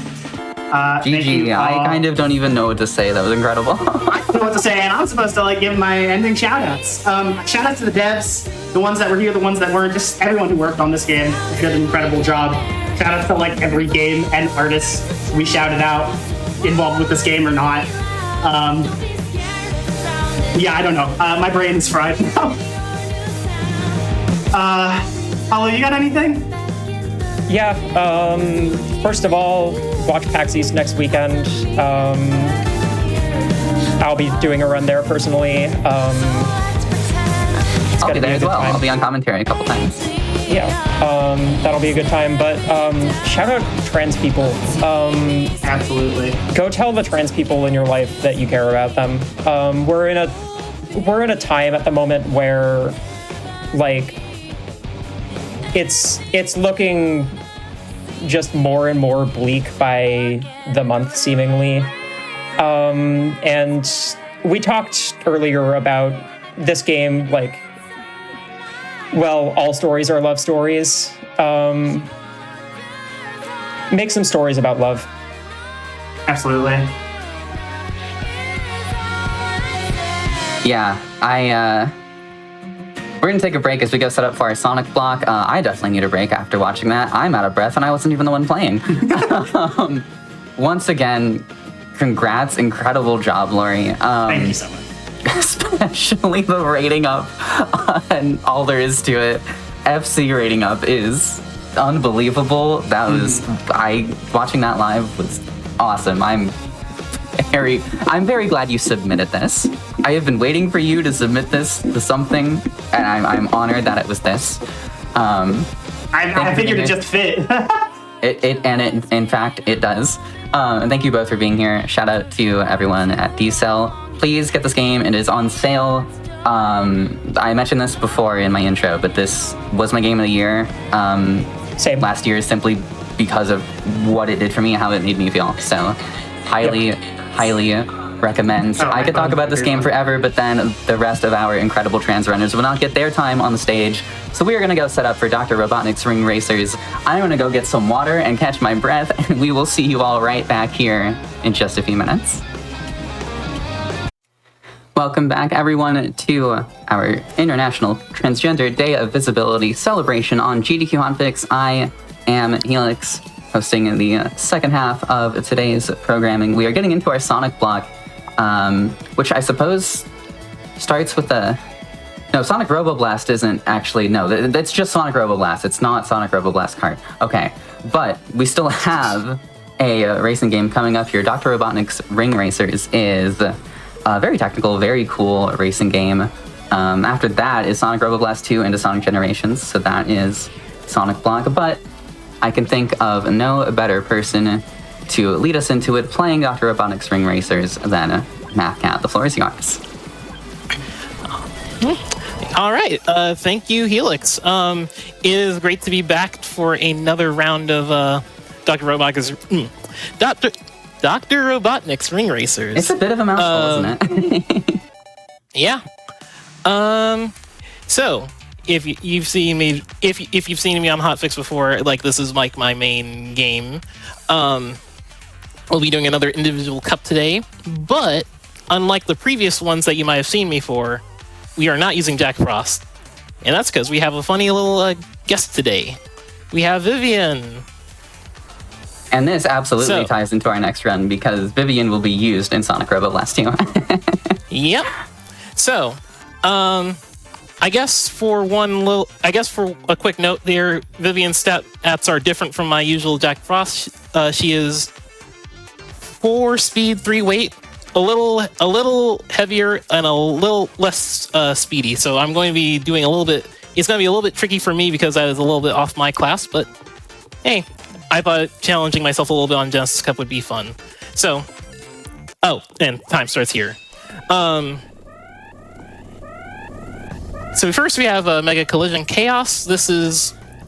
Genesis Cup is one of 2 cups here that has mega courses. They are styled in a way that is meant for smaller lap counts and bigger lap counts, smaller courses. So, the big challenge here is a lot in consistency rather than just in raw speed.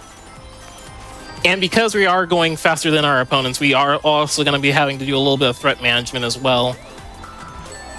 Oop. My B.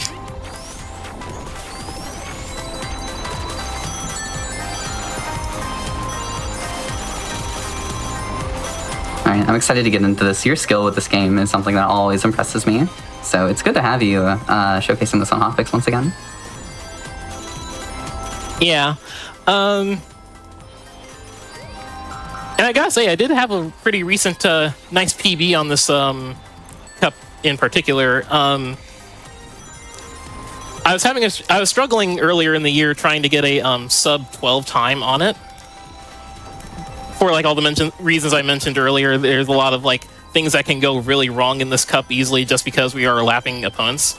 But I did manage to hit a 11:48 a few weeks ago. Oh, well done. Congrats.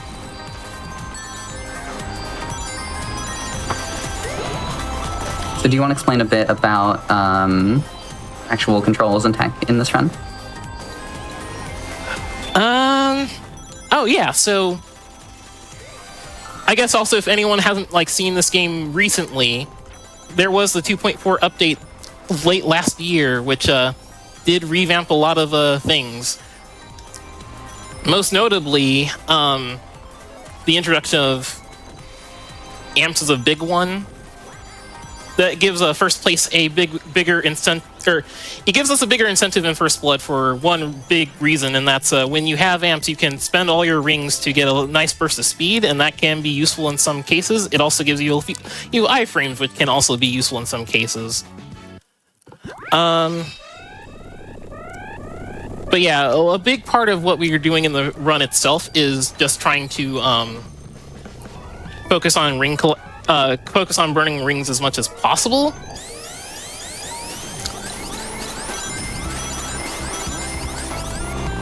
Because every ring we use is a small little temporary speed boost, and they do stack up over time, so... Although they also do decay over time, so we're just trying to... It's in the name of the game, burn rings as much as possible.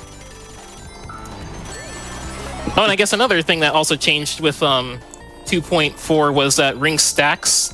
The one item that I pick up that gives me 20 rings at a time. It also gives you a small speed boost on usage, which does have its applications here. And hopefully when we're later into the cup with Mega Aqua Lake, you'll see exactly what I mean by that.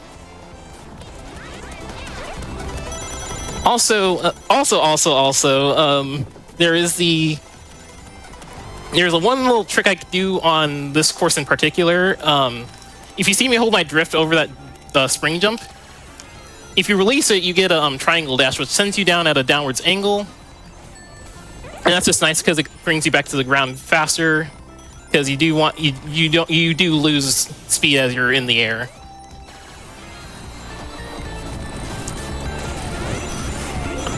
Also, I'm feathering brake a lot so that I don't get brake checked by the by my growth opponents.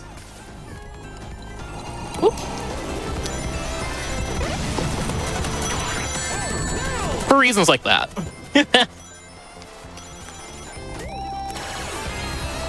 Nice recovery though.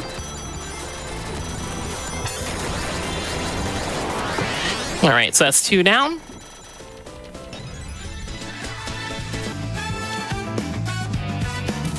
Awesome. And how many tracks are in this cup again?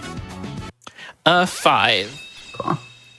All cups have 5 races except for Egg Cup, which has 4 for a very funny reason. This cup has 4 tracks for an amazing reason. Sorry.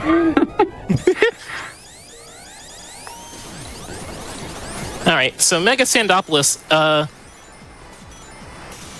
few courses also got changes in 2.4. Ooh. So Sandopolis did get one of the courses that got a few changes in 2.4. Just a little bit of widening around of the corners, a few changes here and there. It also gained a 6th lap, making it one of the few courses to have more than 5. Whoop. They almost got mined.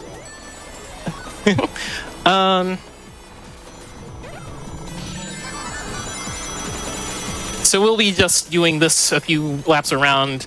Normally, if I had Jack Frost, I would usually have enough of an advantage to not worry about the opponents, but they are getting a little bit more aggressive as the cup goes on, and with a slower character here, we do have to worry a little bit.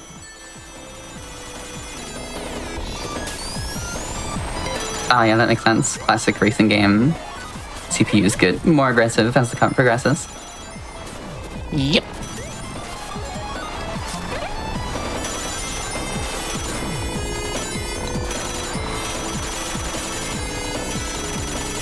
Always so satisfying to see you cruise through these tracks.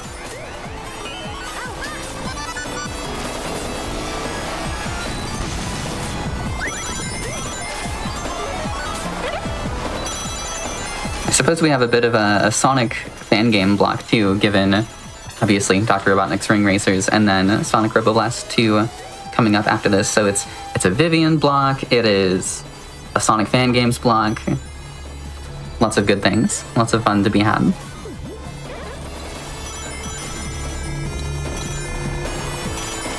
And of course Vivian, well, it's not Thousand Year Door as our finale, but it is Paper Mario, so it kind of fits.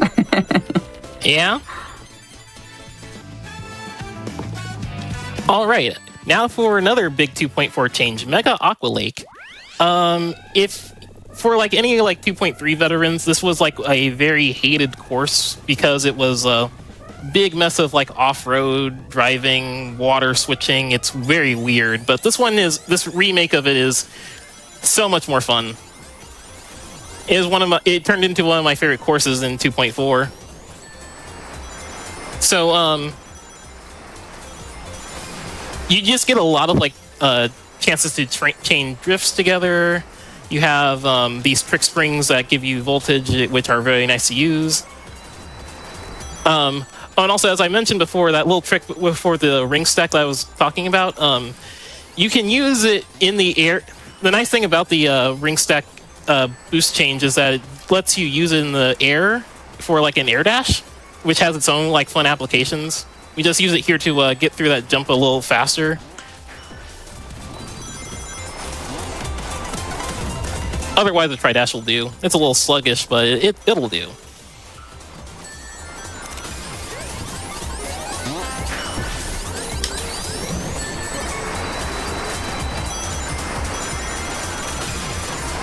Love how quick this game gets. I mentioned this is a fan game, and for being a fan game, this really impresses me. It's very well done. Obviously, lots of time and effort put into it. Oh yeah, like it is a very impressive game to me that it exists. And like hearing from the devs of the team whenever they're testing new changes or like talking about design philosophy, it's really interesting to hear what they want to see in this game. Yeah. Like a big Go on. Yeah, like a big reason why 2.4 has its changes the way it does is because oops. I might have goofed a little bit. But the big reason for how 2.4 was... Oh, goodness. You got this. Yeah, first big bungle on a stream, it's fine.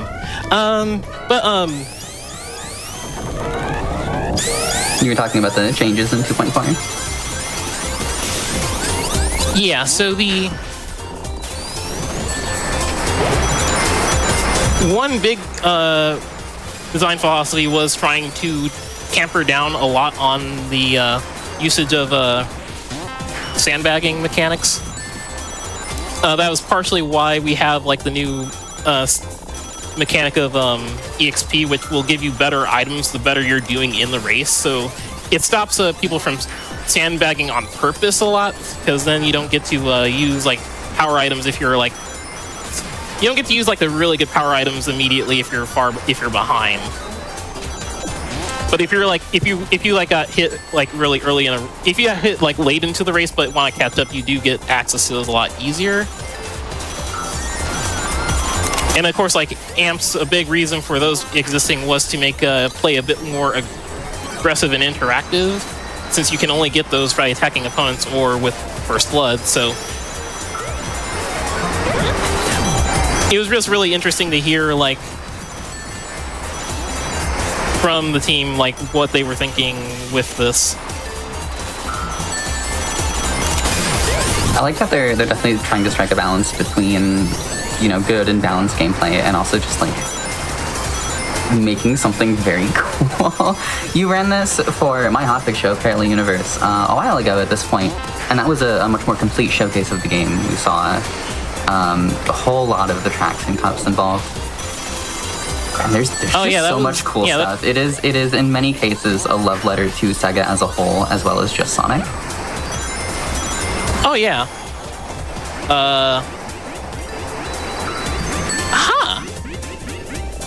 We're gonna have to check the replays back on that later. I've never seen that happen. That's never happened before, perhaps? Oh yeah, but also it does remind me of like my PB run of this, because one of the CPUs managed to find a waypoint glitch in it that really threw me off, because I ended up in second place when I did this when I did this course for my PB. It was really weird, and like it was kind of interesting just to see that, because there was like one of the things that was being worked on while 2.4 was just like a lot of people just bug hunting for waypoint bugs like that. So it was incredibly interesting to see like a CPU manage to pull one off just on the fly like that.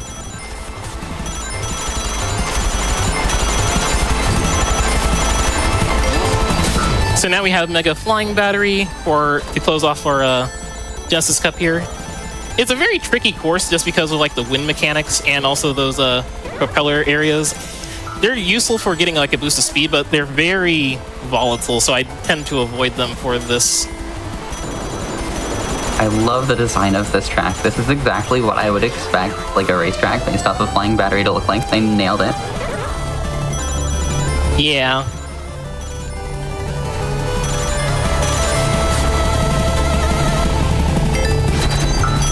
Shout out to Fan Games. Shout out to the devs of Fan Games. Yep. Shout outs to the Car Crew dev team. They are very, very awesome people. And they've shouted out like every single one of my Ring Racers runs. So it's really nice to like be spotlighted by the community in that sense as well. Oh, that rules. If you would like to see more of this type of thing, that is what my entire Hotfix show Parallel Universe that I mentioned earlier is about. That's every other Friday at 10 p.m. Eastern, and it's all about fan games and mods and things such as that. Whereas if you enjoy watching this game, please seek out more of MathCat's runs of it, because she is incredible at it. Yep. And like if you ever want to play Ring Races yourself, it is a free game. You can play it on any of the computers, which is awesome. You can get this whole game for free. It rules. Yeah. All right, and then once we cross this line, time will be after the results screen.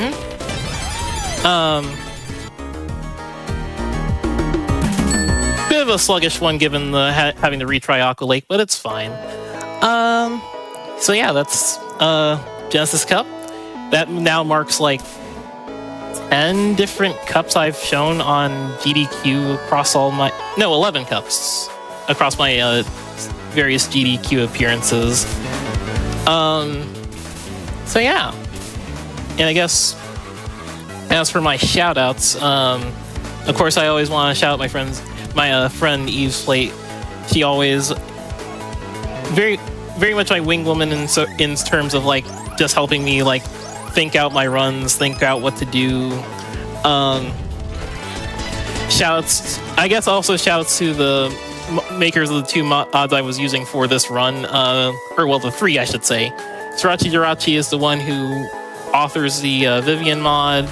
Rubberjig made the Pride Flag follower, and FCN Meat Popsicle is responsible for the 3D models of Vivian and the flag.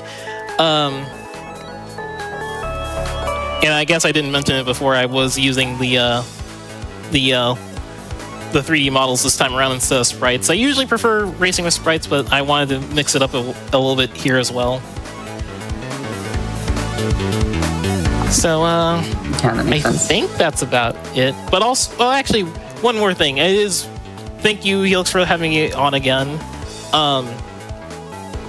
It was really nice to finally get to run on this year's Transgender Visibility stream. I didn't get to make the cut last year, but seeing that existed and that there was a place for me to run was what got me to start speedrunning.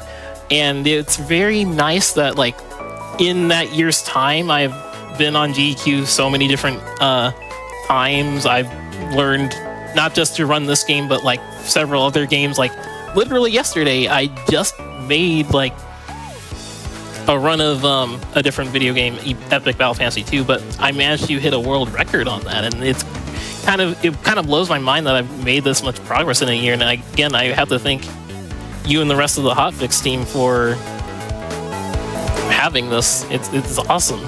That's very nice of you. But be sure to give yourself credit as well. You know, I've been watching, in a way, your rise in the speedrun community over the last year, and it's awesome to see you continue to improve at your speed games, continue to make the most of these opportunities. So please be sure to give yourself credit as well. Everyone go follow Matt.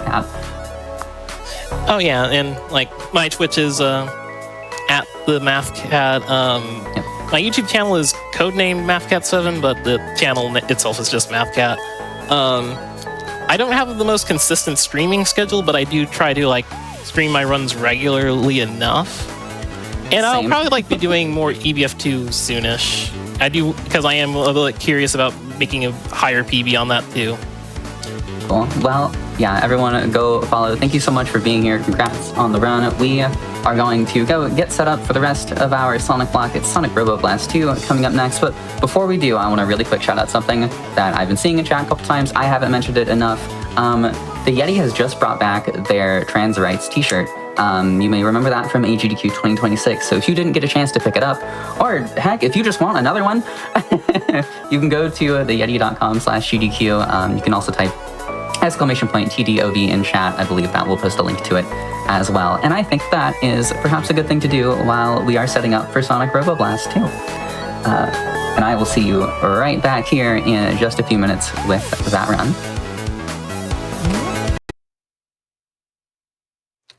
Welcome back, everyone. I am Helix. I am hosting our International Transgender Day of Visibility celebration on GDQ Hotfix.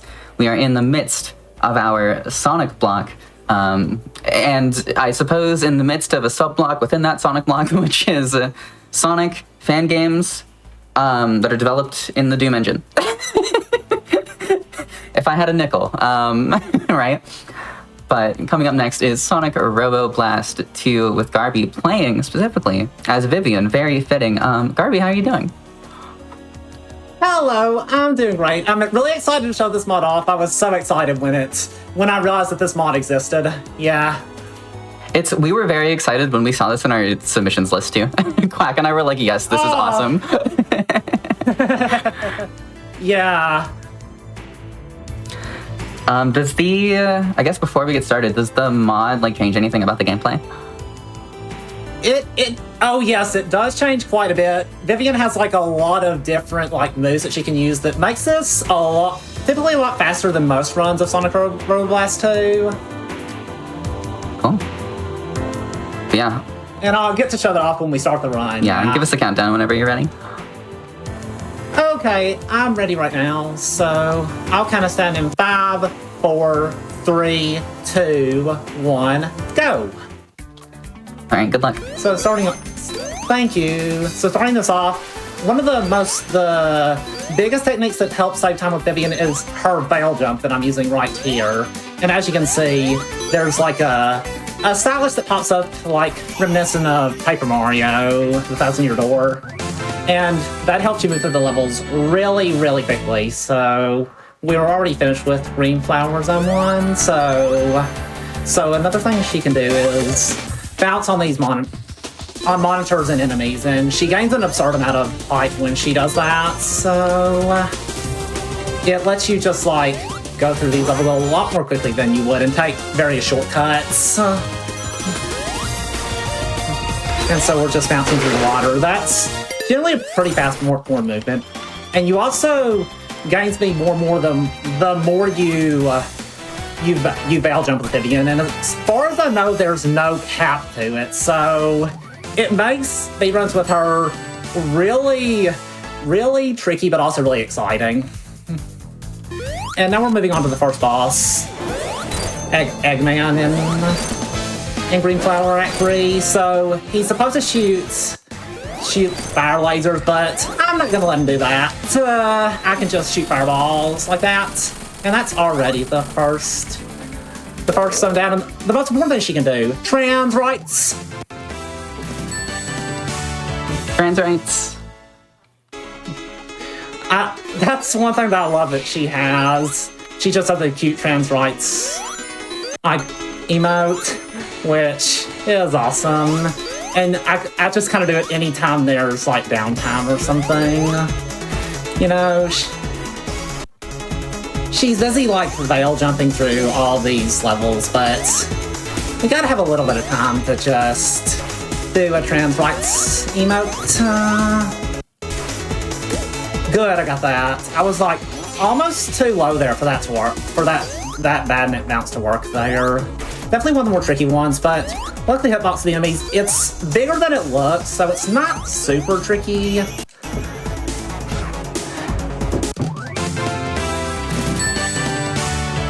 And now we're moving on to Techno Hill Zone Act 2. This introduces this water, which if you get into it, you'll just kind of float down into the water. Well, I guess, but it just has a strange sort of gravity. In earlier versions of this game, it actually hurts you, but later versions made it so you just kind of have low gravity in it. Which, if you get hit into it, can be kind of punishing because you'll just be in your heart animation for a long time. Good. And that just lets her skip all through various sections. This is also a cycle-based level. I don't know if I'm quite fast enough with the fastest one. We'll see. No. Oh, and this is a little unfortunate. I need to go back because I didn't quite have enough height there, but actually it's probably faster to just do this. Just restart from the checkpoint since there's not a super easy way to get back up, but that's fine. Okay, okay, I'll just take this ring.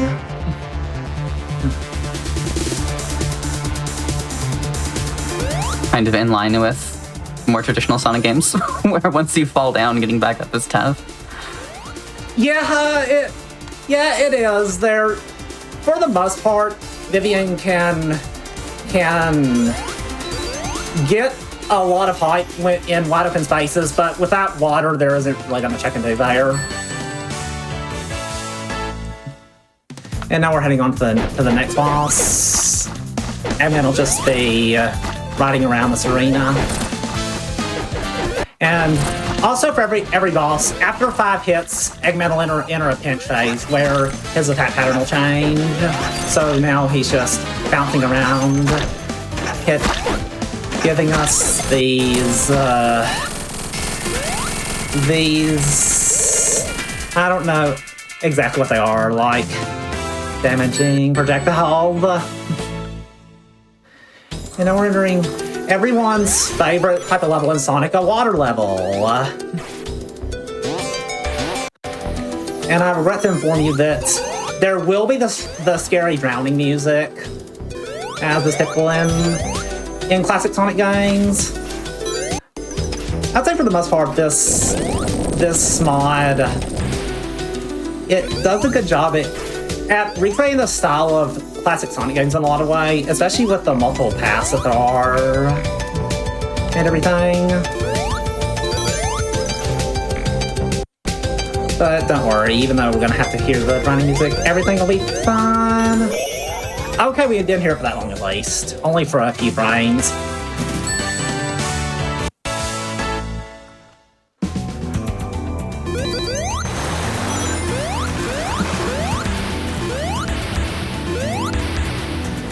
And here I can just bounce on this water to get through that a little more quickly than I would just letting myself get whisked away by the waterfall there.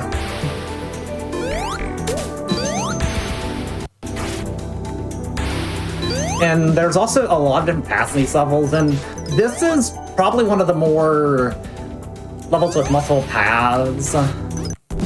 So, but this is generally the fastest for Vivian. Some characters have abilities to roll, which makes another path faster, but Vivian doesn't have that ability, so she just takes this path. And this also isn't the only modded character. There's a whole big community for modding. So I definitely recommend checking everything out. There's a lot of fun characters to play as and levels as well. So yeah. And more water bounces.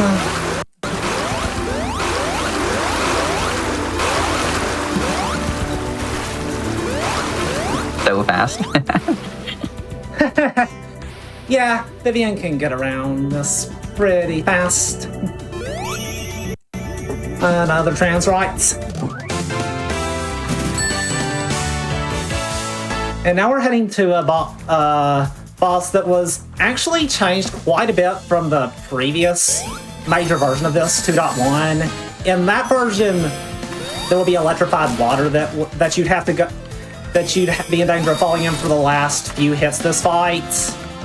And it was honestly a lot more tricky than this is. Here I just need to go inside get Robotnik, depending on where he is. Just find him. And after he has 5 hits, he'll switch to where there's clones of him, but you can tell which one's the real one if you by the smoke coming out, and the real Robotnik will also shoot lightning. So, and hey, we're already at Castle Eggman, only 7 minutes into the run. You know, it almost makes you think that we're going to come in way underestimate, but no. There's still a lot more to this game. This is only zone 4 of I would say 7. Because there's some zones that only have 1 act and such, but we're only about maybe a quarter of the way through the run, even though we're at a level that would imply that it's the last one.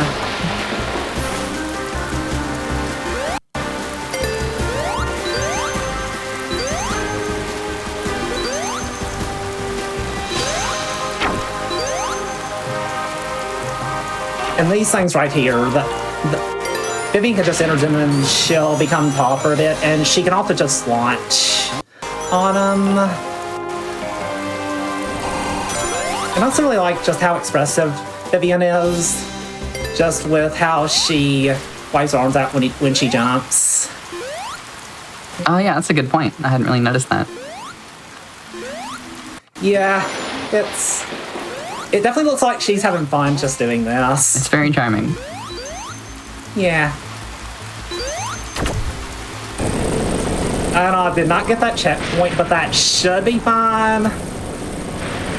While waiting on that. Do another translate for a bit. Okay, good.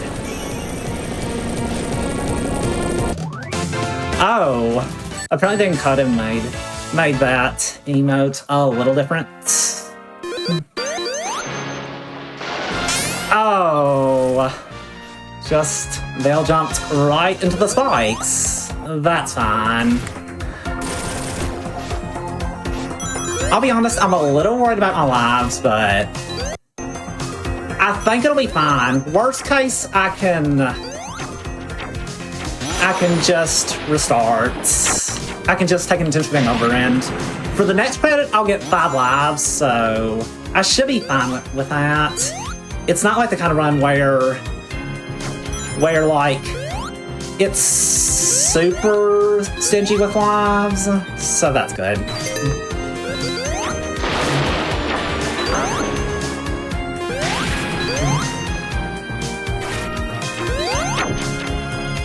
And this is a bit... That's actually have to be a little careful. Good. If I hit one of the springs, I'll lose all the speed I've gained through veil jumping, and it's a lot harder to make it onto that ledge that's high up.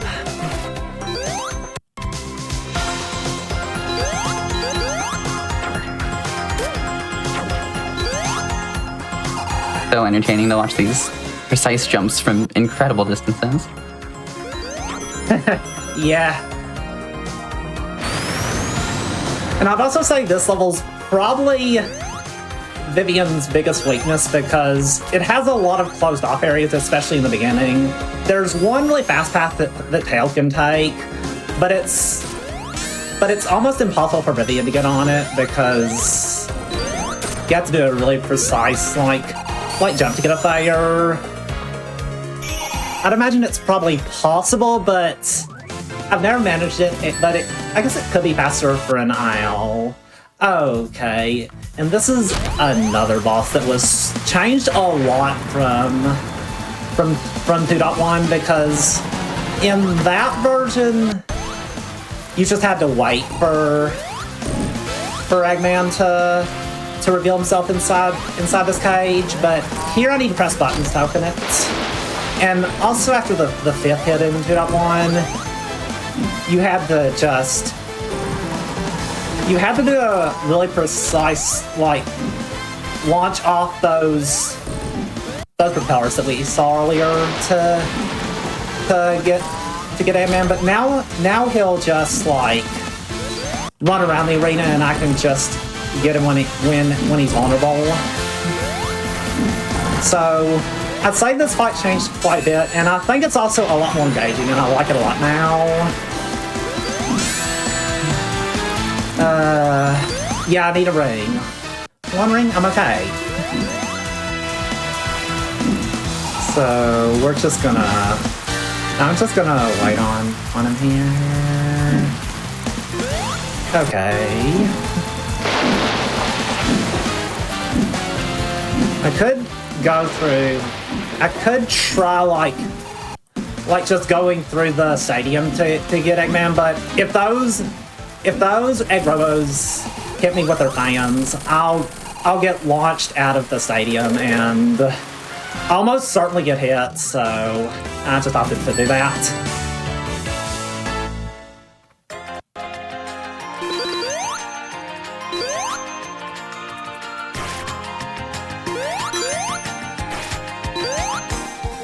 Oh. Almost got the route, but managed to back it up last second. Good. And this is a Red Canyon. It's a wide open level, which really works well for Vivian here.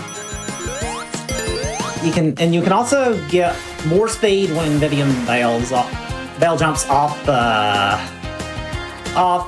hills. A pretty common tech in Sonic games actually is jumping off a downhill slope gives you more speed. Yeah. Oh no, I did not want to go there. Oh. These are... She's so happy! Nice recovery. Thank you. Yeah, it can be easy to accidentally just get onto the wrong, like thing there.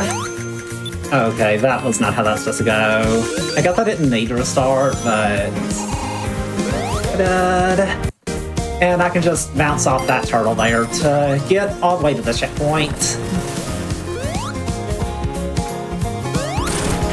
And this is a fun level because normally there is a big minecart section that you have to do, and it's like about a 40 or 50 second auto-scroller.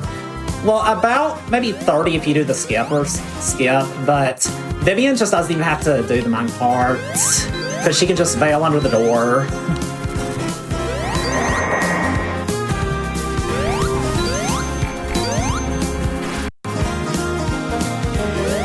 Like that. Okay, I'm glad I got that jump there. I realized I didn't get the checkpoint, so I was a little nervous there. And I'm kinda glad I got that life there. This game, another way this game's like classic Sonic games is every 50k gets you a life. So, yeah, that's helpful there. And now we're fighting Fang.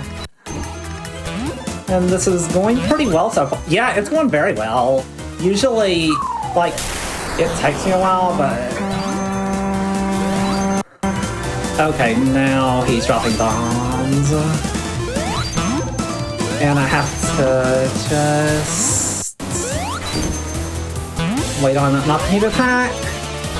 I don't want to get too close because those bombs will also, like, launch me like you saw there. Good. That was pretty good, even though that's the 6 hit took a while. Fran's right.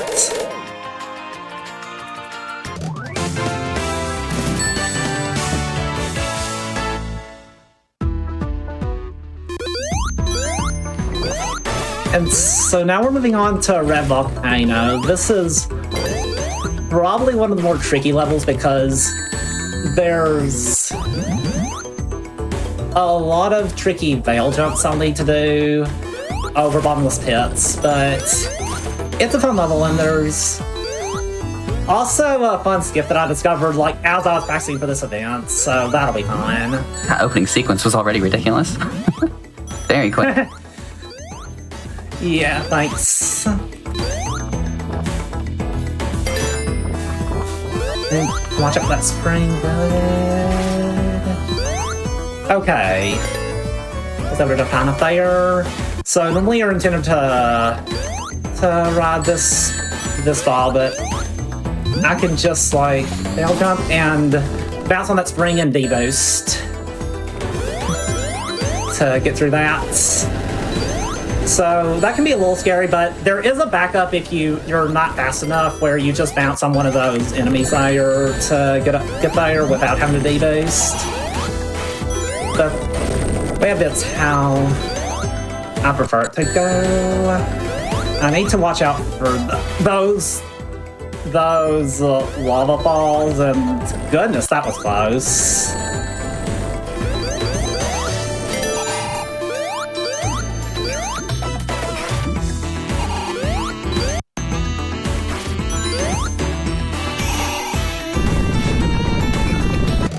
And unfortunately, we can't even see Vivian doing her trans-right pose because that gate locked, but trust me, she is. And so now we're at Egg Rock. This is the final main level of this game. And I'd say the most tricky, because there's just a lot of closed down spaces, so there's not that much you can do with Vivian to skip through parts of this level. I'd imagine it's probably technically possible to get through this, but the gravity reverses every time you jump, so you have to deal with that too. So I just take this as intended, like that.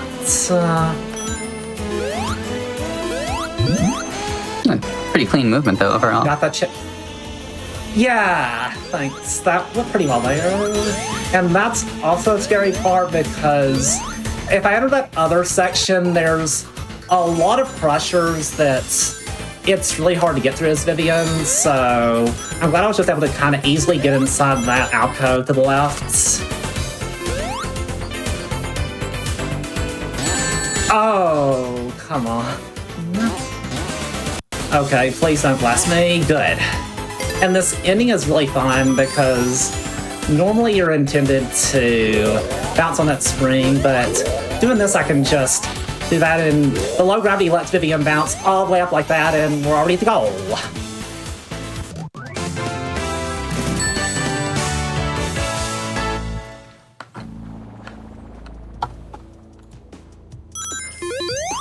Alright, so now we're at Egg Rock Act 2, and I will say that about a minute and 40 or so into this level, there will be a flashing lights warning because there's an effect toward the end of this level. But this is probably one of the hardest levels as Vivian because it's just a long level with a lot of main obstacles, and that can also be main. You have to get a pretty good veil jump to get enough height there. I think I'm just gonna try not trying to skip it this time. But if you don't do that, you have to deal with those mean badniks trying to drop bombs on our head.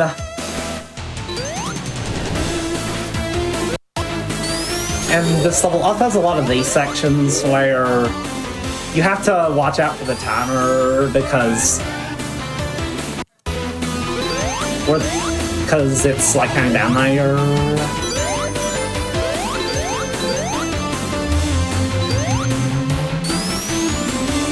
And now a long tunnel.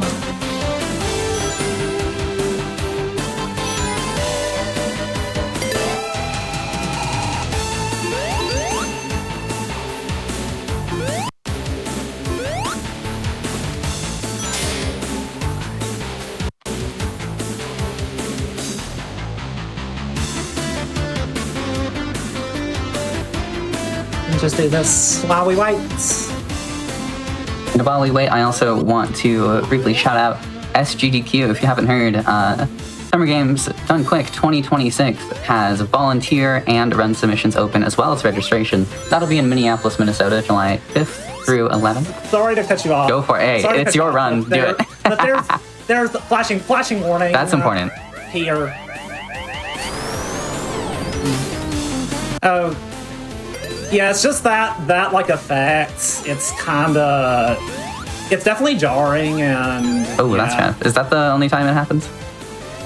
Yeah, it's the only time it happens. Okay, so you all should be good to look back now. Yeah. Yeah, SGDQ, as I was saying, volunteer and run applications are open through March 31st, so apply by then if you're interested. !SGDQ in the chat. One of our wonderful chat mods already got to it. That is where you can go for more information.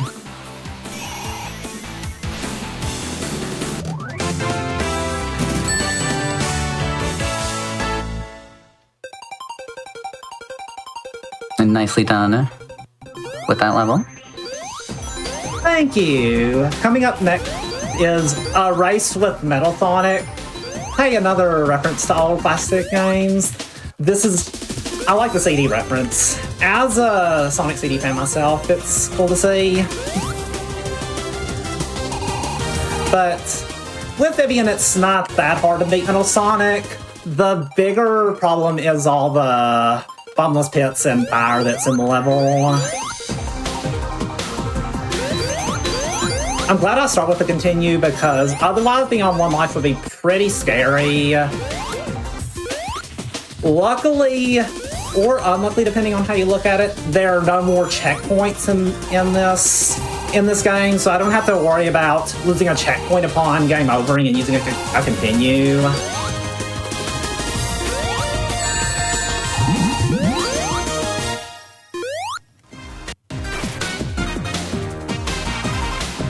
Here, I'm just gonna take this.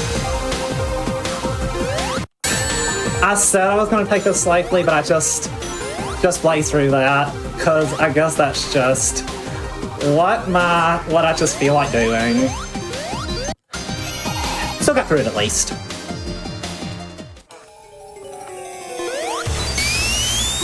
And now we're gonna actually battle Metal Sonic. Luckily I can just shoot those fireballs to cause him to try to evade and then becomes vulnerable. So that's 4. Oh, come on. Okay, good. And that's 5. So now Metal Sonic's gonna try to get us, but not much he can do when we're in the shadows. So here I'm just gonna kind of wait for... It's very funny, actually. Yeah. It's neat that you can just do that. Most characters I kind of just have to try dodging, but I can just kind of just stay safe here. So there's also one emblem that you need to defeat boss without taking damage to get, but that emblem's luckily really easy to get as Vivian. Really, that's one thing I have not talked about yet about this game. There's emblems all throughout the levels that you can get by exploring, which doesn't really come up in this run because I just take the fastest path. But it's a fun way to like incentivize exploring. Okay, good. And now I need to just wait on this elevator, so what better thing to do than trans rights?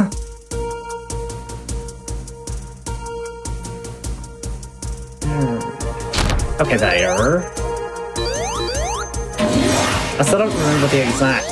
It's hard to really have an idea of where I need to go there because I'm typically not ever in the same position after defeating Metal Sonic. And so this is the final boss. So time will be after the screen fades to black after exiting the arena. So here I need to do 12 hits and Eggman's being a jerk like he always is. Here, yeah, I need him to get into that green liquid there so that he'll become vulnerable. Otherwise, he's just invincible if you try attacking him. Luckily, this boss isn't as bad with Vivian as it is with some of the vanilla characters because she can shoot fireballs, which makes it a lot easier to avoid attacks. Okay, good.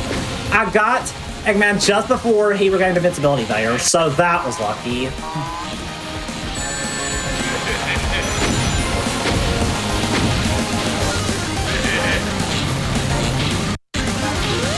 Oh, really? Are you kidding? Please just get into this. He's just avoiding, walking into this, finally.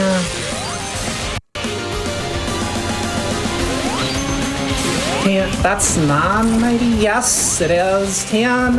After 9, that'll fall the guardrail.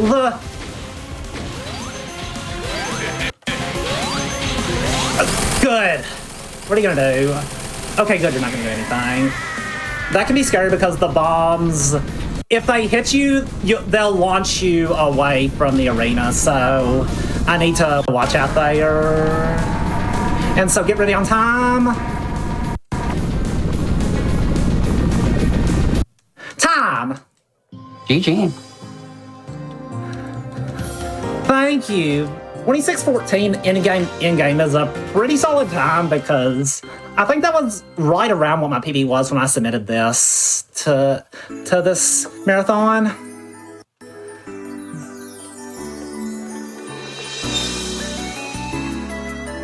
Yeah, we were pretty excited when we saw that you submitted it too. The Vivian mod is so fitting for Transday visibility. Yeah. Yeah, any shoutouts from you? I guess I'll shout out Pig Overlord on the Super Sonic Robo Blast 2 message boards. They were the one who made this mod, and it's a very fun mod to play. So I definitely recommend giving the Vivian mod that they made a go. And I'll also shout out the. I'll shout out the Sonic Robo Blast 2 speedrunning community. This is a lot of fun to run, and I'll just shout out the Sonic Robo Blast 2 community in general. They've made a lot of fun stuff, like even just entire level packs, more than just this mod, and even this itself is a lot of fun to play, and it's so cool that it's been like in development for all these years since 1998. And I think that's all my shout outs. Cool. Well, thank you for being here. Thank you for running this. Shout out to trans rights as always. Our Sonic block will continue in just a few minutes as Sonic Generations is coming up next, but this is a great opportunity to go get some water, stretch your legs. Take care of yourself. We will be right back here in just a few minutes with Sonic Generations, and we hope to see you back in chat as well. Welcome back, everyone, to our Transgender Day of Visibility celebration here on GDQ Hotfix. I am Helix, and we are, perhaps unfortunately, approaching the end of our celebration, but what a weekend it has been. There are 2 runs remaining. Our penultimate run coming up next is Sonic Generations by Akio, and it is perhaps an open secret. I love Sonic Generations. This is all modern stages / bosses, but with Blaze. So Akio, tell us a bit about how Blaze works in Sonic Generations. Alright, so Blaze is a mod that I have put over Modern Sonic, and not only is it cosmetic, but it also gives Blaze different physics than Sonic. For example, Blaze's jump is significantly higher than Sonic's, so that'll make jumping from platform to platform while boosting a lot more interesting because it gives you a lot more momentum. Exciting stuff. I'm just now realizing we had basically 3 character mods in a row with Vivian in Dr. Robotnik's Ring Racers and Sonic Robo Blast 2, and now Blaze in this game. I don't know how I haven't noticed that until now, but I enjoy it. I think it's fun. Yeah, modding with Sonic games is always very fun. And thankfully rather accessible as well, at least if you have PC versions of games. Very accessible. I'm gonna get us started here with starting from Green Hill, and I will be starting in 3, 2, 1, go. Alright, good luck. And notably, this is all modern stages and bosses as well, so it's the 3D stages. I mean, they have 2D sections, but it's mainly the 3D stages. Yeah, they do have 2D sections. Kind of like how Colors sort of had some 2D sections, but Generations kind of balances the two really well. I would agree, yes.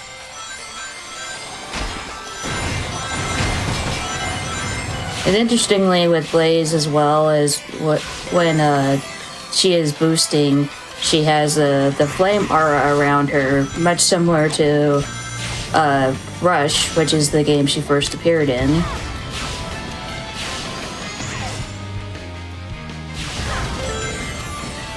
And when she jumps as well, like she does the flame tornado, and also when she drifts, she doesn't roll into a ball like Sonic does, which you will notice when I get into Speed Highway.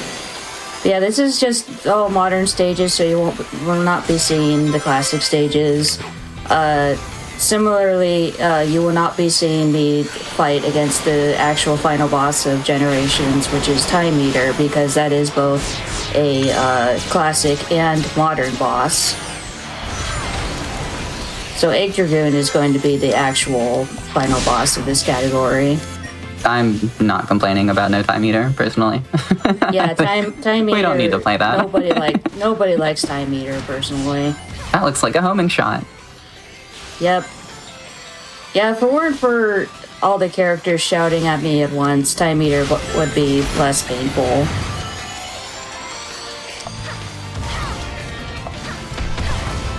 We also won't be seeing the challenges to get the keys to unlock the bosses either. Yeah, that's the other nice thing about this category is that it's basically you're playing on a completed file, so the boss gates are already open, so I will not be doing any challenges to grab keys to open them up. Which, as cool as those challenges can be, I'm not complaining about not doing them either. That's freaking hell done. Onto Chemical Plant, which is probably like my favorite version of Chemical Plant they have done over the years.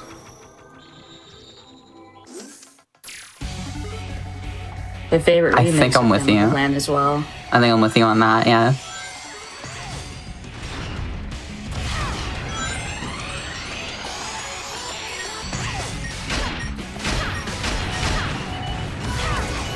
Yes, see when Blaze drifts, she actually just drifts with her feet and not rolling up into a spin dash like Sonic does. There's other though like small things about this mod is what I love about it so much, and why I always like playing with this mod whenever I play Generations.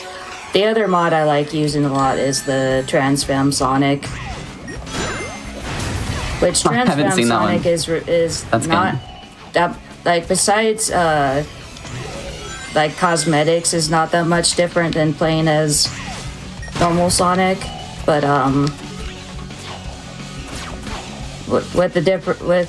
one plus thing is whenever you get an S rank, Transfam Sonic says trans rights, which is also always awesome. And Transfam Sonic is also a mod where someone like the creator of the Transfam Sonic mod is Lady Nunanova, and she had like a friend of hers like voice Transfam Sonic, which is really neat.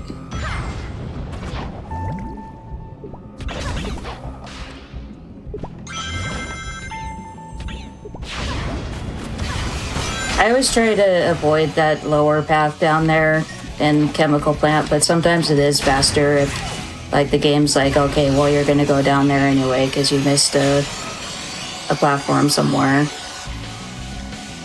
Yeah, I sort of mentioned this during Sonic Robo Blast too, but Sonic games like to, even Sonic Van games to an extent, really like to make it very difficult to stay on the top path. So if you miss a jump, miss a platform, then to the bottom path you go. Yep. Yeah, Generations is one of those games where it's really beneficial to stay on the top path, but it is significantly more difficult to stay on the top path. Yes, I have dabbled in speedrunning this game a little bit, and there are definitely some tricky parts in Chemical Plant.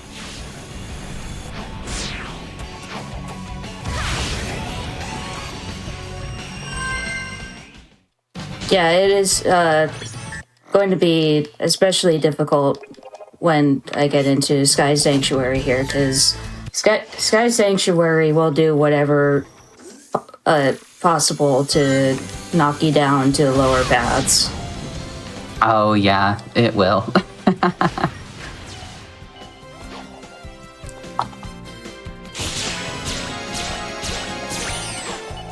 So a fun little thing about doing tricks is that you can pretty much just hold in one direction. You don't exactly need to like do all kinds of different directions before like landing the trick segments. And it's kind of quicker to do so for speed running, so you can just, I'm just holding up the whole time, so like Blaze just looks like she's repeatedly kicking in the air like one of those can dancers.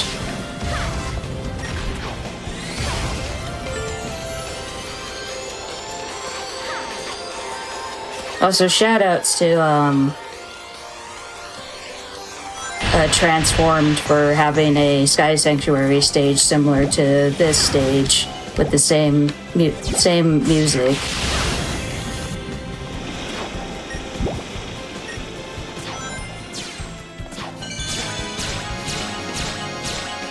Difficult as the Sky Sanctuary can be, I have warmed up to it quite a bit as a stage. When you get it right, it is very fun, in my opinion. It is really satisfying when you get it right.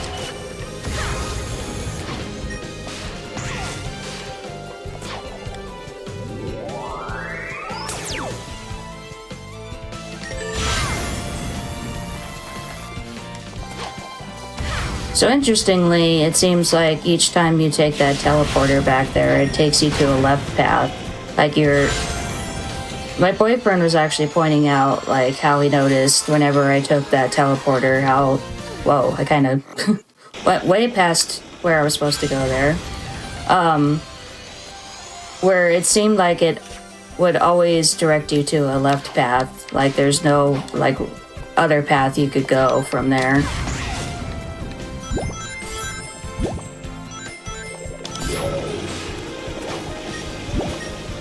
This game does like to do that, and in certain points it is kind of up to you to just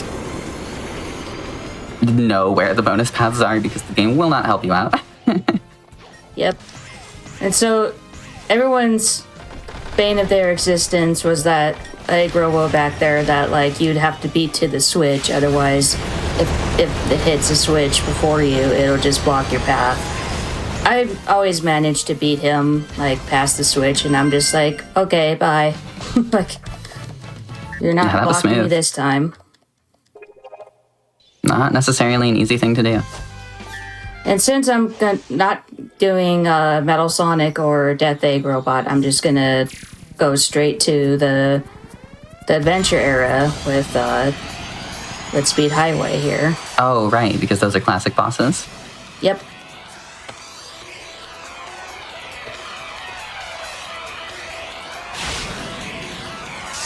This is my other favorite stage that Generations has redone. This one aura farms quite a bit, I would say. There are a few modern stages, especially, that are aura farming, to use the term, but this is definitely one of them.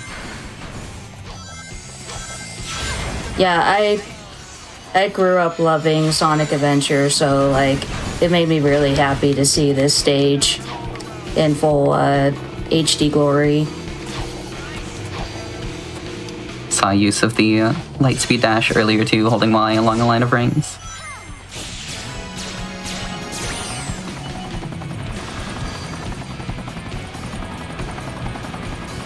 It's interesting going through this stage as Blaze, knowing that she is terrified of heights. Good point.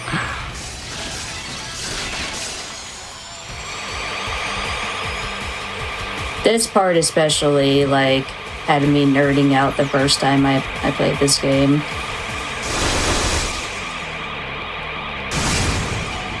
It's just so cool.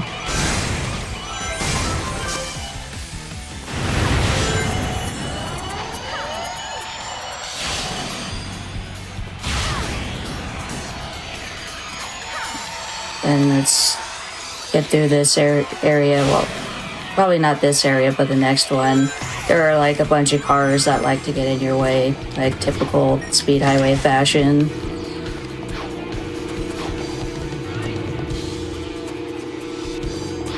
There we go. Could not hit that boost ring at first. Oh, yeah. That car was in the bad spot.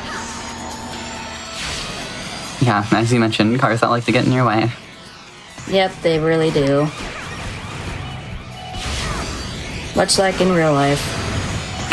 True. Speed radio.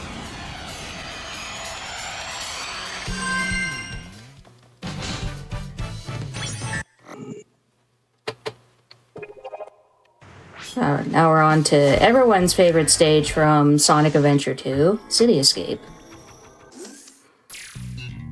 Such a classic.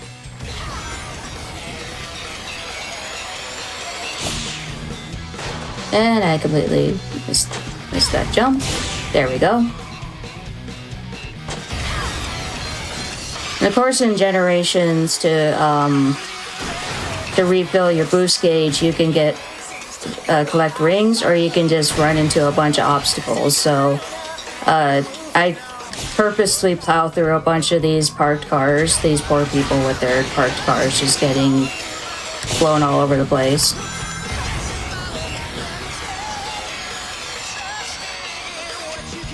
Blaze snowboarding down these hills is everything. Oh, Big yeah. fan.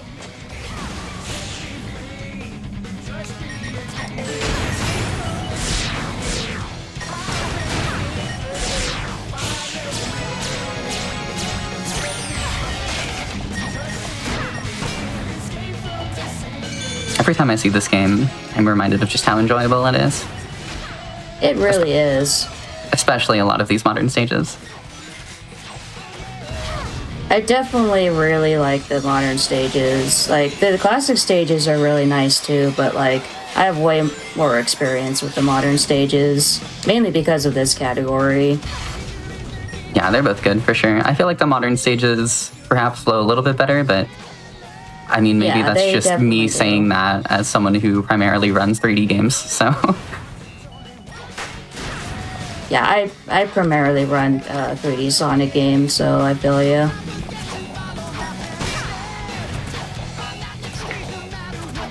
I think my bread and butter has become 3D games with 3D platformers with non-standard controls, such as, Monkey Ball, of course. Oh, Monkey Ball, yeah. So naturally, it makes sense that I am drawn more toward the modern stages and Generations. And now we have our favorite gun truck from Sonic Adventure 2. Only they've installed 3 saw blades for some wild reason.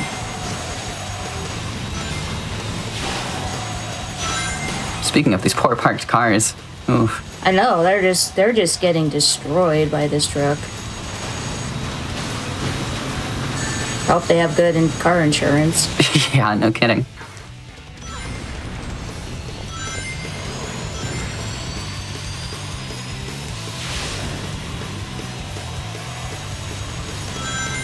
I believe how the saw blades on this truck work is that it'll only send the saw blade down where you were standing at the moment.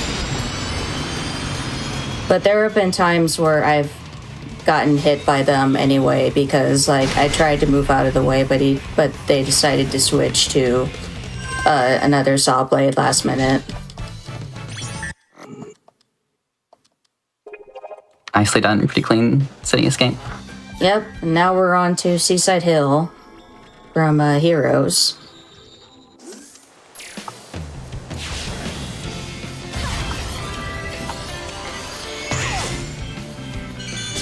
Which I would say, like, as much as I don't like Sonic Heroes as a game, like, Seaside Hill is a really nice level from that game. Yeah, the music is iconic, the scenery is iconic, Oh yeah, definitely.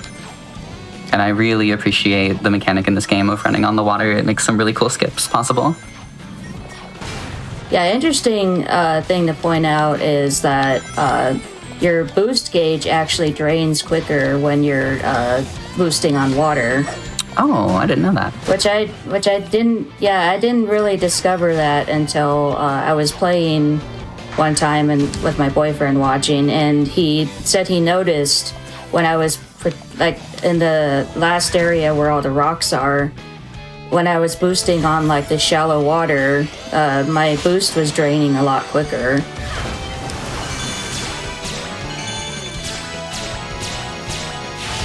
So I usually, when I get to that section, try to take it slow so I don't lose too much boost. Possibly a mechanic to try to stop people from just running super far away on the water. Most likely. It could also just be like a little Easter egg in the fact that Sonic can't swim, so. Yeah, very possible. Or both.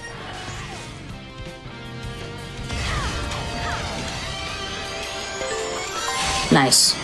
Always like to see the car path over the turtle path here. I've had times where I've tried to boost through there like hoping that I would get the car path and then accidentally getting turned down another path which was on Turtle, and I'm like, oh, Yeah, it's a little tough to read that cycle on the fly too.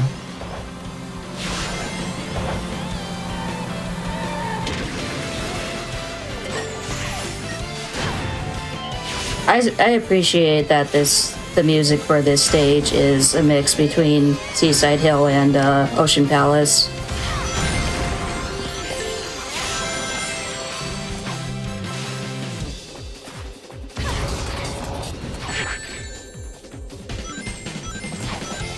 Okay, we're going this way then.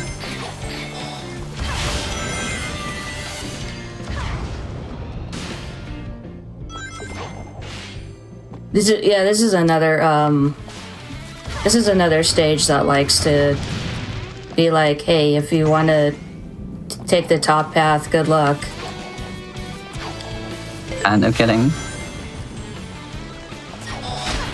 Okay, we're going this way now is definitely the Sonic Runner experience in some games. Yeah, pretty much. It's like I didn't really want to go this way, but okay, game, I see you. Yeah, right here is where I have to be a little bit careful with the boost. There we go.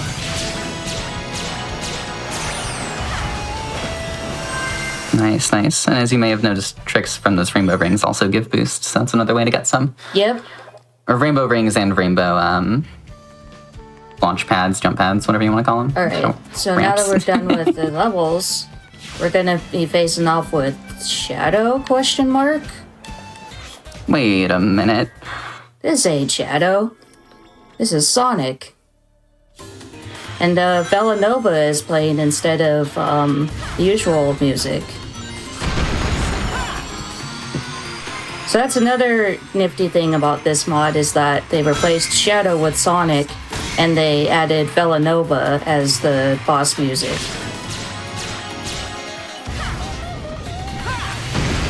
Just a nice nod to Sonic Rush.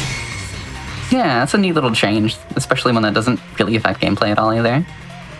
Yeah. What's interesting is I showed this to a friend, and she was actually inspired to make a music mod to replace all the Generations tracks with Sonic Rush and Rush Adventure tracks.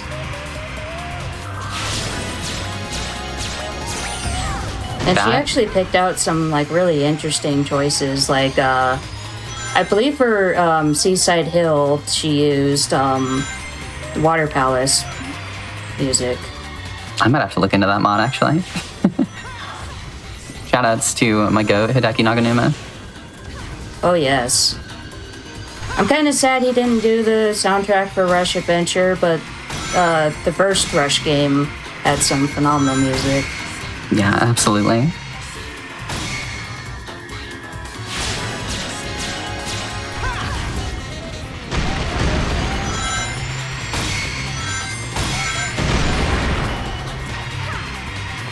So I'm just trying to get this second one before Sonic can grab it. Good, we're good to go. There's such a good sense of speed in this boss battle. Oh yeah, definitely.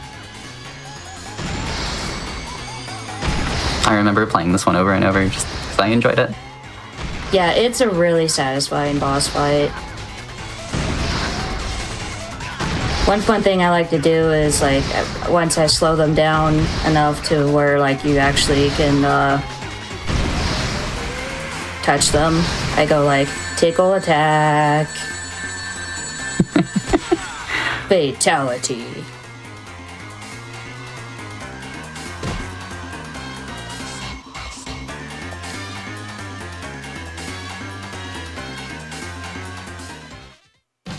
There's some real meme potential with that animation of Sonic getting absolutely obliterated. Yeah, you could put like the "you died" text from Dark Souls. GTA wasted, etc. Yeah. Yeah. Alright, it's time to fight against Perfect Chaos. This is another boss fight that like I was really excited about when I first played this game.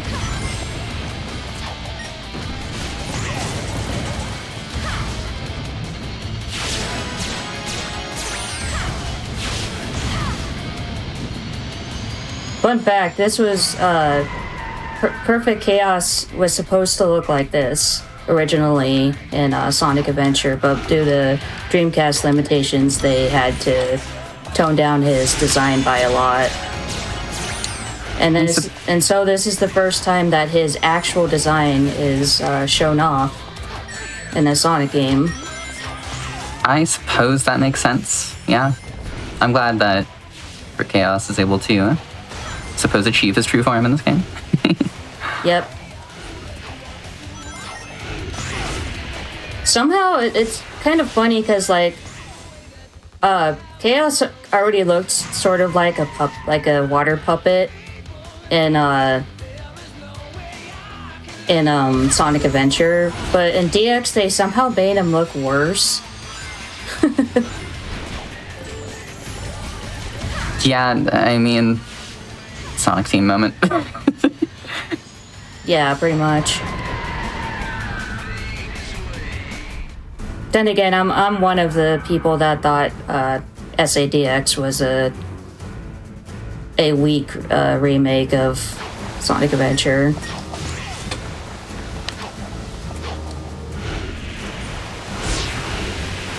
Other than the fact that the PC version is like the fastest version to speedrun.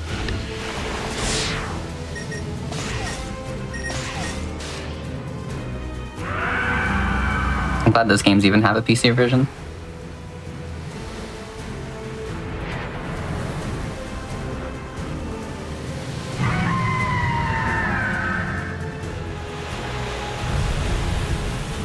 I'm not sure why they made it so that you can't really skip like the death animations of the bosses, but oh well. Alright, now we're on to Crisis City. And you see there's another Blaze like standing over there. Don't worry about it.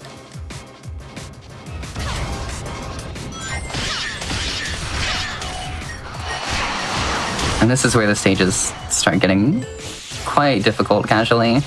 Oh yeah, definitely. This stage is definitely difficult, but really satisfying to pull off. I can imagine. This one and Planet Wisp, both Oh yeah, Planet Wisp. very frustrating when I played this casually. And yet, still fun.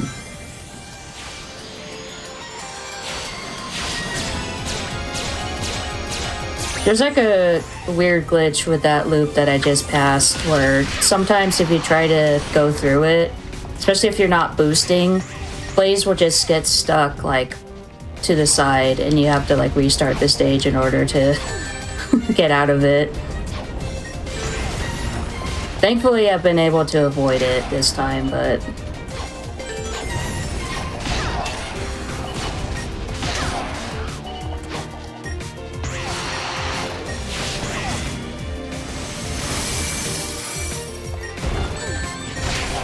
ooh, almost got knocked down by that Iblis spider. Nice save.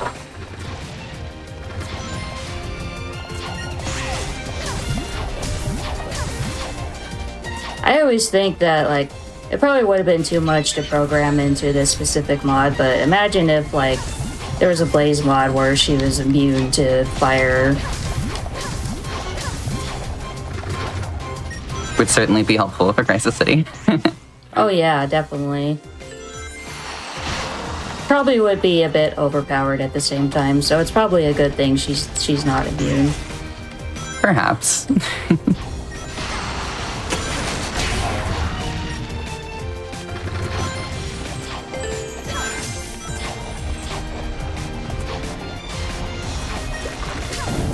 Oops, kind of stomped too early there.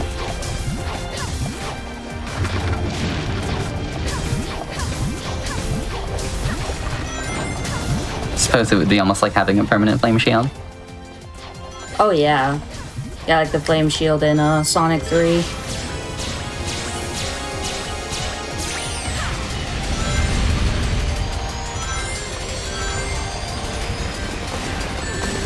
Ooh, I was trying to avoid not getting hit by one of those.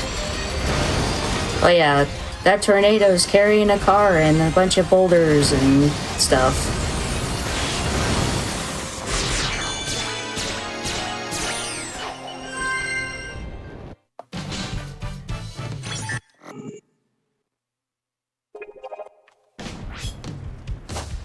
Well done overall in that Kaizo City. Definitely a lot better than it would have gone had I played. Yep. Now on to Rooftop Run from Sonic Unleashed. There is a Generations mod I like to play from time to time. Unleashed project that brings back the day stages from Unleashed. And it's kind of weird going back and forth from this version of Rooftop Run and the original, because I'm so used to this version. Oh yeah, I've heard really good things about Unleashed Project. It's a really fun mod. Perhaps something I should have on my hotfix show sometime.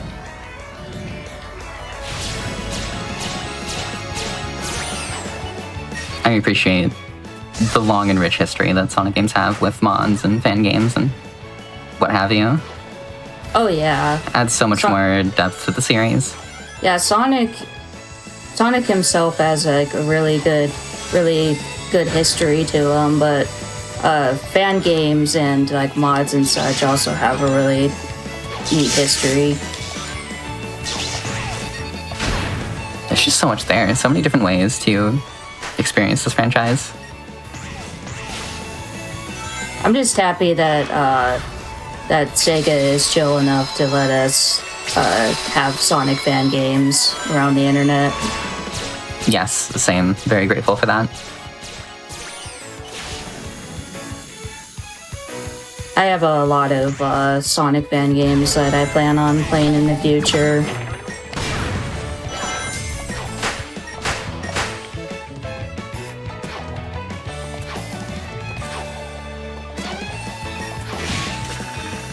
One interesting little thing that I noticed when playing this game is if you actually manage to like get squished by the spikes, or if you die to like something, like I don't know like what the situation is, but there are some times where if you get squished by the spikes, you'll actually hear Eggman laughing, but it's like very faint. Oh yeah, I think I recall.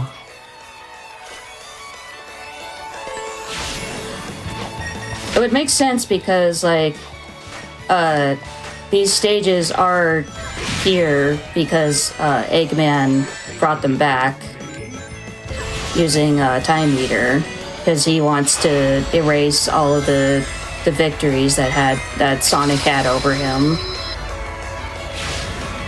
What a sore loser. Yeah, right? Like, imagine having to depend on your older self and a weird creature to like go back into time with you in order to stop your nemesis, who also has a friend, because you got both classic and modern Sonic working together.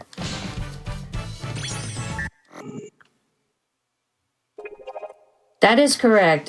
Christian Whitehead, who made Sonic Mania, originally made I forget like what band game he worked on before he got hired by Sega. I think it was like I know he worked on Sonic CD, the Sonic CD 11. Yeah, I think it was like mobile ports of the classic games, if I recall correctly. Yeah, that's right. If chat knows, feel free to let us know. Sonic Mania, one of my favorite Sonic games as well, along with this one. Sonic Mania is a really good game. So incredibly well done.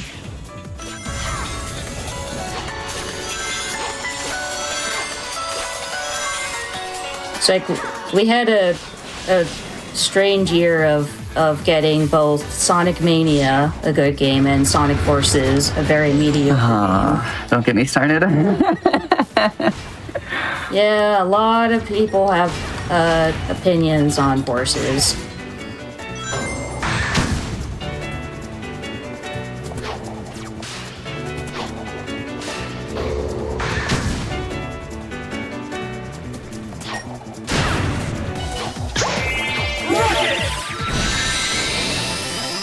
my favorite wisp powers, the rocket.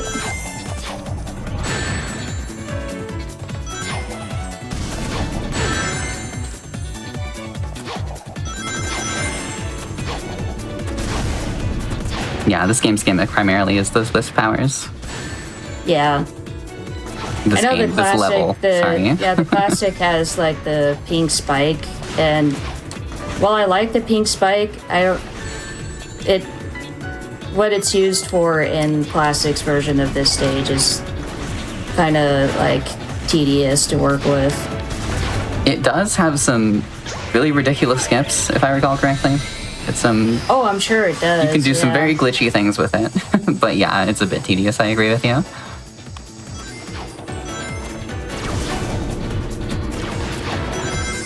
I tell this to others a lot, but like Planet Wisp is one of those stages that I wish I liked more in this game, like because I really like the original Planet Wisp from Colors, but like I don't know, something about the way they made both the classic and the modern versions of these stages just felt like really like long, like they kind of overstay their welcome after a while.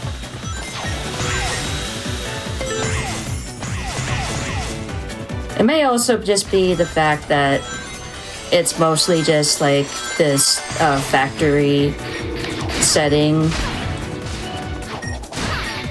You only get like a little bit of like the grassy, pretty area, and then you get this factory bit.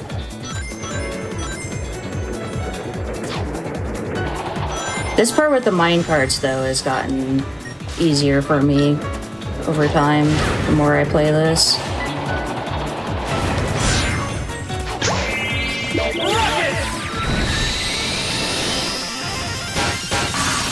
Level is also just so long. Yeah, I think that my best time on this stage is like a little under 6 minutes. My worst time was probably about 7. While like most of the like the classic era stages were at least like under 2 minutes.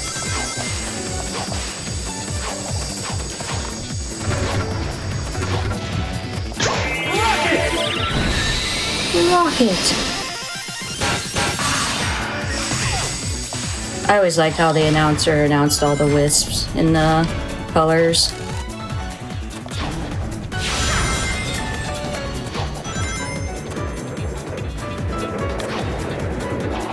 I actually do have a category I made up for colors called Nightlight Percent, and basically it's just playing all the stages that take place in a night setting that have like a lot of pretty lights. And also it makes it so I play a new Game Plus file and I have access to all my Wisp powers. So that means I can have like the Frenzy Wisp power up early on.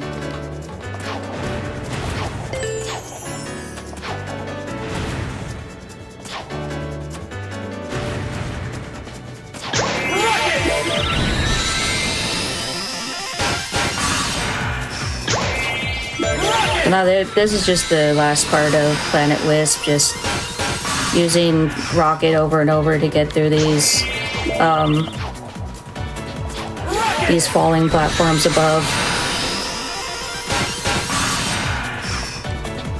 You have to be careful not to take too long, or else you'll get squished eventually. You'll turn into a glazed pancake. Uh-oh.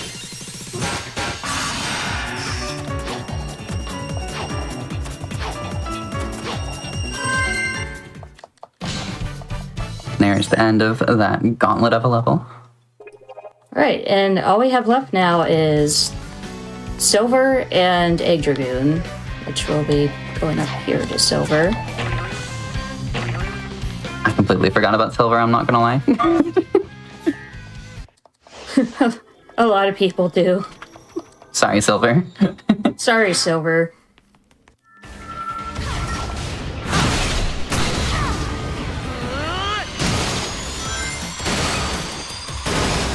I do feel bad that, like, because his first appearance was Sonic 06 of all games, that a lot of people tend to, like, push him aside in terms of, like, remembering different characters.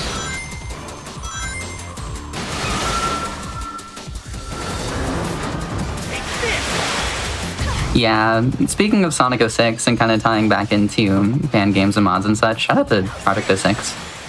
Project 06 is great. If you want a way to play Sonic 06 that makes the game so much better, try out Sonic Project 06. Very good. Yeah.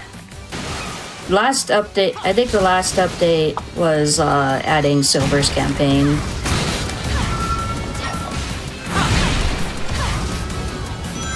They actually made it so Amy is actually fun to play as.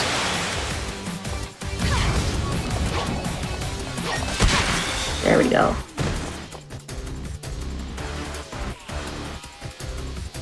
Oh yeah, these days Silver is still pretty popular. Like, there's still like quite a big fan base for him, which I'm happy about.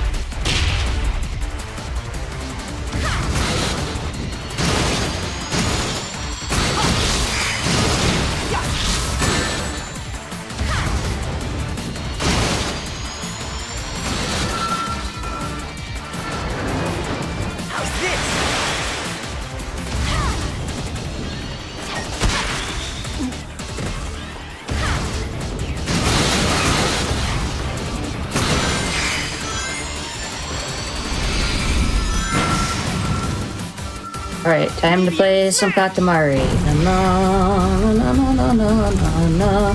The Silver Damacy. Good.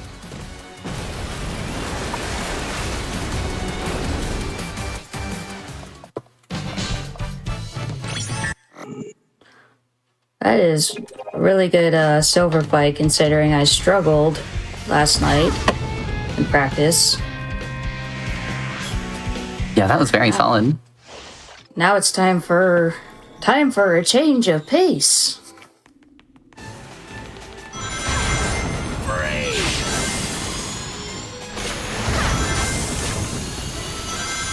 This is probably another boss that a lot of people the first time playing this game struggled with.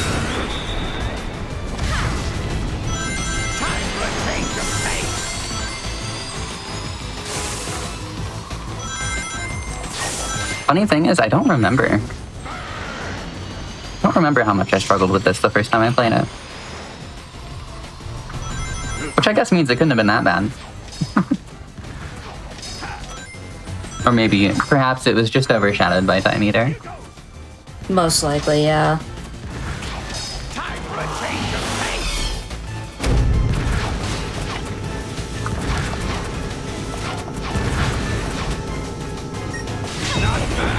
It wasn't enough that Eggman and Shadow the Hedgehog kept repeating, "Know what they say, the more the merrier." Here goes. Time for a change of pace.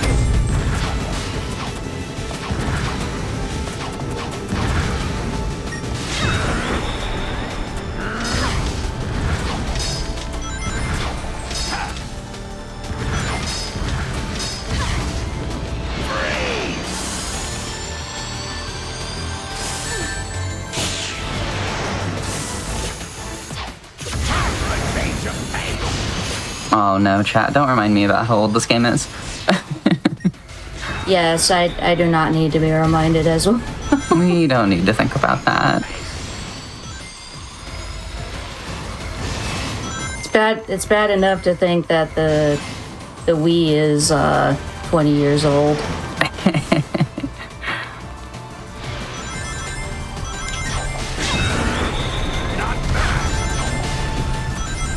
Time for a change of pace. Oh yeah, I can never forget. Get a load of this.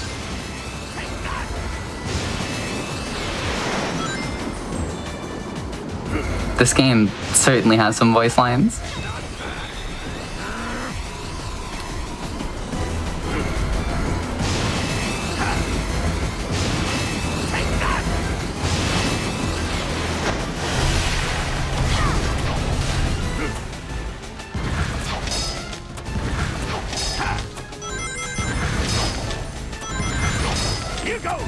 Oh yeah, Sonic 06 is going to be 20 years old this year.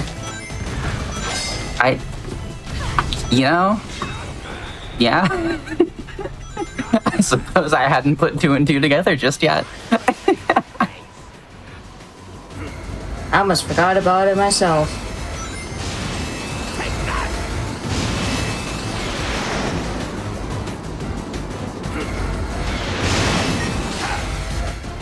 And time.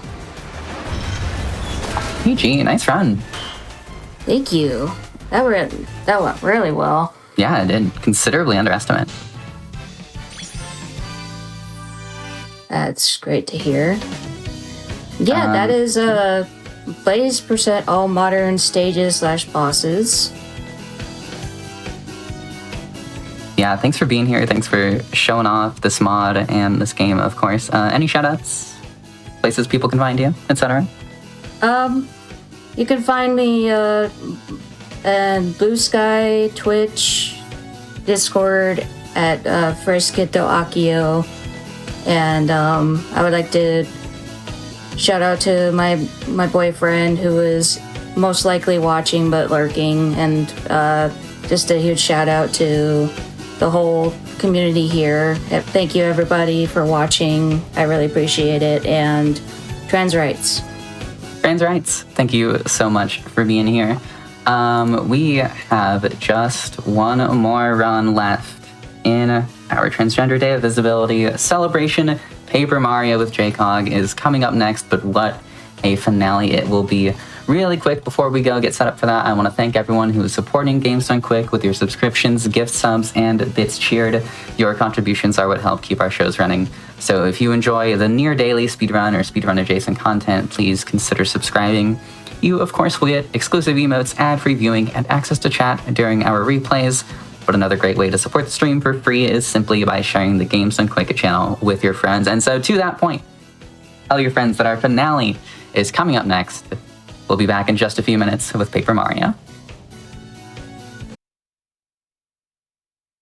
Welcome back once again to our International Transgender Day of Visibility celebration here on GDQ Hotfix. I am Helix, and it is time for our final run. I know it's sad, but what a weekend we have had. Such incredible runs so far. If you missed any of them, of course, they will all be available on our YouTube channel, youtube.com/GamesDoneQuick. But I mean, how can you not be excited for Paper Mario as the finale? And really, who better than JCog? JCog, how are you doing? I'm good. I'm a little out of breath. I was rushing to get here, but I'm good. Settling in. We have been running a little bit ahead pretty much all day because people are killing it with these runs. Underestimate, great showcases all around. It's been good stuff. Okay. Yeah, right, whenever you're ready. We're good to go? Yeah, whenever you're ready. Hit it. Well, I'll go ahead and count us down. 3, 2, 1, go. Okay, well, hello, I'm JCog. This is Paper Mario, any percent no ace. And no ace, no arbitrary code execution. We had a couple years ago, we found out how we can basically write our own code in the game, which you can use to warp to straight to the credits. And so we are not doing that. We're beating the game as fast as possible, quote unquote, normally. And so we got a little bit, oh, sorry. I was just gonna say there's a joke in there about not going straight. Sorry. Oh, yeah. This category is also ace-phobic, you know, no ace. But it's okay because I can say that because I'm ace. Good, okay. Anyway, yeah, so we've got, starting with the prologue, things start out a little bit slowly here, so things will pick up as we go. So I'll go ahead and point out the tech, the movement tech as we start here. So the main way that we get around in this game is by spinning. Hit Z and you can spin a short distance. We also jump at the end of the spin because is to avoid like a little bit of a slowdown. So it is over and over. Oh, also we can just mash it on the stairs. You can see like a little jump there. But yeah, we're gonna go ahead and make our way up to Bowser here.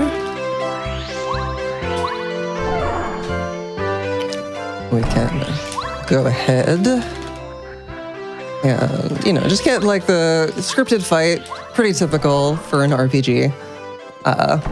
So this run is, it skips a lot. So there are 8 chapters in this game. We will not be fighting any of the bosses, any of the main bosses in the first 7. So we can skip all of those. Through various means, including one trick, seed duping, that was discovered a couple of years ago, which is, I've been running this game for a little over 8 years now, and that is the biggest trick that has been discovered in the game since I've been running it. So really looking forward to being able to show that off for anyone who hasn't seen it.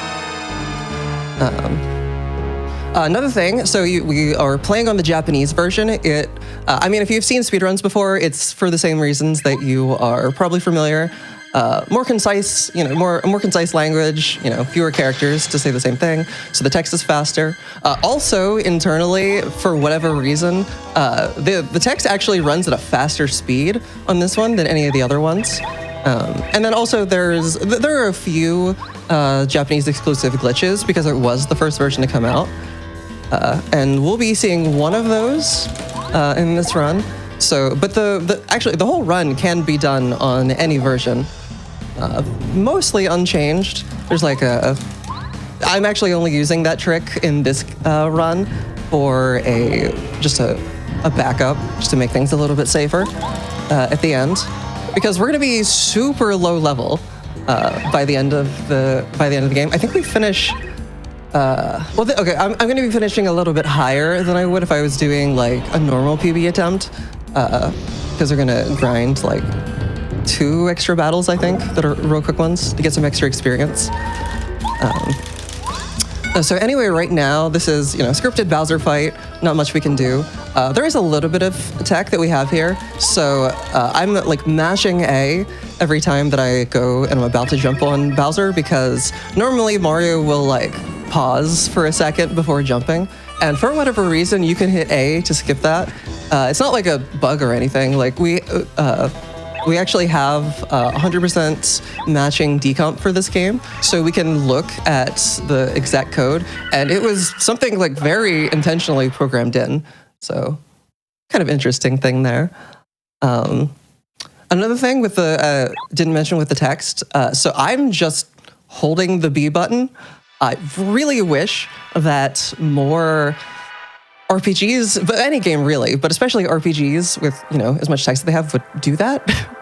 It's really convenient. I would not want to run a game where you had to text mash all the time, which every Paper Mario game after this one, you do actually have to do that.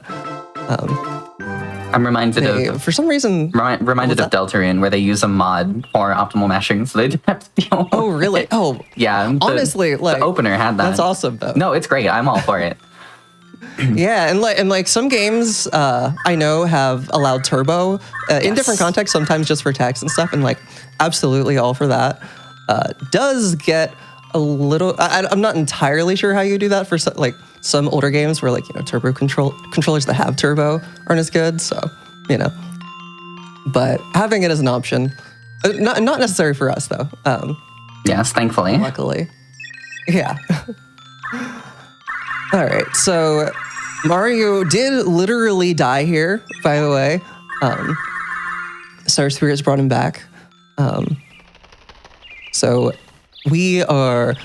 so our first goal here is we're going to need to get the hammer. You do not start out with that in this game. And normally you have to fight Junior Troopa, and the hammer is in his playground. But we don't want to do that because that's slow. And so whenever we get to that, that's going to be the first big trick of the run. We're going to do Junior Troopa Skip. So in this game, there is a glitch known as loading zone storage.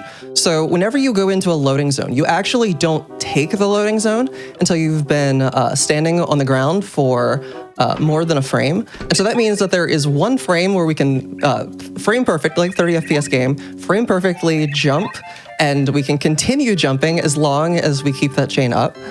And so I am going to jump all the way over to the bush that has the hammer, interact with that bush, and hit A with the same timing. And what'll happen is I will get the hammer, but then immediately take the loading zone that was stored.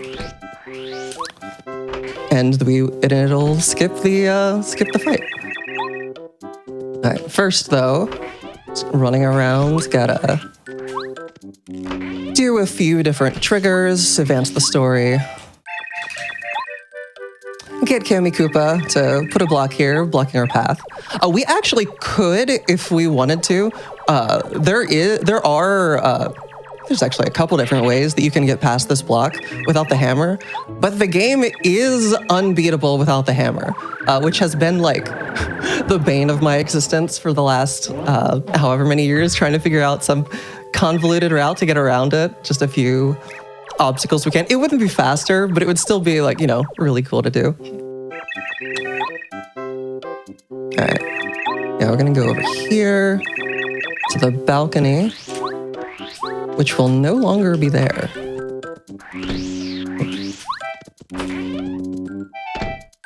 So we can fall Looney Tunes style. Okay, but trick is coming up here. It is in the room after this one. All right, hopefully it goes well. Still like catching my breath. Okay. So I gotta focus on this. All of these jumps are frame perfect, and you have to go neutral on the analog stick as you land.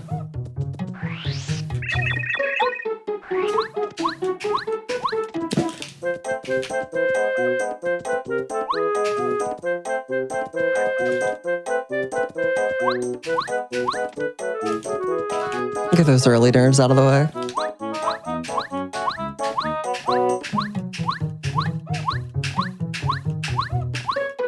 There we go. Okay, that's what we want to see. All right, so I now have the hammer. We're gonna come back in here just to get some coins. But Junior Troopa it's not gonna stop us. Normally it'd stop us right there. Oh, need that coin. All right, gonna jump around here, get some coins. We're gonna be picking up 50 coins total on throughout the early stages here. Gonna make our way back to Goomba Village. All right, and then here we're also gonna get our first partner of the run. We are not gonna be getting all of the partners. We'll be getting more than half of them. And we don't. Well, actually, Goombario, normally, he doesn't see much use in speedruns in general, but he's actually going to be super useful for this route because he has an ability when you upgrade him that lets him charge. And a lot of bosses in this game have the way that they work is that they don't change their tactics until they get below certain HP thresholds. And so what we're gonna end up using him to do is to charge up a bunch and then deal so much damage that we skip later phases where bosses, become harder to deal with. Okay. Also we also got our first badge here, which, just something that we can equip, give ourselves an extra ability. That's Power Jump, which is actually going to be super useful. It's one of the better badges in the game. Really convenient that you get it right away. I'm going to avoid these enemies here.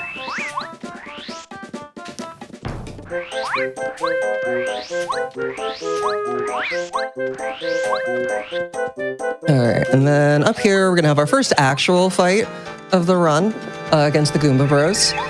And so the way that we do this fight, I picked up a Fire Flower earlier, which does 3 HP, 3 damage against all enemies. The blue Goomba has 6, the red one has 7. And so we are going to actually spread out our damage to start, which you would think would be slower because then they both get a chance to attack. But normally what happens is, like if you kill one, then the other one like kind of calls out and is like, oh no, you killed my brother. And that ends up being slower than just like using the Fire Flower here to take them both out at once. We're really limited here in the beginning in what we can do in battles because we don't have action commands yet. We'll be getting those at the end of prologue, which can demonstrate what those do when we get there. All right, also I'm gonna go ahead and save here. Just because, you know, okay, eat this Goom Nut to Sir FP, and then just, you know, I can save. This is a marathon. There's no reason not to. It's the prologue, but, you know, you never know.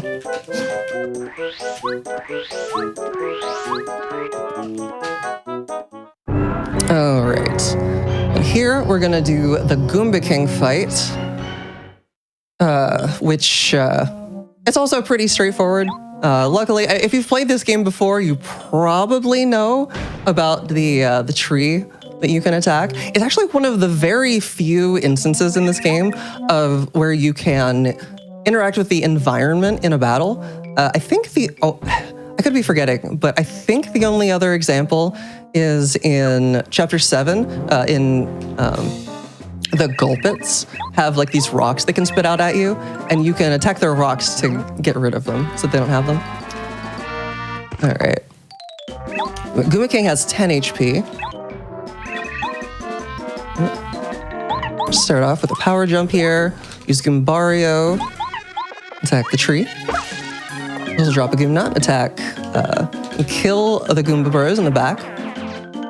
Oh, and then he used that attack. That is the barely faster one. Saves like, he can also kick you and say it loses like 7 frames or something. It's a good omen though. Good omen for the run.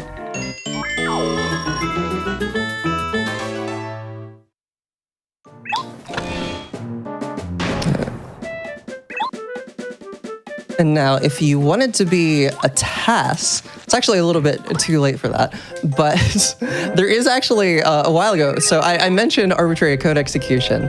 I don't know, people have maybe heard of like the whole stop and swap thing. I won't get into that, but a TAS actually can, in this room, get arbitrary code execution, write code to warp to the end of the game, and then just do that.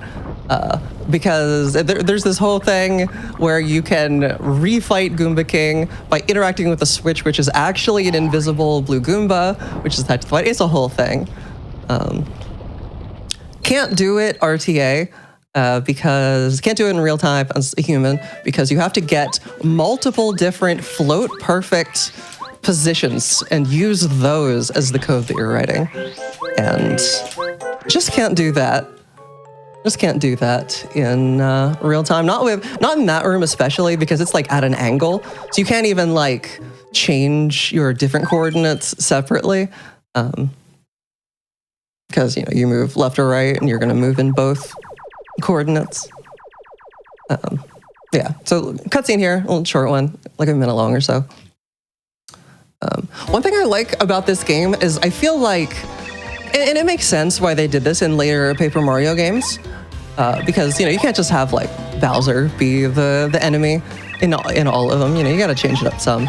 But I feel like this is the only Paper Mario game where Bowser actually feels like a threat. Like he's still goofy, you know, he still has his charm, but he's actually like legitimately powerful.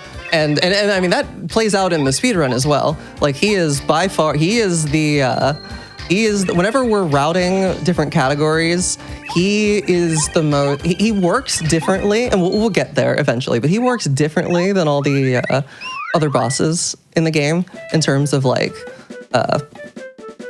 he reacts to what you do much more. Most of the other bosses don't, other than like, you know, the HP thresholds, like I mentioned earlier.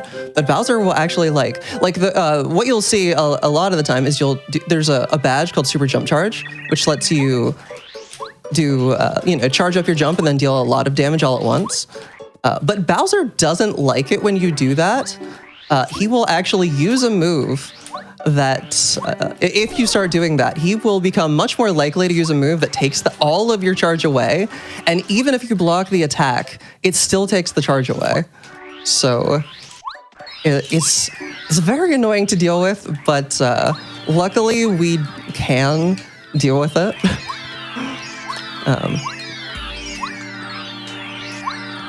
We're gonna make our way up here. And again, we'll get to that when we get there. Not a whole lot going on in the prologue here. Things do really start to pick up at the end of that, though. We could skip. This is like a decently long cutscene that we're going into right now.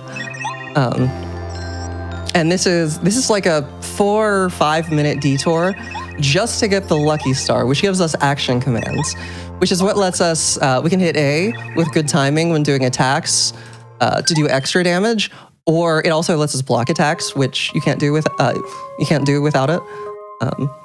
And we can do a trick to skip it, but if we do that, you save all that time at the start, and then you lose it all and more to the rest of the run.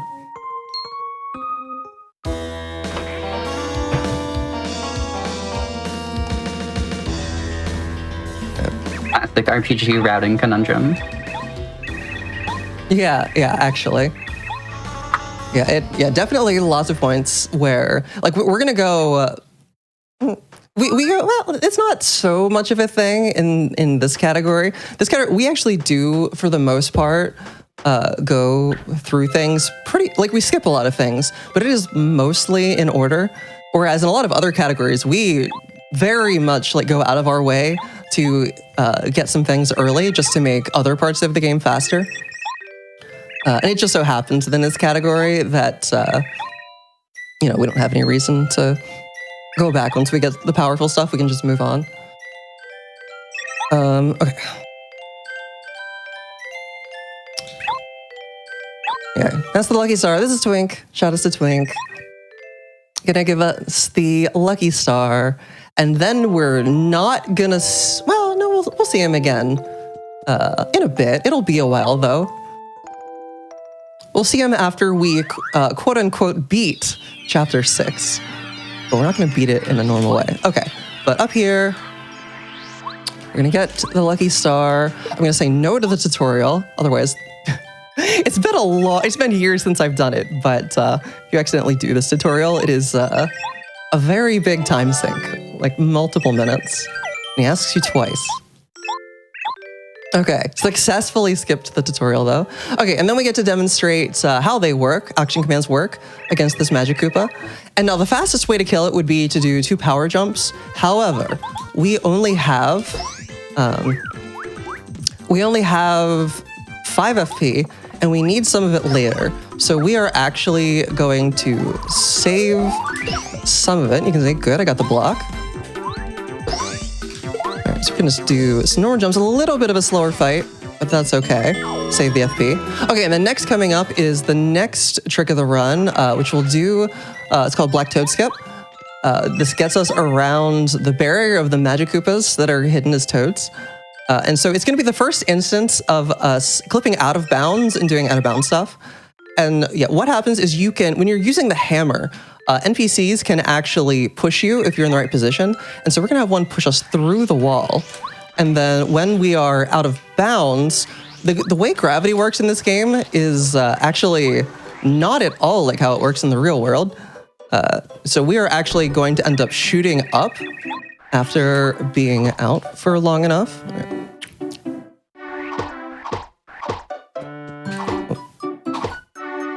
And you see, shoot back up right there, and I was a little bit too high. All right.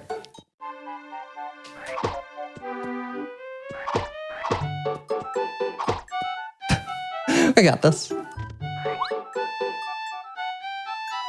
There we go. Okay, that was good. All right, so basically what just happened there is I went out of bounds and fell. It landed in another inbounds area and then fell again and then just popped up, exactly where I wanted to be. I love watching this now- game for stuff like this. What's that? I love watching this game for stuff like that. It's so fun. Oh yeah, it's funny too because like you'll be going around and like everything will be like looking fairly normal, and then just all of a sudden, oh, out of bounds. Out of bounds, just doing some acrobatics. I believe it's been a while since I've looked at it. I think the gravity so acceleration in this game isn't constant. I think it actually ends up being like 5. The 5th derivative of your would it be your position instead of like 2 for acceleration. So like it's changing over time. I don't know. I guess it's just like that's the angle. That's the way that they wanted it to look, and so I don't know. It's a really weird and complicated way to do it, but yeah. Okay, so here we're working on getting our next partner. He is actually a skippable partner, and it is technically faster to skip him, but it is one of the hardest tricks in the game to do it, and most people do not bother going for it. It also makes things much harder later not having him. But you have to do this like very extreme. So like the LCS jumps that I was doing earlier, you have to do multiple of those blinds. Like the camera is down below the world, and you end up having to jump, do frame perfect jumps without being able to see where you are, and it's doable. I've never done it. I'll try and learn it someday. But for now, we're just gonna go ahead and get Cooper. Who's very helpful for us anyway.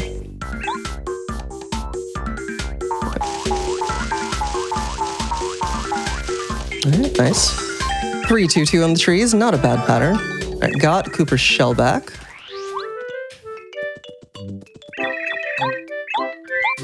All right, and then these fuzzies are gonna ambush us as we go to leave. And this is what we save the FP for. So Cooper has an ability, Power Shell, which can attack all grounded enemies. And it is pretty fast, especially if you don't charge the action command, which is what we're gonna do. So we picked up a POW block on the way here, which does 2 damage. These fuzzies have 3. So what I can do is use that, attack all of them. And it's like Power Shell and just fail the action command and kill them all at once.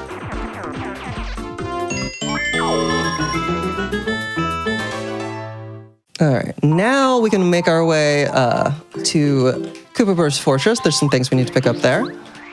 Cooper has the ability to pick up things in the overworld as well, so we're gonna go ahead and get that HP plus, which we'll be using much later.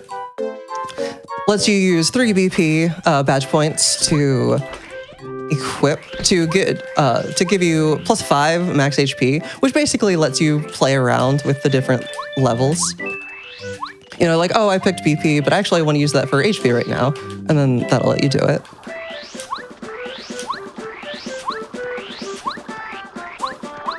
Okay. Making our way around here.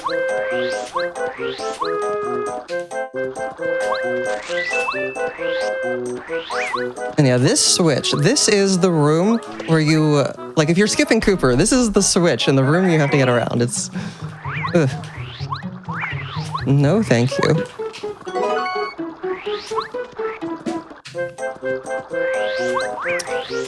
All right. Now, we're not actually going to be beating this chapter, like I mentioned at the beginning. We're not going to be beating any of the first 7 chapters. Not the standard way, anyway. We'll be fighting the bosses.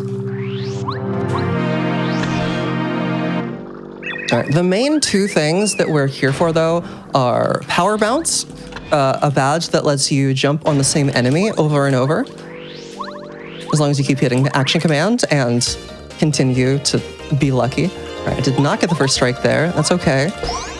I will need to hit the heart block later now, though, because I have to do Power Shell again. And this bomb will just blow up in our faces.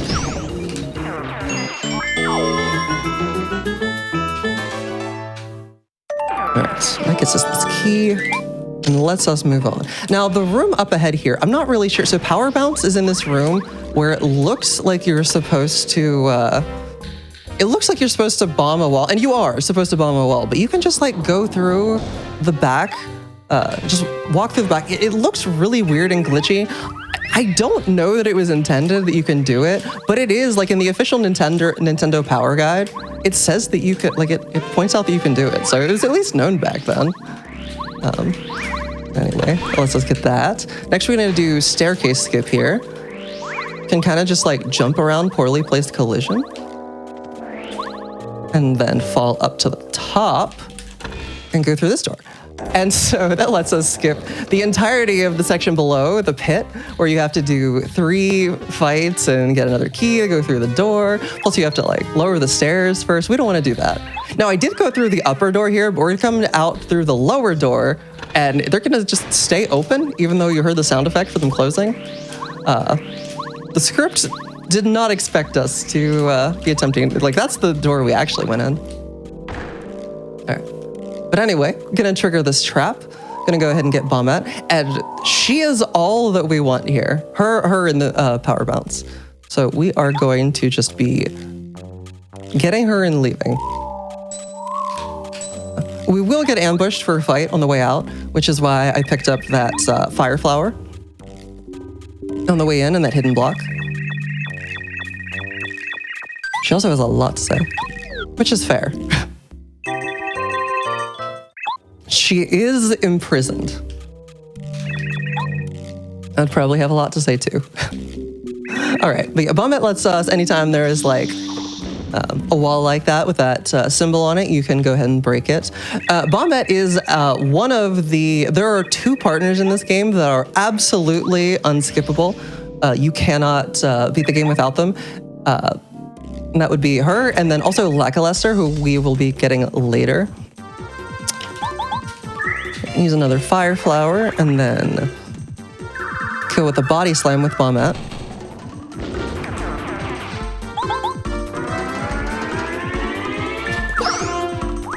Alright. This fight is also nice because it gives us good, I think it's like 9 coins or something.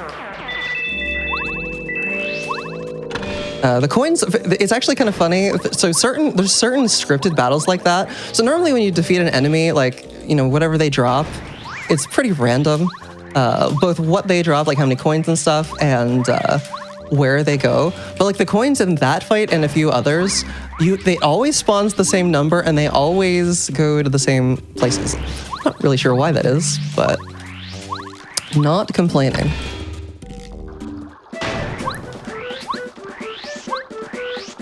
All right, I'm gonna go ahead and hit this heart block before I forget about it. There's another one that's like, I don't know, probably frames faster to hit, but yeah, we are now making our way back to Toad Town. And I am going to be doing a trick called log skip. So in Toad Town, if you go down below, if you go below the last room in Toad Town that we were in, there are some logs blocking your path that don't clear until after after beating chapter 1 normally. But I'm gonna do another trick. This is actually a special instance of loading zone storage. So instead of doing the jumps, I am actually going to fall out of bounds and then, there's a different controller for this.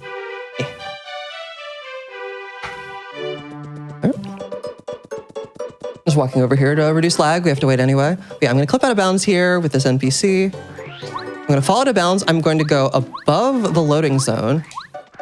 And I'm gonna spawn back and then that should be good. All right, so spawn back, fall to the left, and I'm going to land really far to the left. And so what that did, that just probably looked, if you've never seen that before, that probably looked, you know, what's going on there? So another thing that loading zone storage can do, well, normally loading zones in this game, so you see I went in on the right side of the loading zone there, and then Mario started walking back toward the middle. That is actually proportional to how far to the side in the loading zone you go. And if you store a loading zone and then go really far perpendicular either way, that carries. I think it's like divided by 4 or something of the actual distance, something like that. And so if you do it in certain loading zones, you can just skew your angle so far to the side that you just fall because you're not on solid ground. And then because of the way gravity works in this game, you fall back up with the momentum that you had. And in this case, we're on the other side of the logs, and can continue on to chapter 2. All right. And actually, there's only one completely necessary thing that we're here for. So to get to chapter 6, Flower Fields, we need to get, well, you're supposed to need to get all 4 of the magical seeds. We do need to get 3 of them, though, in the speedrun, or at least 3 unique ones. And there is one here we're not gonna get Paracarry, is right here. There's a cutscene. This is the only time we're going to interact with him, unfortunately. We used to have to get him until seed duping was discovered, which, again, we will be getting to. But yeah, going to make our way over here. Sorry to any Waka lovers in chat, because unfortunately he has a really good item. His bump, Waka's bump. I'm going to hit him on the head for it. All right, so I'm going to be doing a fight up here just to get some experience. But then after that, I'm going to be doing a trick called Early Seed. So you're supposed to need to get Paracarry for this seed, but there's actually a hole in the collision right above it, which we can clip through. Okay, good. Got the first strike there. Okay, so what I'm going to be doing is remapping. With an N64 controller, you can hold R and L and press start to remap your angle. And that lets me get and hold a fairly precise angle. It'll help me clip here. That's not a good angle.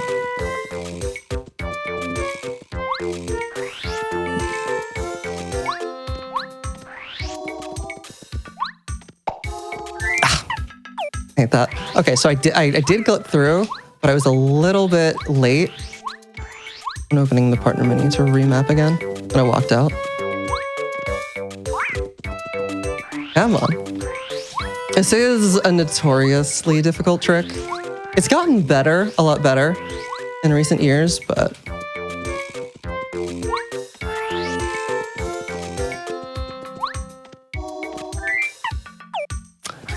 Okay. This is fine.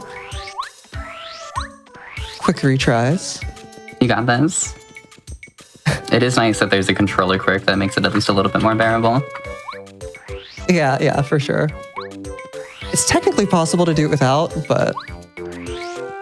That sounds awful. Oh my goodness.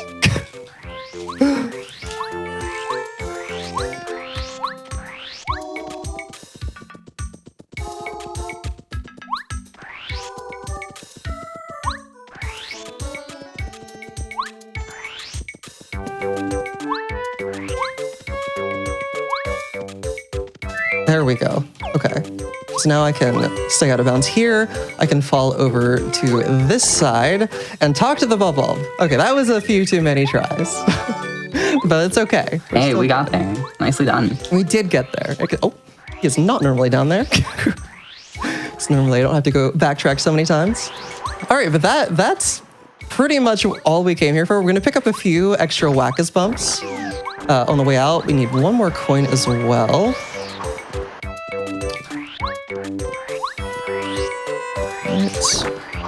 Yeah, we need 3 total of these with this route.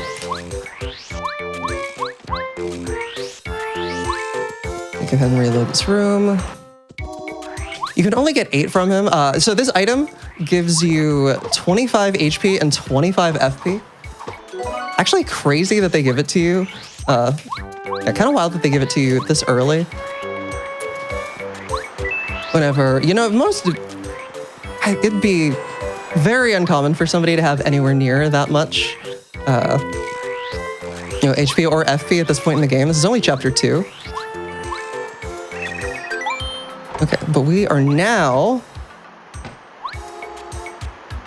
switching controllers back. I normally play with a GameCube controller, so it's just personal preference, but I do still need to use that controller for the trick because you can't remap as easily with a GameCube controller, unfortunately. GameCube controller, my beloved. It's such a good controller. I have stoppers. I have stoppers in my RNL buttons, so I don't have to like push them the whole way down. Oh, that's helpful. Yeah. It's very nice. Okay, up here we're gonna go ahead and get Speedy Spin, which is the whole reason we've been getting coins. This badge will let us both spin farther and faster. So saves a huge amount of time in the run. Hopefully I get it first try. It's a 75% chance to appear in the shop. We did get it, which is good. All right, and now we're gonna go over here and immediately right on to the next trick. We are gonna do Blue House Skip, one of the more famous tricks in this game.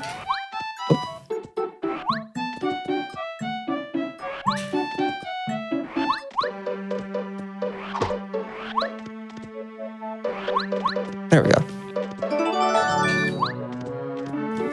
Missed the pipe. There we go. Yeah, so what just happened there? So walls in this game that are at an angle are still sort of treated as floors if you approach them correctly. And so there's actually a 1-frame window where you can stand on the side of the right wall at the edge of it.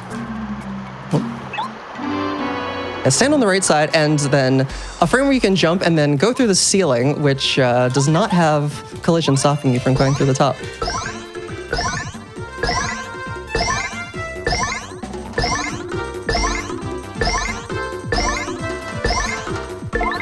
Okay, now we are doing Power Bounces Defeat Blooper. It's 30 HP. Power Bounces, they do eventually cap you. It's random at what point.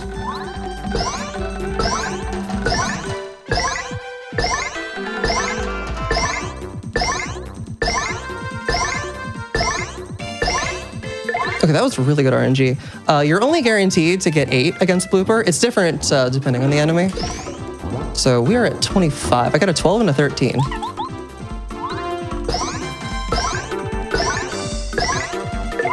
And you can see how Mario just like fell down there. You can tell if you got capped or if you missed the action command by if Mario either falls down immediately, which means you missed it, or if he gets sent back in an arch, which means you got capped.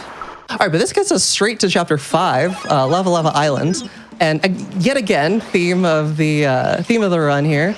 We are here for pretty much one thing, and that is Sushi. Now, Sushi is she is the one that's going to let us actually do seed duping. So we are about at that trick. I've picked up. What would it be? I've picked up. Have I? Yeah, we picked up the seed in Toad Town. We picked up the one in chapter 2. I'm suddenly blanking. Oh yeah, and then we're gonna get we get the third one. We're about to get the third one, but we dupe it so that we have it twice. And so that's a total of 4. I can count. I can count to 4.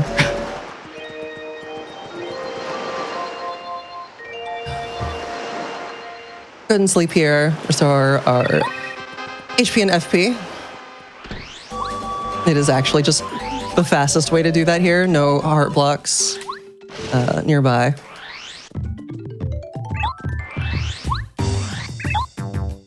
I mentioned earlier how hammer is like hard required, and there's a few different reasons for that, but this tree right here is one of the reasons.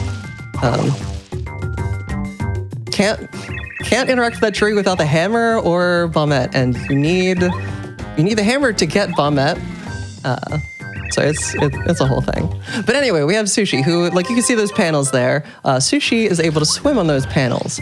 Now, importantly, and we're immediately heading back to Toad Town, there is a panel. There is a Sushi panel in Toad Town.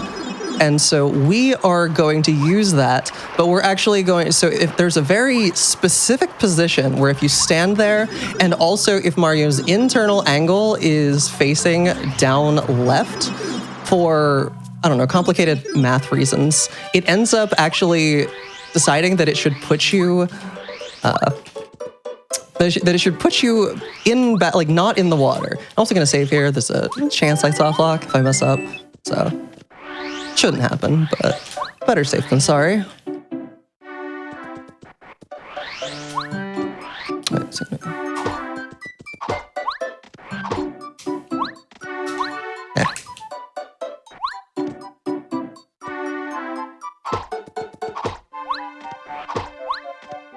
there we go. Okay, now we can just swim on the land. This is creatively named Sushi Glitch. There's at least one other place in the game where you can get it that's been known about for a really long time, and you can just dive under the land. So there's collision. You want to get past it, just dive underneath it. And so the whole reason that we're doing this is that so there's a Bubulb in Forever Forest over here who has a seed. Now, the way that obtaining the seed works when you're talking to him is that as soon as you get the seed, you have it. Like you have the seed is in your inventory, it's yours. But the game doesn't actually set the flag that you talked to the Bubulb until you finish the conversation. And so what we are going to do is we are going to encounter an enemy twice that happens to be in this room with Sushi Glitch. The game didn't really, they sort of like half-heartedly put code in to determine what happens if you encounter enemies while riding Sushi. But it's never supposed to happen in game. They didn't really, they probably abandoned it at some point in development or something like that. So we can actually get into a glitch state where we'll end up being able to move around while we're talking to the Bubulb. So I'm gonna run away here. We're gonna encounter the Fuzzy again. Swap partners. We're gonna run away again. Okay, so now we have that state. So now if I unpause and unpause, do a badge equip. Whoa.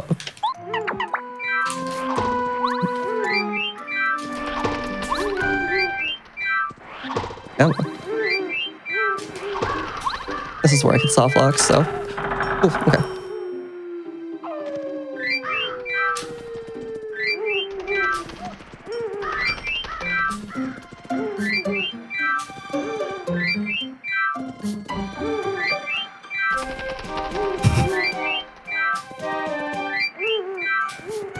Hello?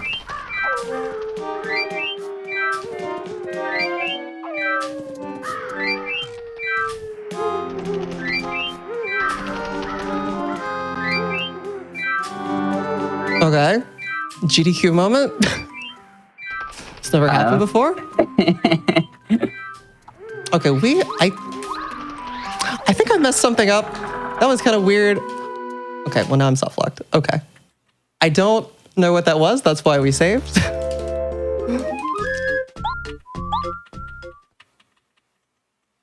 GDQ moment. Okay. It happens. GDQ moment. It did look okay. I'm gonna do something just a little bit safer than interacting with the thing there.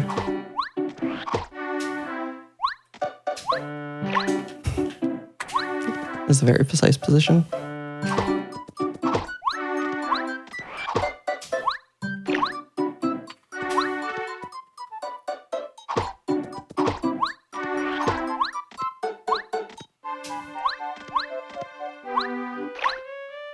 I believe in you, Sushi. You can swim in the land.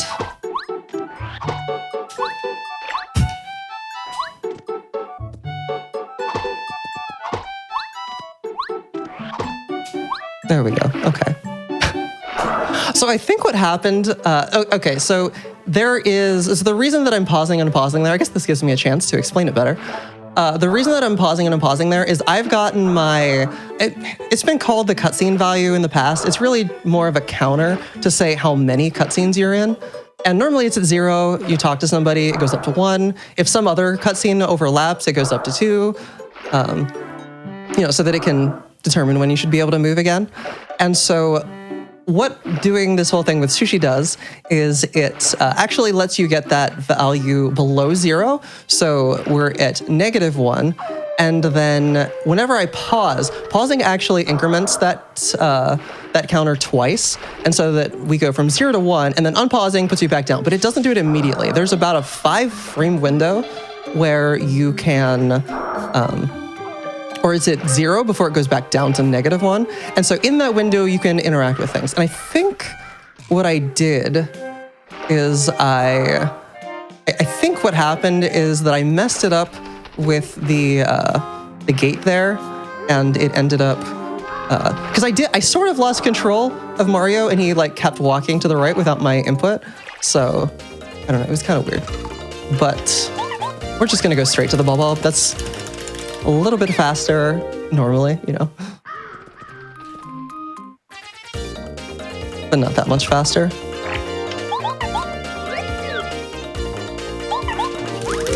And if you hit A too late, you do just soft lock. Also, the camera acts really weird whenever I do it this way, so I'm not a fan. But okay.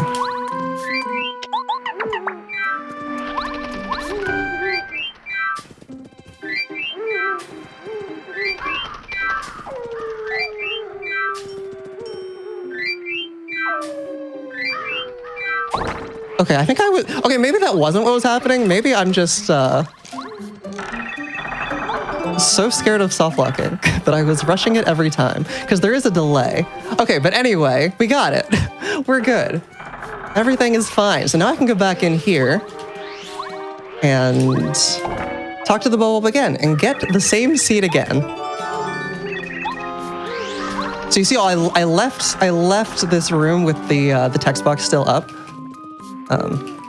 And so now we have 4 total seeds, and the way that this works,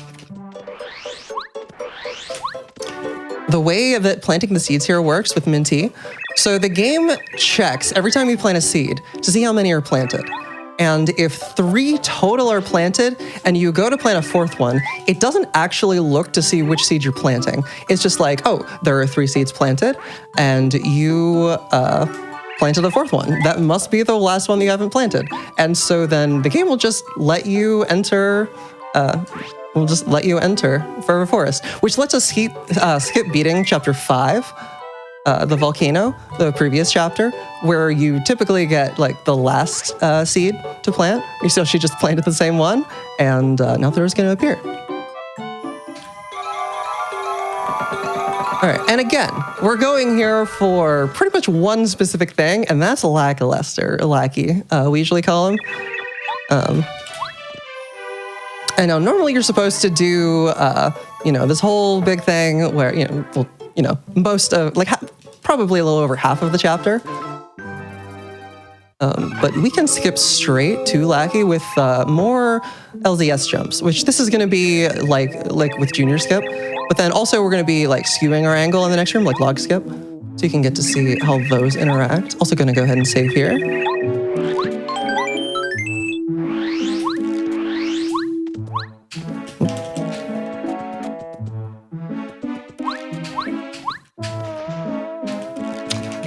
All frame perfect jumps.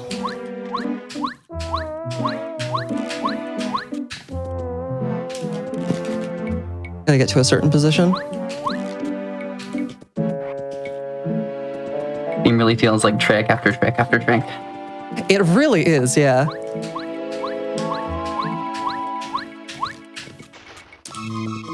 This room's a little tricky to do it in.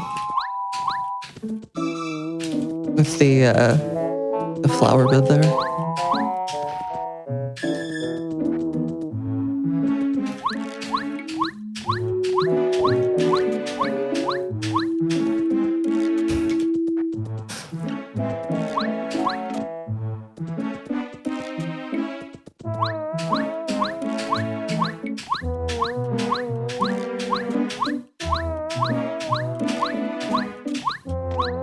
Okay, that should be good.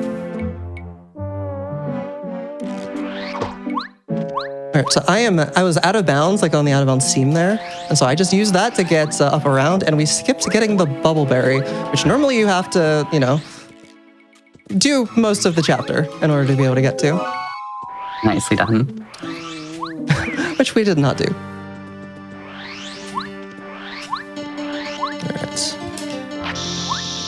There's a rock down there. We're blowing up. And in order to advance your story state, we have to talk to the sun here. It's very sad because the Puff Puff machine is blocking the clouds, that's very sad, but we are not going to be helping him. Not directly anyway. Advancing the story does clear it on its own, but we just want Lackey, who is by far the most broken partner in the game. I was just swimming on the land, as you saw, and that is... Lackey... Every time we find a new glitch, I swear it involves him. Okay, so... These blocks are very important, cannot miss them.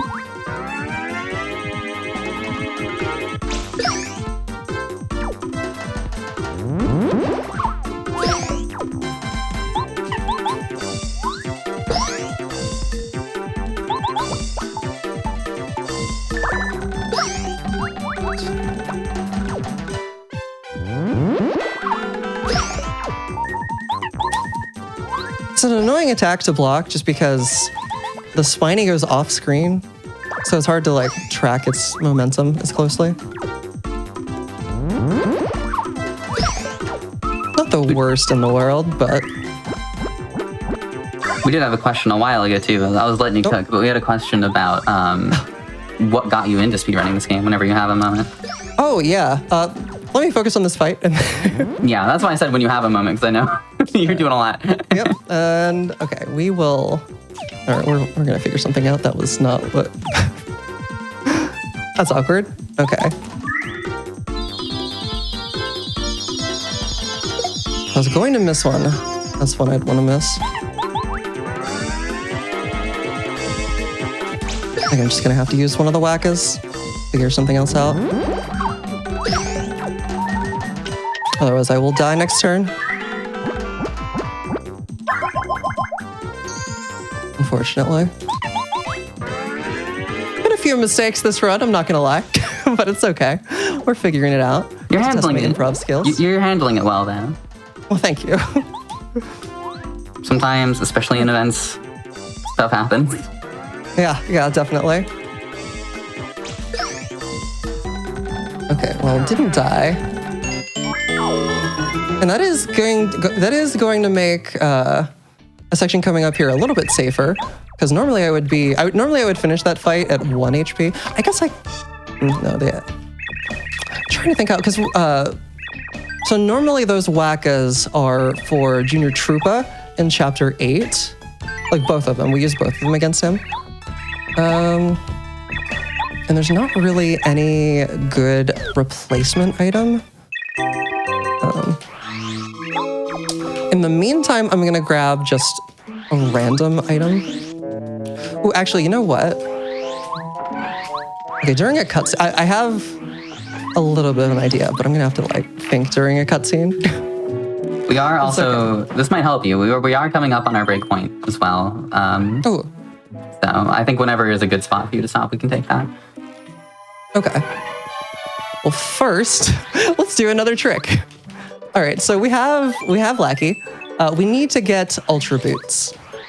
And there are 2 hammer blocks that we do not have a hammer upgrade for. First thing we can do here with Lackey is we can just kind of clip through corners if you get into the angle. It doesn't work on all corners. They have to be double-sided walls perpendicular to each other.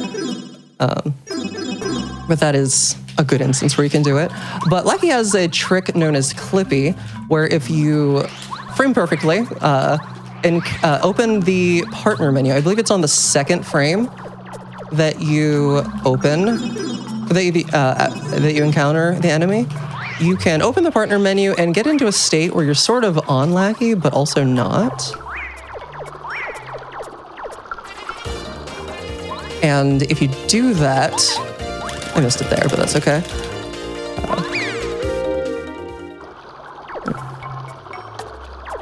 There we go. So I'm doing, we're sort of on Lackey, but sort of not. We can move around normally, but we still have the smaller hitbox that you have when you're riding Lackey, which lets us just kind of get into, just jump on top of stuff. We're gonna do it again. The next block. This one's a little bit more difficult to clip through for whatever reason.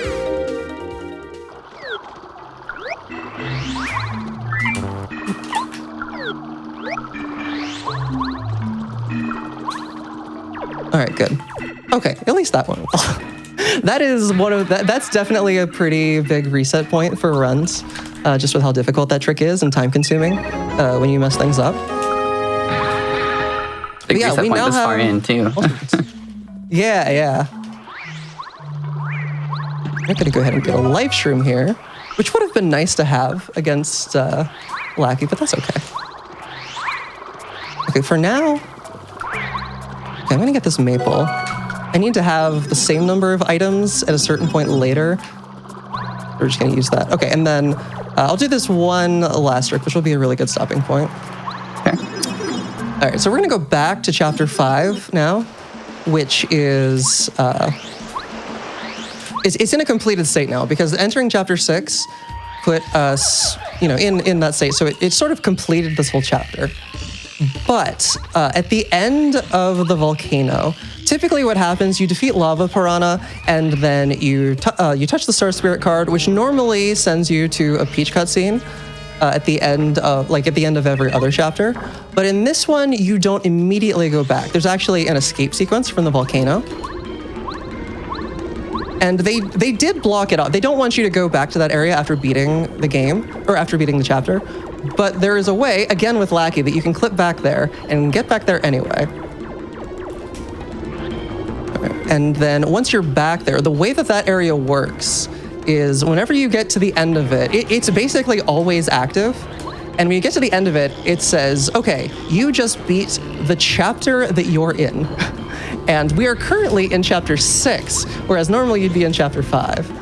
And so it sort of tricks the game into beating a chapter that is not its own.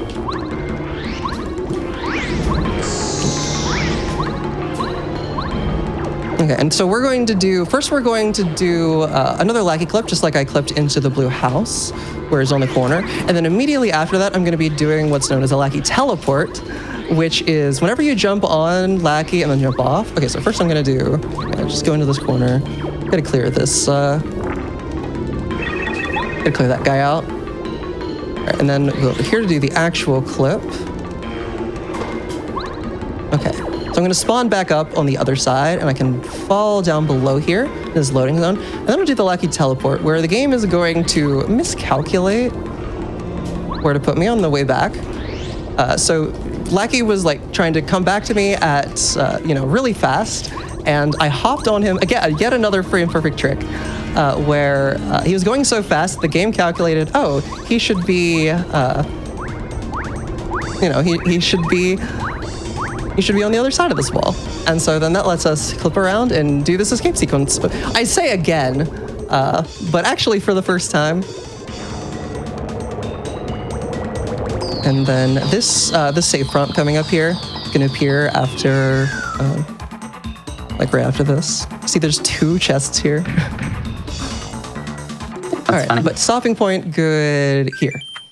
Sure. Yeah, so for those unfamiliar, if you're new to Hotfix, we like to take a bit of a wellness break during some of our longer runs. So this is a great opportunity for you, as well as for us, to get some water, stretch our legs. I also want to really briefly shout out that the Yeti has brought back their trans rights shirt that was popular during AGDQ. So exclamation. Thank you all for sticking around through the break, and welcome back for the final time to our International Transgender Day of Visibility celebration. I'm Helix. I am joined by Jcog, who is in the midst of a very entertaining Paper Mario run. Let's just get back into it. Jcog, take it away. All right, well, 3, 2, 1, go. Okay. Right. So I thought at the break, I thought of a really cool backup. So we do still have 1 Whack-As Bump. We need 2. So I can actually dupe that. I was already going to be doing a dupe, but I thought of a way to repurpose it. So we're good. We're good on the route. In the meantime here, we're just doing, so this is the post-chapter 6 Peach cutscene, the one after Flower Fields, because that's what the Peach Fort basically made it so that we're doing. In the meantime, though, you asked me, someone in the chat asked, what got me into Paper Mario speedrunning? And so I had always, played this game a bunch as a kid. Like I kind of just did like a yearly playthrough. It was kind of, I don't know, I just like this game and I would always do that. And then one day I just, I was like, what's this Twitch thing? Does anybody stream Paper Mario to it? And then I just happened to come across people speedrunning the game. And I had never heard of speedrunning before. Like I think I had seen like SM64 TASes or something, but didn't realize that people would do it in real time. I was like, oh, I could do that probably. And it turns out I was correct. So, and I've stuck around ever since. And that was like 8 years ago or so. I was gonna say you've been involved for quite a while since then. Yeah. Yeah, I think I found out in 2017, like late 2017, and then started streaming in February of 2018. 2017 is the year I started getting seriously involved with speedrunning as well. Oh, nice. Shout out Midwest Speed Fest. Oh, that's a good one. It's actually tragic. I found out, and I used to live in St. Paul actually, and so I was like, I was like right next to it and had no idea that it was going on. I did, before I moved away, I did get to go to one SGDQ while living there, so it was like a 15-minute drive for me in 2018. That was really cool.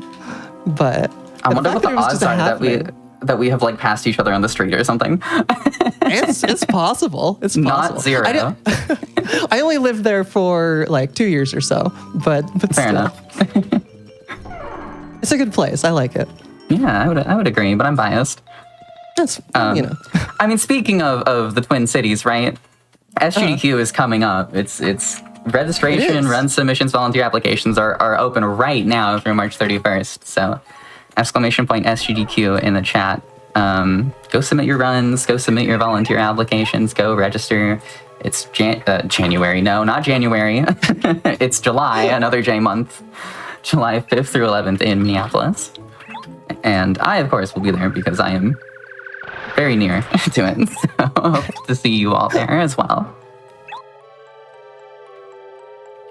All right. So this is actually kind of a... For once, there's actually not a whole lot going on at once. You can see now we're in a completed chapter 6. But now, in order to beat chapter 7, we're going to do the exact same thing again. Luckily, the cutscene after that chapter is a lot shorter. But yeah, so we're going to go just straight back to the volcano and do the exact same trick again. Another Peach Warp. And I can breathe. Yeah, this round is, like I said earlier, before the break, trick after trick. It really is. Like, you think it might not be at the start. You're like, oh, prologue, first like 20 minutes, there's like 2 tricks. And no, there's more to do. I've been sitting here on the edge of my seat just trying to let you focus.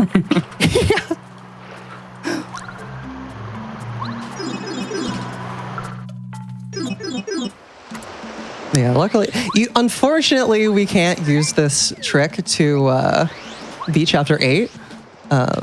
Because if you're in a chapter 8 state, which we're in a chapter 7 state now, since we beat 6. But if you try and do it during chapter 8, the game just soft locks. You end up going, before each Peach cutscene, you're kind of like staring at Bowser's castle before it goes and actually does the cutscene. But you'll just stare at Bowser's castle forever. Which it's unfortunate. It's actually so close to beating the game, because that same room is used after beating Bowser to show the castle exploding during the epilogue. And if we could just find a way to enter the room in a slightly different state, increment the entrance value by 1, it would start playing that cutscene, and it would successfully play all the way to the end and let you beat the game. But no, that's okay. It makes for a more interesting run, I think. Actually having to do Power bar caught me both times. Actually having to do all the fights and stuff.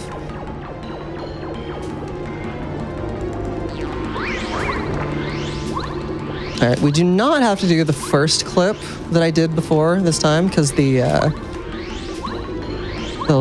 piranha plant down below is already cleared. We can do the same lackey clip here. And then we can do a lackey teleport. It might look like we can just like walk across the top area there, but unfortunately there's like some invisible collision that will... It's not even just a wall. You'll actually soft lock in a little box and just be trapped. It's really unfortunate. But easy way to get around at least. There's also another way to do this. It's sadly been obsoleted in every category. I believe seed duping is what did it. But you can get sushi glitch in the volcano and then use that to swim all the way to the end, and that also works. It's really cool to see, but it's unfortunately much slower. Call it Sushi Peach Warp. We're very creative with our names. All right, but this is the room, by the way, that I was talking about. You just get stuck there. Okay, this one is just text the whole time. Okay, so luckily, the Peach cutscenes are what give you your star power. So we're going to have all 7 star spirits, which are required. If we somehow didn't have them, we wouldn't be able to use Star Beam and Peach Beam at the end, which is required to beat Bowser. So that is just pretty convenient. Gonna be picking some things up, a bunch of things up along the way to Chapter 8. But we're gonna be spit out right in front of Crystal Palace. Because that's where you normally go when you beat Chapter 7.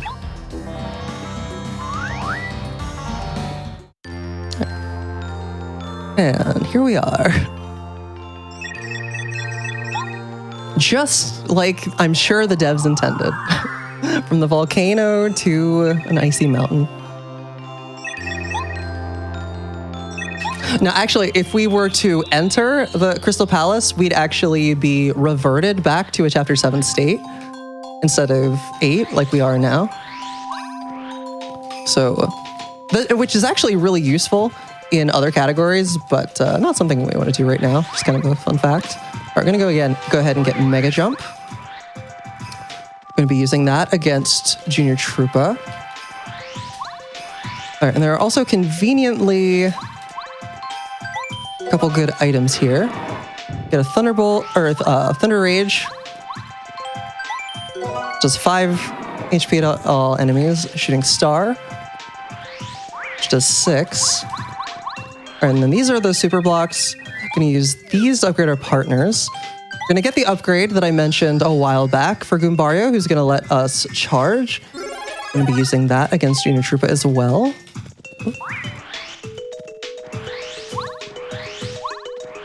Right, and there is a hidden Ultra Shroom here.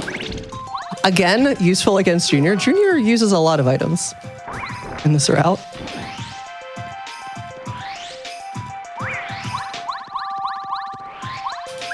The endgame bosses, we have to do a lot to be able to defeat all the endgame bosses, because there's like a gauntlet of them all at the end.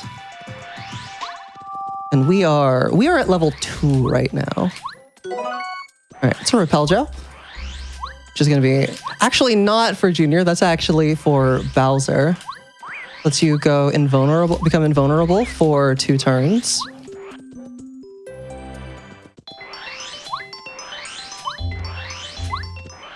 All right, and that is all that we need to get here. Well, sort of. We also need to upgrade Bombette over here. This is mostly, this is for 2 things. The increased power, she gets +1 attack on all her attacks. That is helpful. So we do need that, and we also need Power Bomb, which lets her attack all grounded enemies for 6 damage, which is really good. It's a really good move. Make our way out of here. can actually enter the blue house from the correct end for the first time. Should already have picked up the key. And luckily since we, quote unquote, beat Chapter 7, we can just go back to Shooting Star Summit, which is where a path will appear to be able to go on Starway and go up to Bowser's Castle.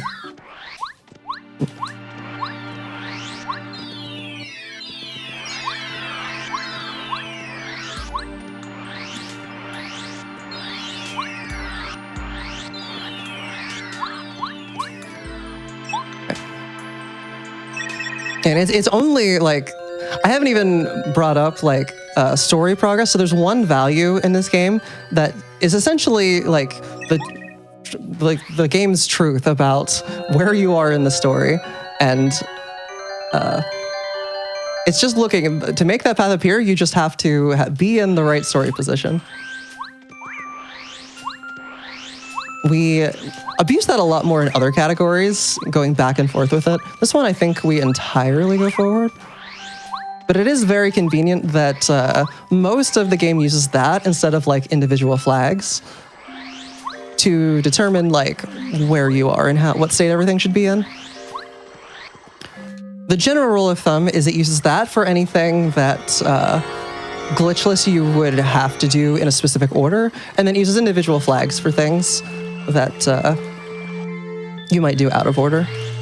It's not 100% true, but 99% of the time, that's how the game does it.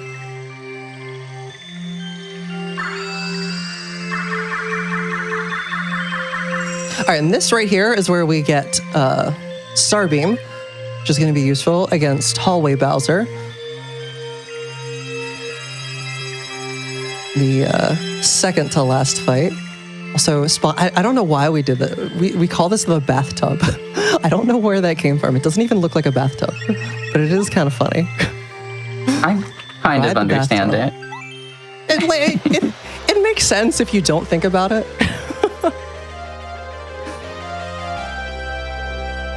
Like you could put some water in there or something. I don't know. You could take a bath in it. Yeah, it absolutely could be a bathtub. Can it bathtub? Can it bathtub? All right, so issues aside, we got here probably at least a little bit faster than most people casually would have gotten here. Yeah, it's not a bathtub. All right. Now that we're here, okay. So we need to be able, first thing, we need to get the key to be able to enter Bowser's Castle, which Koopa Patrol has. I'm just gonna go ahead and save, because, why not?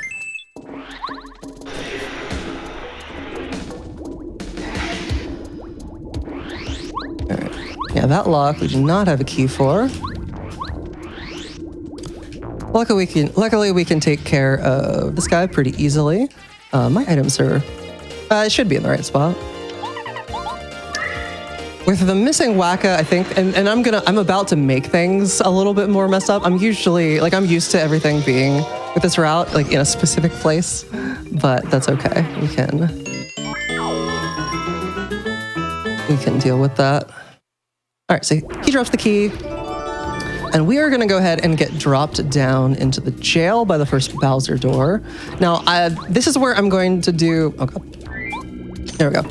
Okay, this is where I'm going to do the first, I'm gonna end up doing 2 item dupes. The first one is gonna be the backup, because I need that second Waka's bump for fighting Junior. And so how this works, yet again, this trick requires Lackey. And so whenever you have 10 items, and if you ride Lackey and then eat an item and hold a direction, you'll move a little bit and touch the other item. And you'll pick it up while you're eating an item. And so you can kind of use that to get the menu to throw an item away, synced up, or out of sync with what your items actually are. And so you toss an item, and it tosses it, but it deletes a different item. And so we are going to, I'm thinking about it. It deletes the item above. What is above? I might have to rearrange some items here, which is a little bit awkward to do on this platform, because this is where I'm about to do it. Right, what do we... yeah, I need to... Okay, so we're gonna toss the Wacka. Right, we're gonna toss... No, that's not right. Sorry, thinking, doing the... if I toss the life shroom, okay, we'll dupe that. Okay, so eat the right item. Okay, eat that. Okay, and then if I toss this Wacka, there's nothing above it, so it'll delete nothing, but... Oh, okay, that's fine. Okay, now we can toss... I do have 2. What did I... Oh, this maple. I don't need this maple. Okay. I said we don't need this maple. Okay. We are good. So now I have the 2 Wackas again. The 2 Wackas bombs. Okay, next trick coming up here. So we are supposed to normally go through this whole basement section, but we actually... I don't think we can. I think we need paracarry for that at least. There's a few things we need. Instead, I'm going to do another very precise lackey teleport here to be able to clip through this wall. So, the setup for it.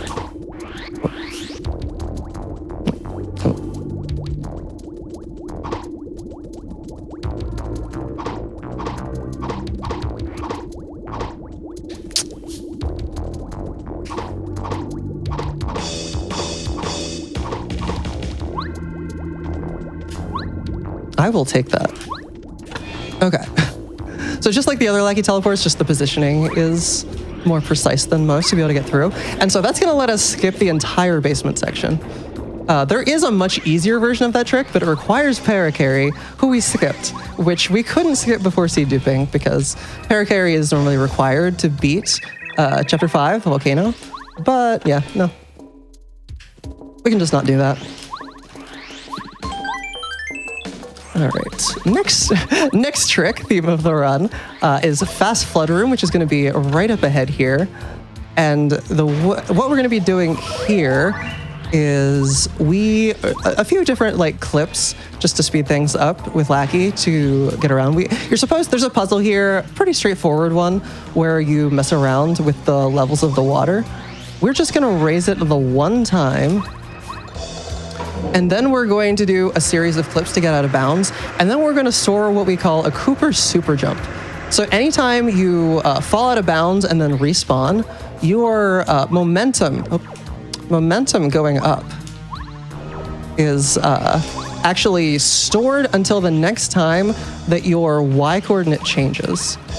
And if you use Cooper in that state, Mario just kind of shoots up into the sky.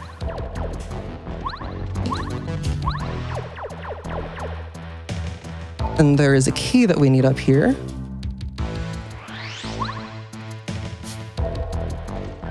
All right, so it's stored. You see, I just shot through, got the key, and then we're back where we were. All right, now we're gonna clip here. For some reason, we can fall down here, and then we can fall out of bounds to make sure we're at the very edge, and then we can go back to this loading zone, spin underwater. Just normal Paper Mario things. All right, and then this is going to be the first of 2 extra fights that we're gonna do to just get a little bit more experience. These bullet bills are really quick to fight.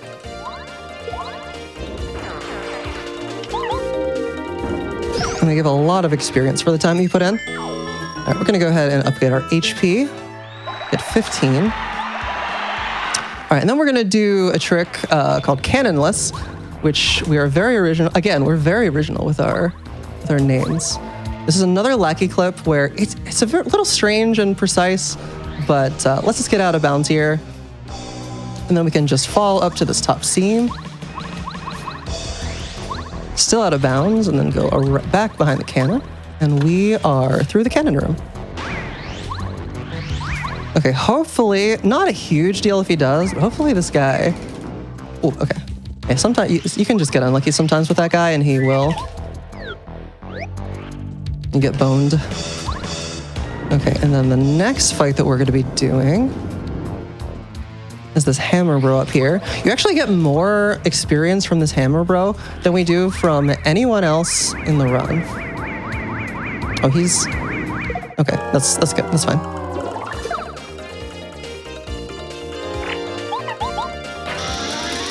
I'm gonna go ahead and do a power bomb. 16 damage to the dry bones because that's just the weakness he has. Plus 10 to explosions, or minus 10 to explosions, I guess. All right, use Starstorm. You're gonna be seeing Starstorm a lot with this route. 7 damage for just using star power is pretty good. Nobody look at my star points. You're not allowed. That's illegal.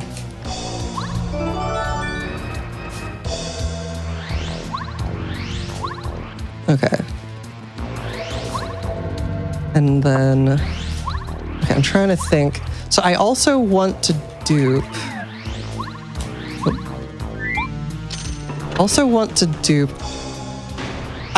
So this route normally calls for duping the repel gel where I did it, which I had set up to do, but I have to eat an item to do it. I think I know how I'm gonna do it.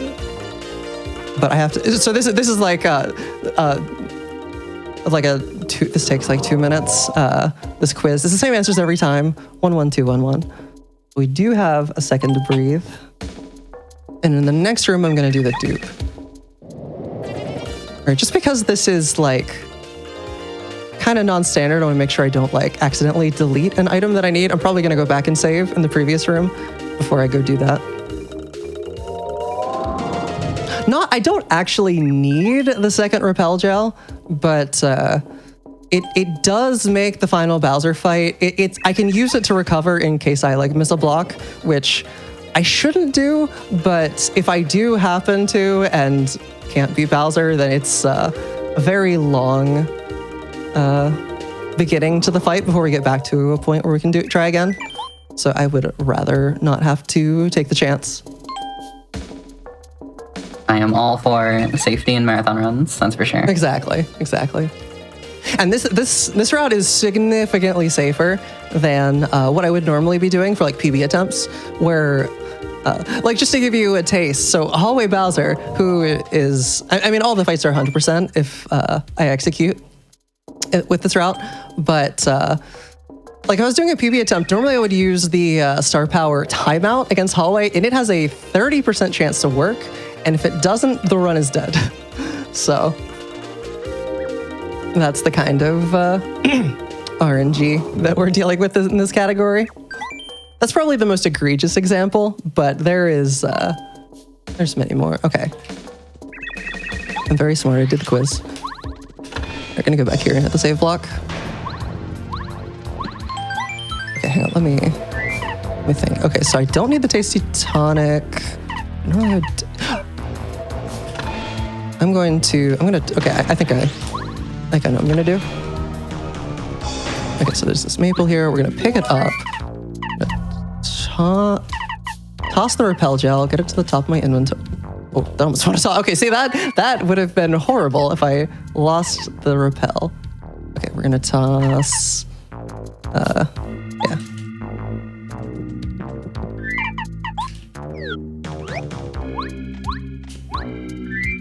Okay, yeah, I don't need this maple.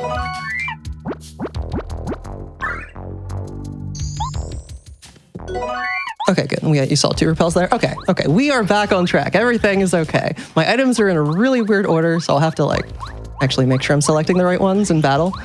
All right, this bridge is weird. Ideally, you go through this room right away. They can get on really weird cycles, and it's really narrow. That can kind of just happen. Okay, that actually was, believe it or not, that was the last trick of the run. We're coming up here. There's a few rooms up ahead that we're gonna, just make our way through. But we're now preparing for the final gauntlet of fights. Get this key up here. It is a little bit faster if you're getting an item and then immediately turning around. A little bit faster to hammer for it. Like I did right there. And I've done a few other points on the run. That's it. Okay, that's... I'm row acting a little strange there, that's fine. It's very funny, actually. There's actually, so the one that I killed earlier, if you do the movement right, actually the optimal movement for that room, you get him into a position where he's just consistently throwing the hammers just a little bit below you. Like his aim is just really bad. It's really funny to see, actually. All right. To hit the heart block here. We do go into this fight with Cooper. Okay, but here are where the fights start. This is not the real Peach, unfortunately. Go far enough away, get her to change back into a Dupla Ghost. And Dupla Ghosts are the regular enemies in this game with the most HP. They have 15. But luckily they don't usually attack. There's a 60% chance, if they can transform, that they will. And so we are going to go ahead, do a little bit of damage with Power Shout, and then we're going to swap to Bombette. And they will hopefully, ideally they would all transform into Bombette. Yeah. That was unlikely though. But the more that do, the faster it is. Okay, that's the second fastest. All right, we take that. Yeah, because they die immediately to explosions. And so there's only one left, and then we can just take it out with some jumps. He'll do whatever he does. Does not want to transform, that's okay. Okay, and that's the Dupla Ghost. Next coming up is Junior. Let's see, I have to upgrade VP, put Mega Jump, and swap to Gumbario. All right. Okay, so this fight, we have all of our items back in store. So this fight, I don't remember exactly where the threshold is, but there's a threshold where Junior gets to where he changes forms into he can fly. It's one of his previous forms. He can fly and he has a spike on his head. And we can't really deal with that right now. Not really. So what we're gonna do is we are going to deal enough damage with Mario to get him right before he gets to that threshold. And we are gonna be charging with Gumbario that whole time.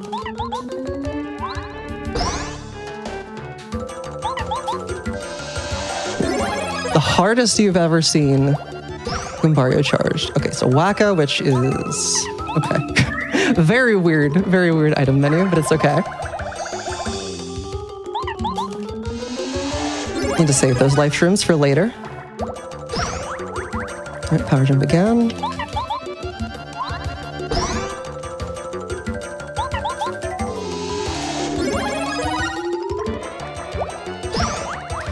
All right, this is an Ultra Shroom. 50 HP to heal 14.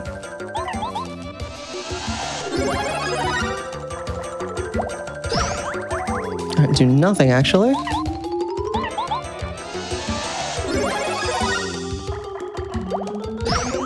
All right, use that other Waka.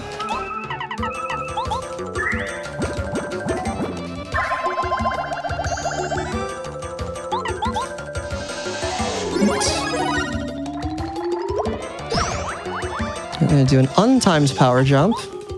Failed the action command, so we don't do too much damage. All right, he's right at that point right now. So now I can do a mega jump and then a head bonk. And do 32 damage with Gumbario in one go. And now he's dead. And that's how you safely take care of Junior. Okay. So next we're on to Hallway Bowser, the second to last fight. Well, first we have to go back and hit the heart block here, but other than that, we're going to, on the way there, we're going to pick up one more life shroom, as well as the last badge we're gonna get, Power Rush, which gives us +2 damage whenever we're in danger, which is 5 HP or less, which is very useful. And then the way the fight, so the fight with Hallway Bowser isn't actually like that complicated. He's not quite an afterthought, but not usually that big of a deal to handle when we're routing this game. It's final after.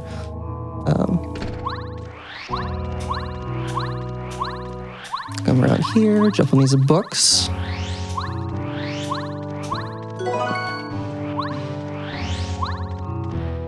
Alright. And so now we're going to be using Bombette. We're going to be using Bombette for the rest of the run. She's who we use in all these fights. Alright, we're going to unequip Mega Jump, equip HP Plus and Power Rush. So another thing, the reason that we got HP Plus here, and being at 15 out of 20 is intentional. So the way that, actually both, the exact numbers are slightly different for each of them, but the way that they can both heal, and the way that it works for both of them is if Mario's HP percent is enough bigger than Bowser's HP percent, then Bowser has a chance to heal. And we really don't want him to do that. And so we want to, at all times, stay low enough relative to his health that he can't heal. So that's what these fights are routed around. It's a lot easier to do for Hallway Bowser.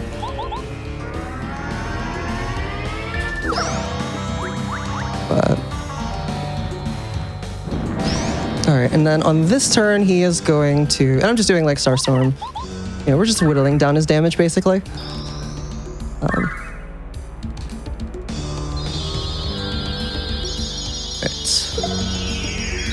And he always shields on turn 2.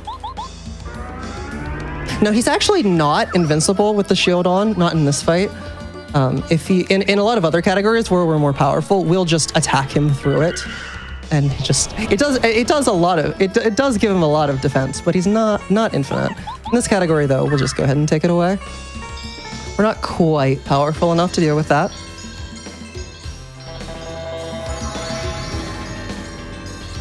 All right, do another body slam.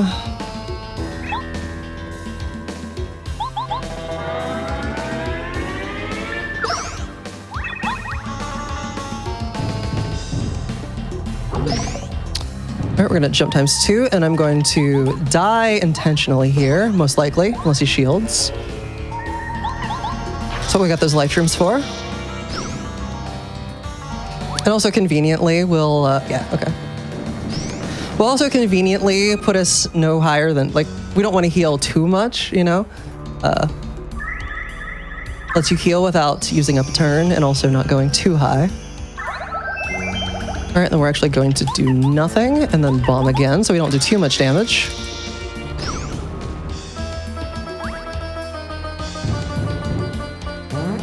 All right, and I'm in danger, which means that I can deal enough damage with my jump. And we can go ahead and bomb, and this will kill him.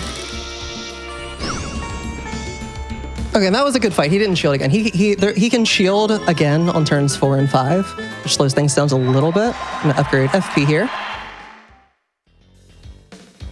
Okay, one fight left. Now this one's the big one. So there's a big law in the way that this route works to make it safe. We literally have every different like permutation of moves that he could possibly do mapped out. And it's like, okay, this is what you do. And so I had this like big long route in front of me. And it's gonna be kind of the same thing as Hallway Bowser there, just more. Because he has 99 HP. Hallway Bowser has, I think it's 50 and 1 defense, and then Final Bowser has 99 and 2 defense.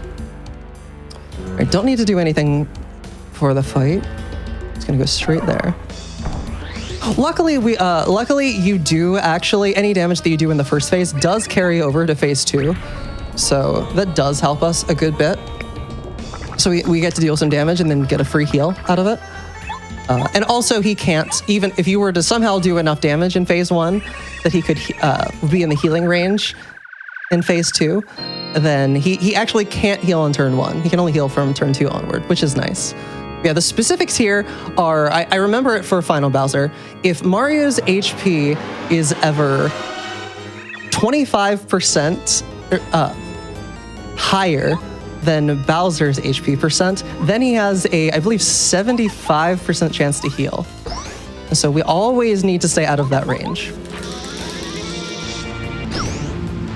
Those are not the kind of odds we want to deal with. I'm just going to do some quick power jumps and bombs. And at our disposal, we have Bombette doing bomb. She's going to be doing bomb almost every turn. And then Mario is going to be, depending on like if I'm in danger and can deal damage, like decent damage with my jump, or just depending on like where we are with everything. It's like that. I can use Starstorm a lot. I have a shooting star on me. I have those life shrooms. I forget exactly how many it is, but we can let those get used up. And I also have the 2 repel gels. Now I'm only planning on using one of them. The second one is only as a backup, which will let me basically. So the really worrying thing about this fight, the thing that's like, if something were to go wrong, it would probably be this. There is a move that he has, the wave move, which is the move that I was referring to earlier, that can take away your jump charge. It also attacks your partner, which there's only a handful of moves in the game that do that. And if it hits your partner, they're taken out of commission for 3 turns. And you can block it. You can block with your partner. And so that's what, theoretically I should be doing. But if I were to miss it, it does have a small, every block in this game has a 3-frame window, technically including that one, but the window to block it with Mario and your partner overlaps by 1, and Mario's takes priority. And so it actually only has a 2-frame window. So it is a little bit harder than most blocks. And it's okay, we don't need to block it with Mario.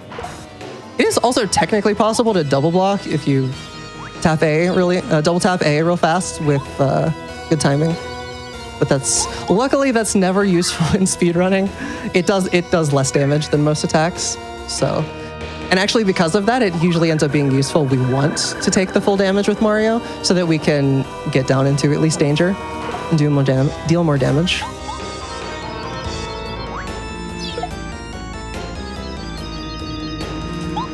And then we're doing this scripted fight. I really like this fight casually. I think it adds a lot to like building the tension and stuff. And it does also do that in a speedrun. If you're at this point and you're on PB pace, it's good point to try and gotta try not to let the nerves take over.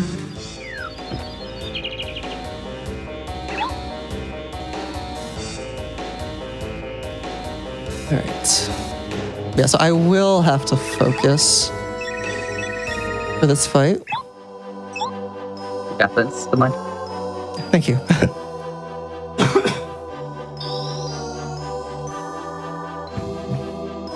One luck Peach Beam here. Automatically. Very useful. Lets us actually take away the shield.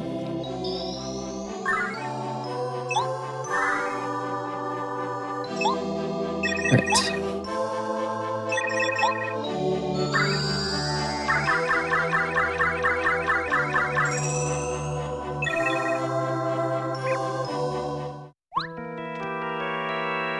Okay, so start off with Peach Beam. Also the music, I haven't mentioned it at all, but the music throughout this entire game is great. Including this fight.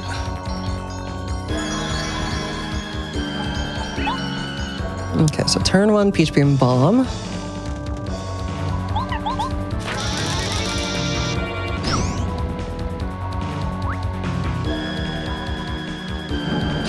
Fire is good. Okay, we're gonna Starstorm.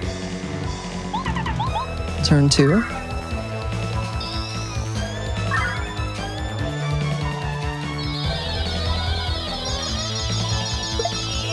Okay, if he uses Claw this turn, I'm not going to block it.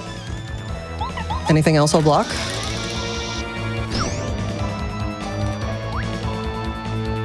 Okay.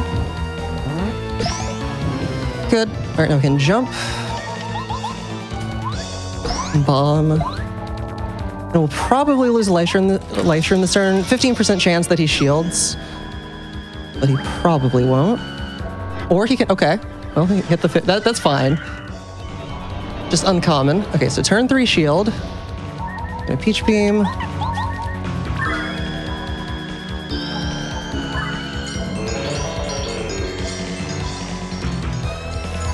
Bomb, and then lose the Life Shroom. He'll be this will be the halfway point. He's at 58. Well, will be at 50 HP.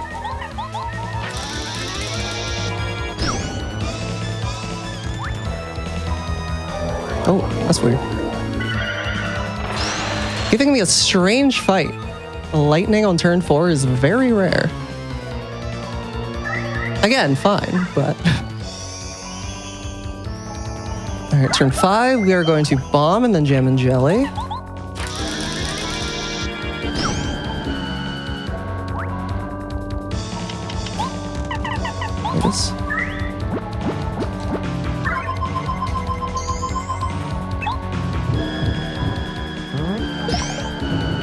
Okay, turn 6, Starstorm. And Bomb.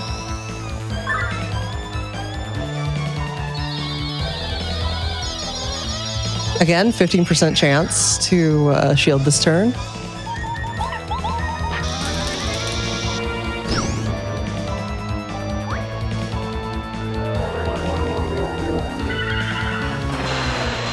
Okay. Very strange pattern, but again, it's fine. The lightning is just like the most rare move. Like you can often go without seeing it at all. So, okay, turn 7, Shooting Star.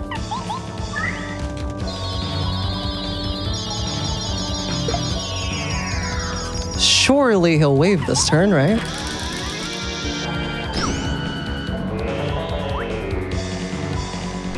Okay, or shield. Actually, that makes sense. All right, so turn 7 shield. We're gonna Peach Beam and then do nothing. He's at 25 HP right now. So if I do literally any more damage, he will most likely heal. He's right on the edge of being able to.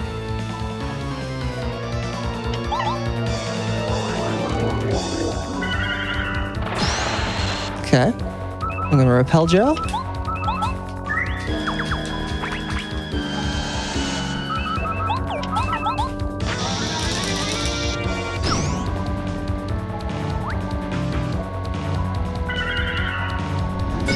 Good. All right, we're gonna jump. That was the move, by the way. That was the wave. Or Bomb.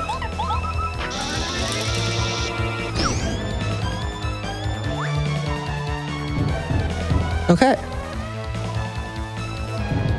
And then assuming I followed this correctly, which I believe I did, we're gonna bomb here and he should have 7 HP left, which means we can Starstorm and he should be dead. That was a super strange fight. What was that? 3 lightnings? Like yeah, no, usually you go the entire fight without seeing a single one. But okay, I'll take it. We beat him. Yeah, I mean, hey, also a masterclass in fight routing. Yeah, I didn't write this. Shoutouts to, I actually don't know who did. I think it was a collaboration between a few people. If I had to guess, I would probably say Lopez and Ari, awesome community members. Lopez, especially known for running Glitchless in this game, which if you want to get into this game, Glitchless is a great place to start. It is was a little bit below 4 hours at the top level, probably going to be closer to 5 or 6 if you're just starting out, depending on how much practice you do before. But it is definitely the easiest to pick up. And also, this is just the epilogue. The run is basically over, but there is still a little bit more movement before we get to the credits. So it's like, I forget if I said, but it's like a 6-minute prologue or so. So I can go ahead and do like, I kind of already started and go ahead and do like some shout outs. So like shout outs to the Paper Mario speedrunning community. Awesome. Love everybody there. we, you can join the Discord if this is a game that you're interested in. If you like what you saw, we have beginner routes for this category, glitchless. Definitely this category and glitchless. Those are the two that are easiest to learn as a beginner. Like you see me doing all this frame perfect stuff. We have routes that do not do all that really hard stuff, or have like alternate tricks that are easier to do. That like they're a bit slower, but makes it a lot more easier to get into. We have good tutorials for everything. We have a site that you can find, Paper Mario Archives, made by Ari, that's where we put like descriptions on how to do all the tricks and everything, all of our routing that we have. What else is there? There's definitely more. Shout-outs to this event, trans rights. Shout-outs to trans people. Trans rights, real. Yo. Yeah, and I suppose now is as good a time as any to mention that Quacksilver will be joining me after this for some closing thoughts and words, so don't go away right away after this is over. Make sure you stick around for that. And I gesture like I'm on camera right now. I'm not. And then what else is there? There's definitely more. Shout outs to my community. If you want to see more from me, I stream twitch.tv/jcog. I am streaming this game, all the time. I'm doing runs. Lately I've been doing all badges speedruns, which gets all 80 badges in the game. And you get to see cool tricks like we actually do star piece duping, because to get all the badges, you need 160 star pieces, which is exactly how many are in the game. And 64 of those come from doing the Quizmo questions, which, if you actually had to do that, we do have to do it in 100% to get all of the star pieces from their source.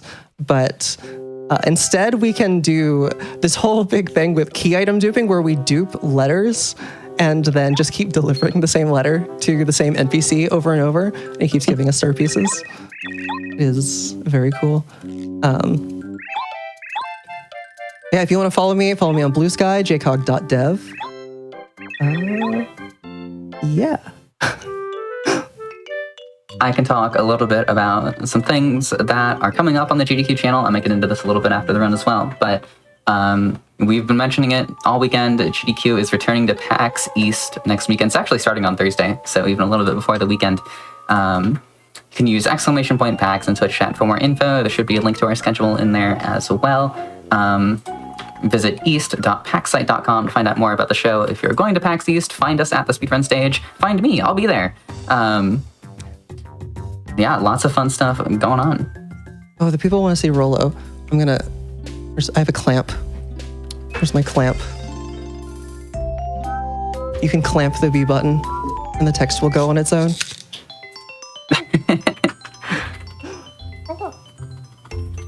I don't know if she's into it.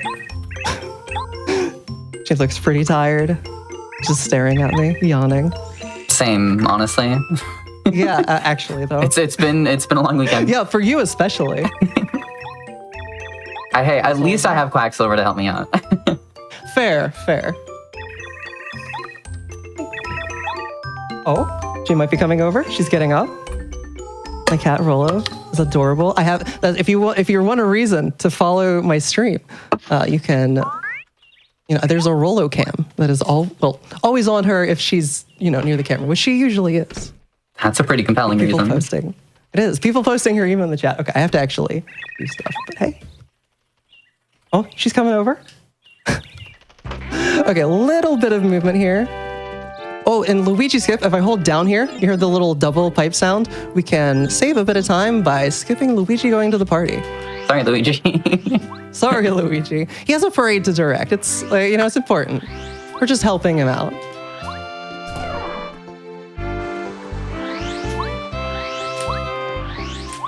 Okay, and then it's just like 40-ish seconds of text here. Hey, Rolo. She's staring at me again. Okay, but time is coming up. Time will be when Peach puts her hands in the air. And she is almost now. Okay, and time. GG. Awesome run.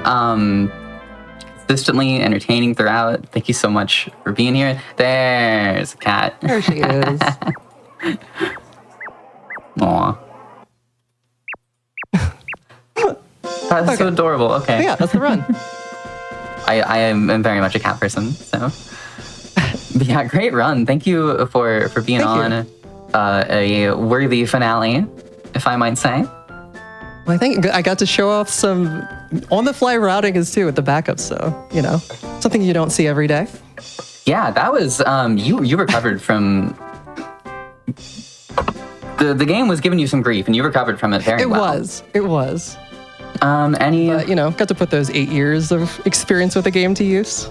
Yeah, no kidding. Any final statements or shout-outs from you before we get into our closing words? Trans rights. Trans rights, absolutely. I mean, that's what this is all about, right? Yeah. I am now going to be joined by my co-host, Quacksilver. I think the first thing I have to say is a big thank you to Quack. I could not have done this without you. I genuinely could not have hosted all of this by myself. It would have been very challenging to have planned all this without you as well. So thank you so much, Quack, for all your help. And welcome on in for some closing words. Hi, friends. We did another one of these. We did another one. Oh, how are you feeling, Helix? I feel like we barely interacted this weekend while all of the T-Dov has been going on. I have a lot of emotions that I haven't quite. I don't have the time to sort through them right now. I have a lot going on between this and PAX East, and there are a couple. There's another event I'm working on. Shout out Midwest Speed Fest. So I have been very busy, and I have not had time to fully process these emotions. But I am tired, and I am currently feeling proud of everyone who is involved in this. Yeah, so we're going to shout out a bunch of folks in just a second. And seriously, if you've been watching this weekend, thank you so much. But I am here to briefly interject with just a little bit of the broader picture to express some of our gratitude that GDQ has enabled us to put this thing on twice now, and hopefully here's to many more, even as the situation of the world continues to unfold around us. Because if you're not aware, Trans Day of Visibility only dates back to about 2009. It was created by a trans educator and activist named Rachel Crandall Crocker, who took issue with the fact that the only trans holiday that existed at the time was Transgender Day of Remembrance, which is celebrated every year in November and is about honoring those lost to transphobic violence. And she wanted an opportunity to celebrate us while we are still alive. And I, for one, think that is an incredibly noble goal, because there is so much joy and creativity and creation that is brought into the world every day by trans people. So to all of the runners, thank you so much for participating in this. And to everyone viewing, I would love to introduce you as my cat joins the celebration. It's a cat afternoon and evening. Good. It's perfect. I would love to introduce our viewing audience to one of the greatest trans women of all time, in my humble opinion, Mira Bellwether, who is a trans artist, educator, and zine author. If you know, you know. Her birthday was on Trans Day of Visibility. She died a few years ago of cancer, and in her memory, her widower has rechristened the holiday of Transgender Day of Visibility into International Buy a Trans Woman a Pizza Day.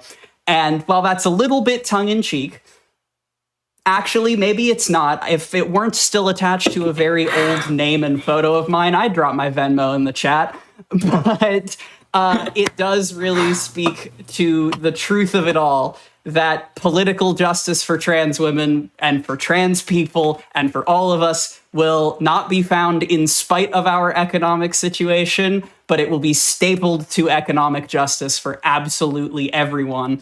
If you are cis and you enjoyed the stuff we were able to put on today, and especially if you are a man or white or able-bodied, I humbly beseech you to buy a trans woman a pizza this month. It goes so much further than you think. And while I am grateful that there is a trans rights button that we can hit on the stream constantly and with aplomb, truly the greatest thing that GDQ represents to me is hiring us, is enabling us to do this work and sustain ourselves with it. I was going to say that, yeah. People will see that I started nodding furiously once you said that, because I was going to say that as well. I will let you continue, but before I do, I want to very quickly piggyback on what you were saying. Please. Advocate for the trans people in your life. Advocate for the trans people who are not in your life. And that means, not only support us, be outspoken about your support of trans rights, but also, materially support us. Buy us a pizza. Hire a trans person, please. We need to be able to work. That is genuinely one of the best things you can do is hire a trans person. I am very grateful for GDQ, for doing that for multiple of us. Very helpful. Yes, please. And not only, the binary trans people in your life, but also the non-binary folks, the genderqueer folks, the gender non-conforming folks. 1000%. No, as you were saying, Quack. I was going to jump in because Kuiper showed up. If you won't do it for us, which do it for us, but also do it for him. It truly, to sum up, none of us are free until all of us are free. The struggle for trans liberation is also that of racial justice, of disability rights, of immigration justice. We are all in this together. And while we have had great fun this weekend playing untold video games on the internet, I can't believe we had Blueprints and Run Bun and Vivian in Robo Blast in the same day. I would be remiss to not paint the broader picture. And it was it was almost a whole bonus episode of Parallel Universe. Yeah. And to just express my deepest gratitude for the ecosystem that, in spite of everything, lets us do this. And thank you again and forever, Helix, for letting me be a part of this and cook with you on these schedules and bring trans joy to the people. Thank you. I've said this before, but I could not think of a better person. When I was talking about this a year ago, and you stepped up to be like, "Yeah, I want to help with that," I was thrilled. And you have done so much to help this go on. Did you have any further words or thoughts, Quack? That's basically it from me. I've yapped far too much this weekend. Thank you again to every single runner and submitter. We had so many submissions that we couldn't possibly fill. We did. We really did. But yeah, I wanted to end on gratitude. That's it for me. Take us home, Felix. With regard to runners, I would also like to thank our backup runners who had runs ready for this, ready to hop in at a moment's notice, but did not get to show off their amazing runs as well. PCC, Lunasara, Starfy99, thank you all three of you for being ready to hop in. Those of you watching, please check out these three runners. They are also phenomenal in their own right and worthy of your support. I'd also like to shout out our production team. For those who don't know, the weekend specials on Hotfix are usually roughly 6 hours per day. We went 9 to 10 hours per day, which is decidedly longer than that, and I would like to thank our production team for being down for that. Thank you for allowing us to do this, especially because we're about to be going to PAX. We're busy. So thank you so much. I am very grateful that, more time on air means more trans people. More trans people that can be visible and show off their speed games. I think I am reaching the end of my coherent thoughts for the weekend as well. But yes, again, please continue to advocate for the transgender and for the gender non-conforming people in your life in more ways than one. And that this is important regardless of where you live, even if you are not in a country like the US where where our conditions are being very, very publicly stated. Please pay attention to how things are where you are and continue to support the people in your life and people who may not be in your life. that does it for our International Transgender Day of Visibility showcase here on GDQ Hotfix, our second annual one. Oh, there was one other thing. I think I said this in chat earlier. The fact that this is our second one, and we have a history we can now refer back to. There were a couple of moments where things came full circle during this event, and I have a sense of pride in that, and a great sense of happiness.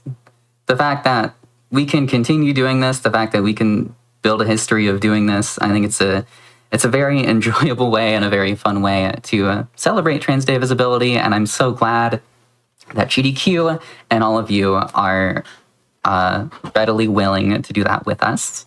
And submit to year 3. Do it. If you missed any of the phenomenal runs, I highly encourage you to check them out on youtube.com/gamesdonequick when they are available. But of course, we will be rerunning the entirety of today's broadcast as soon as I am done yapping here. As for our next live content, you can catch us live at 7 p.m. Eastern tomorrow right here on twitch.tv/gamesdonequick with Perilous Paths followed by Scenic Route. I'm going to go get some rest. Thank you all so much again for helping make this possible. Have a good night. Trans rights. Trans rights.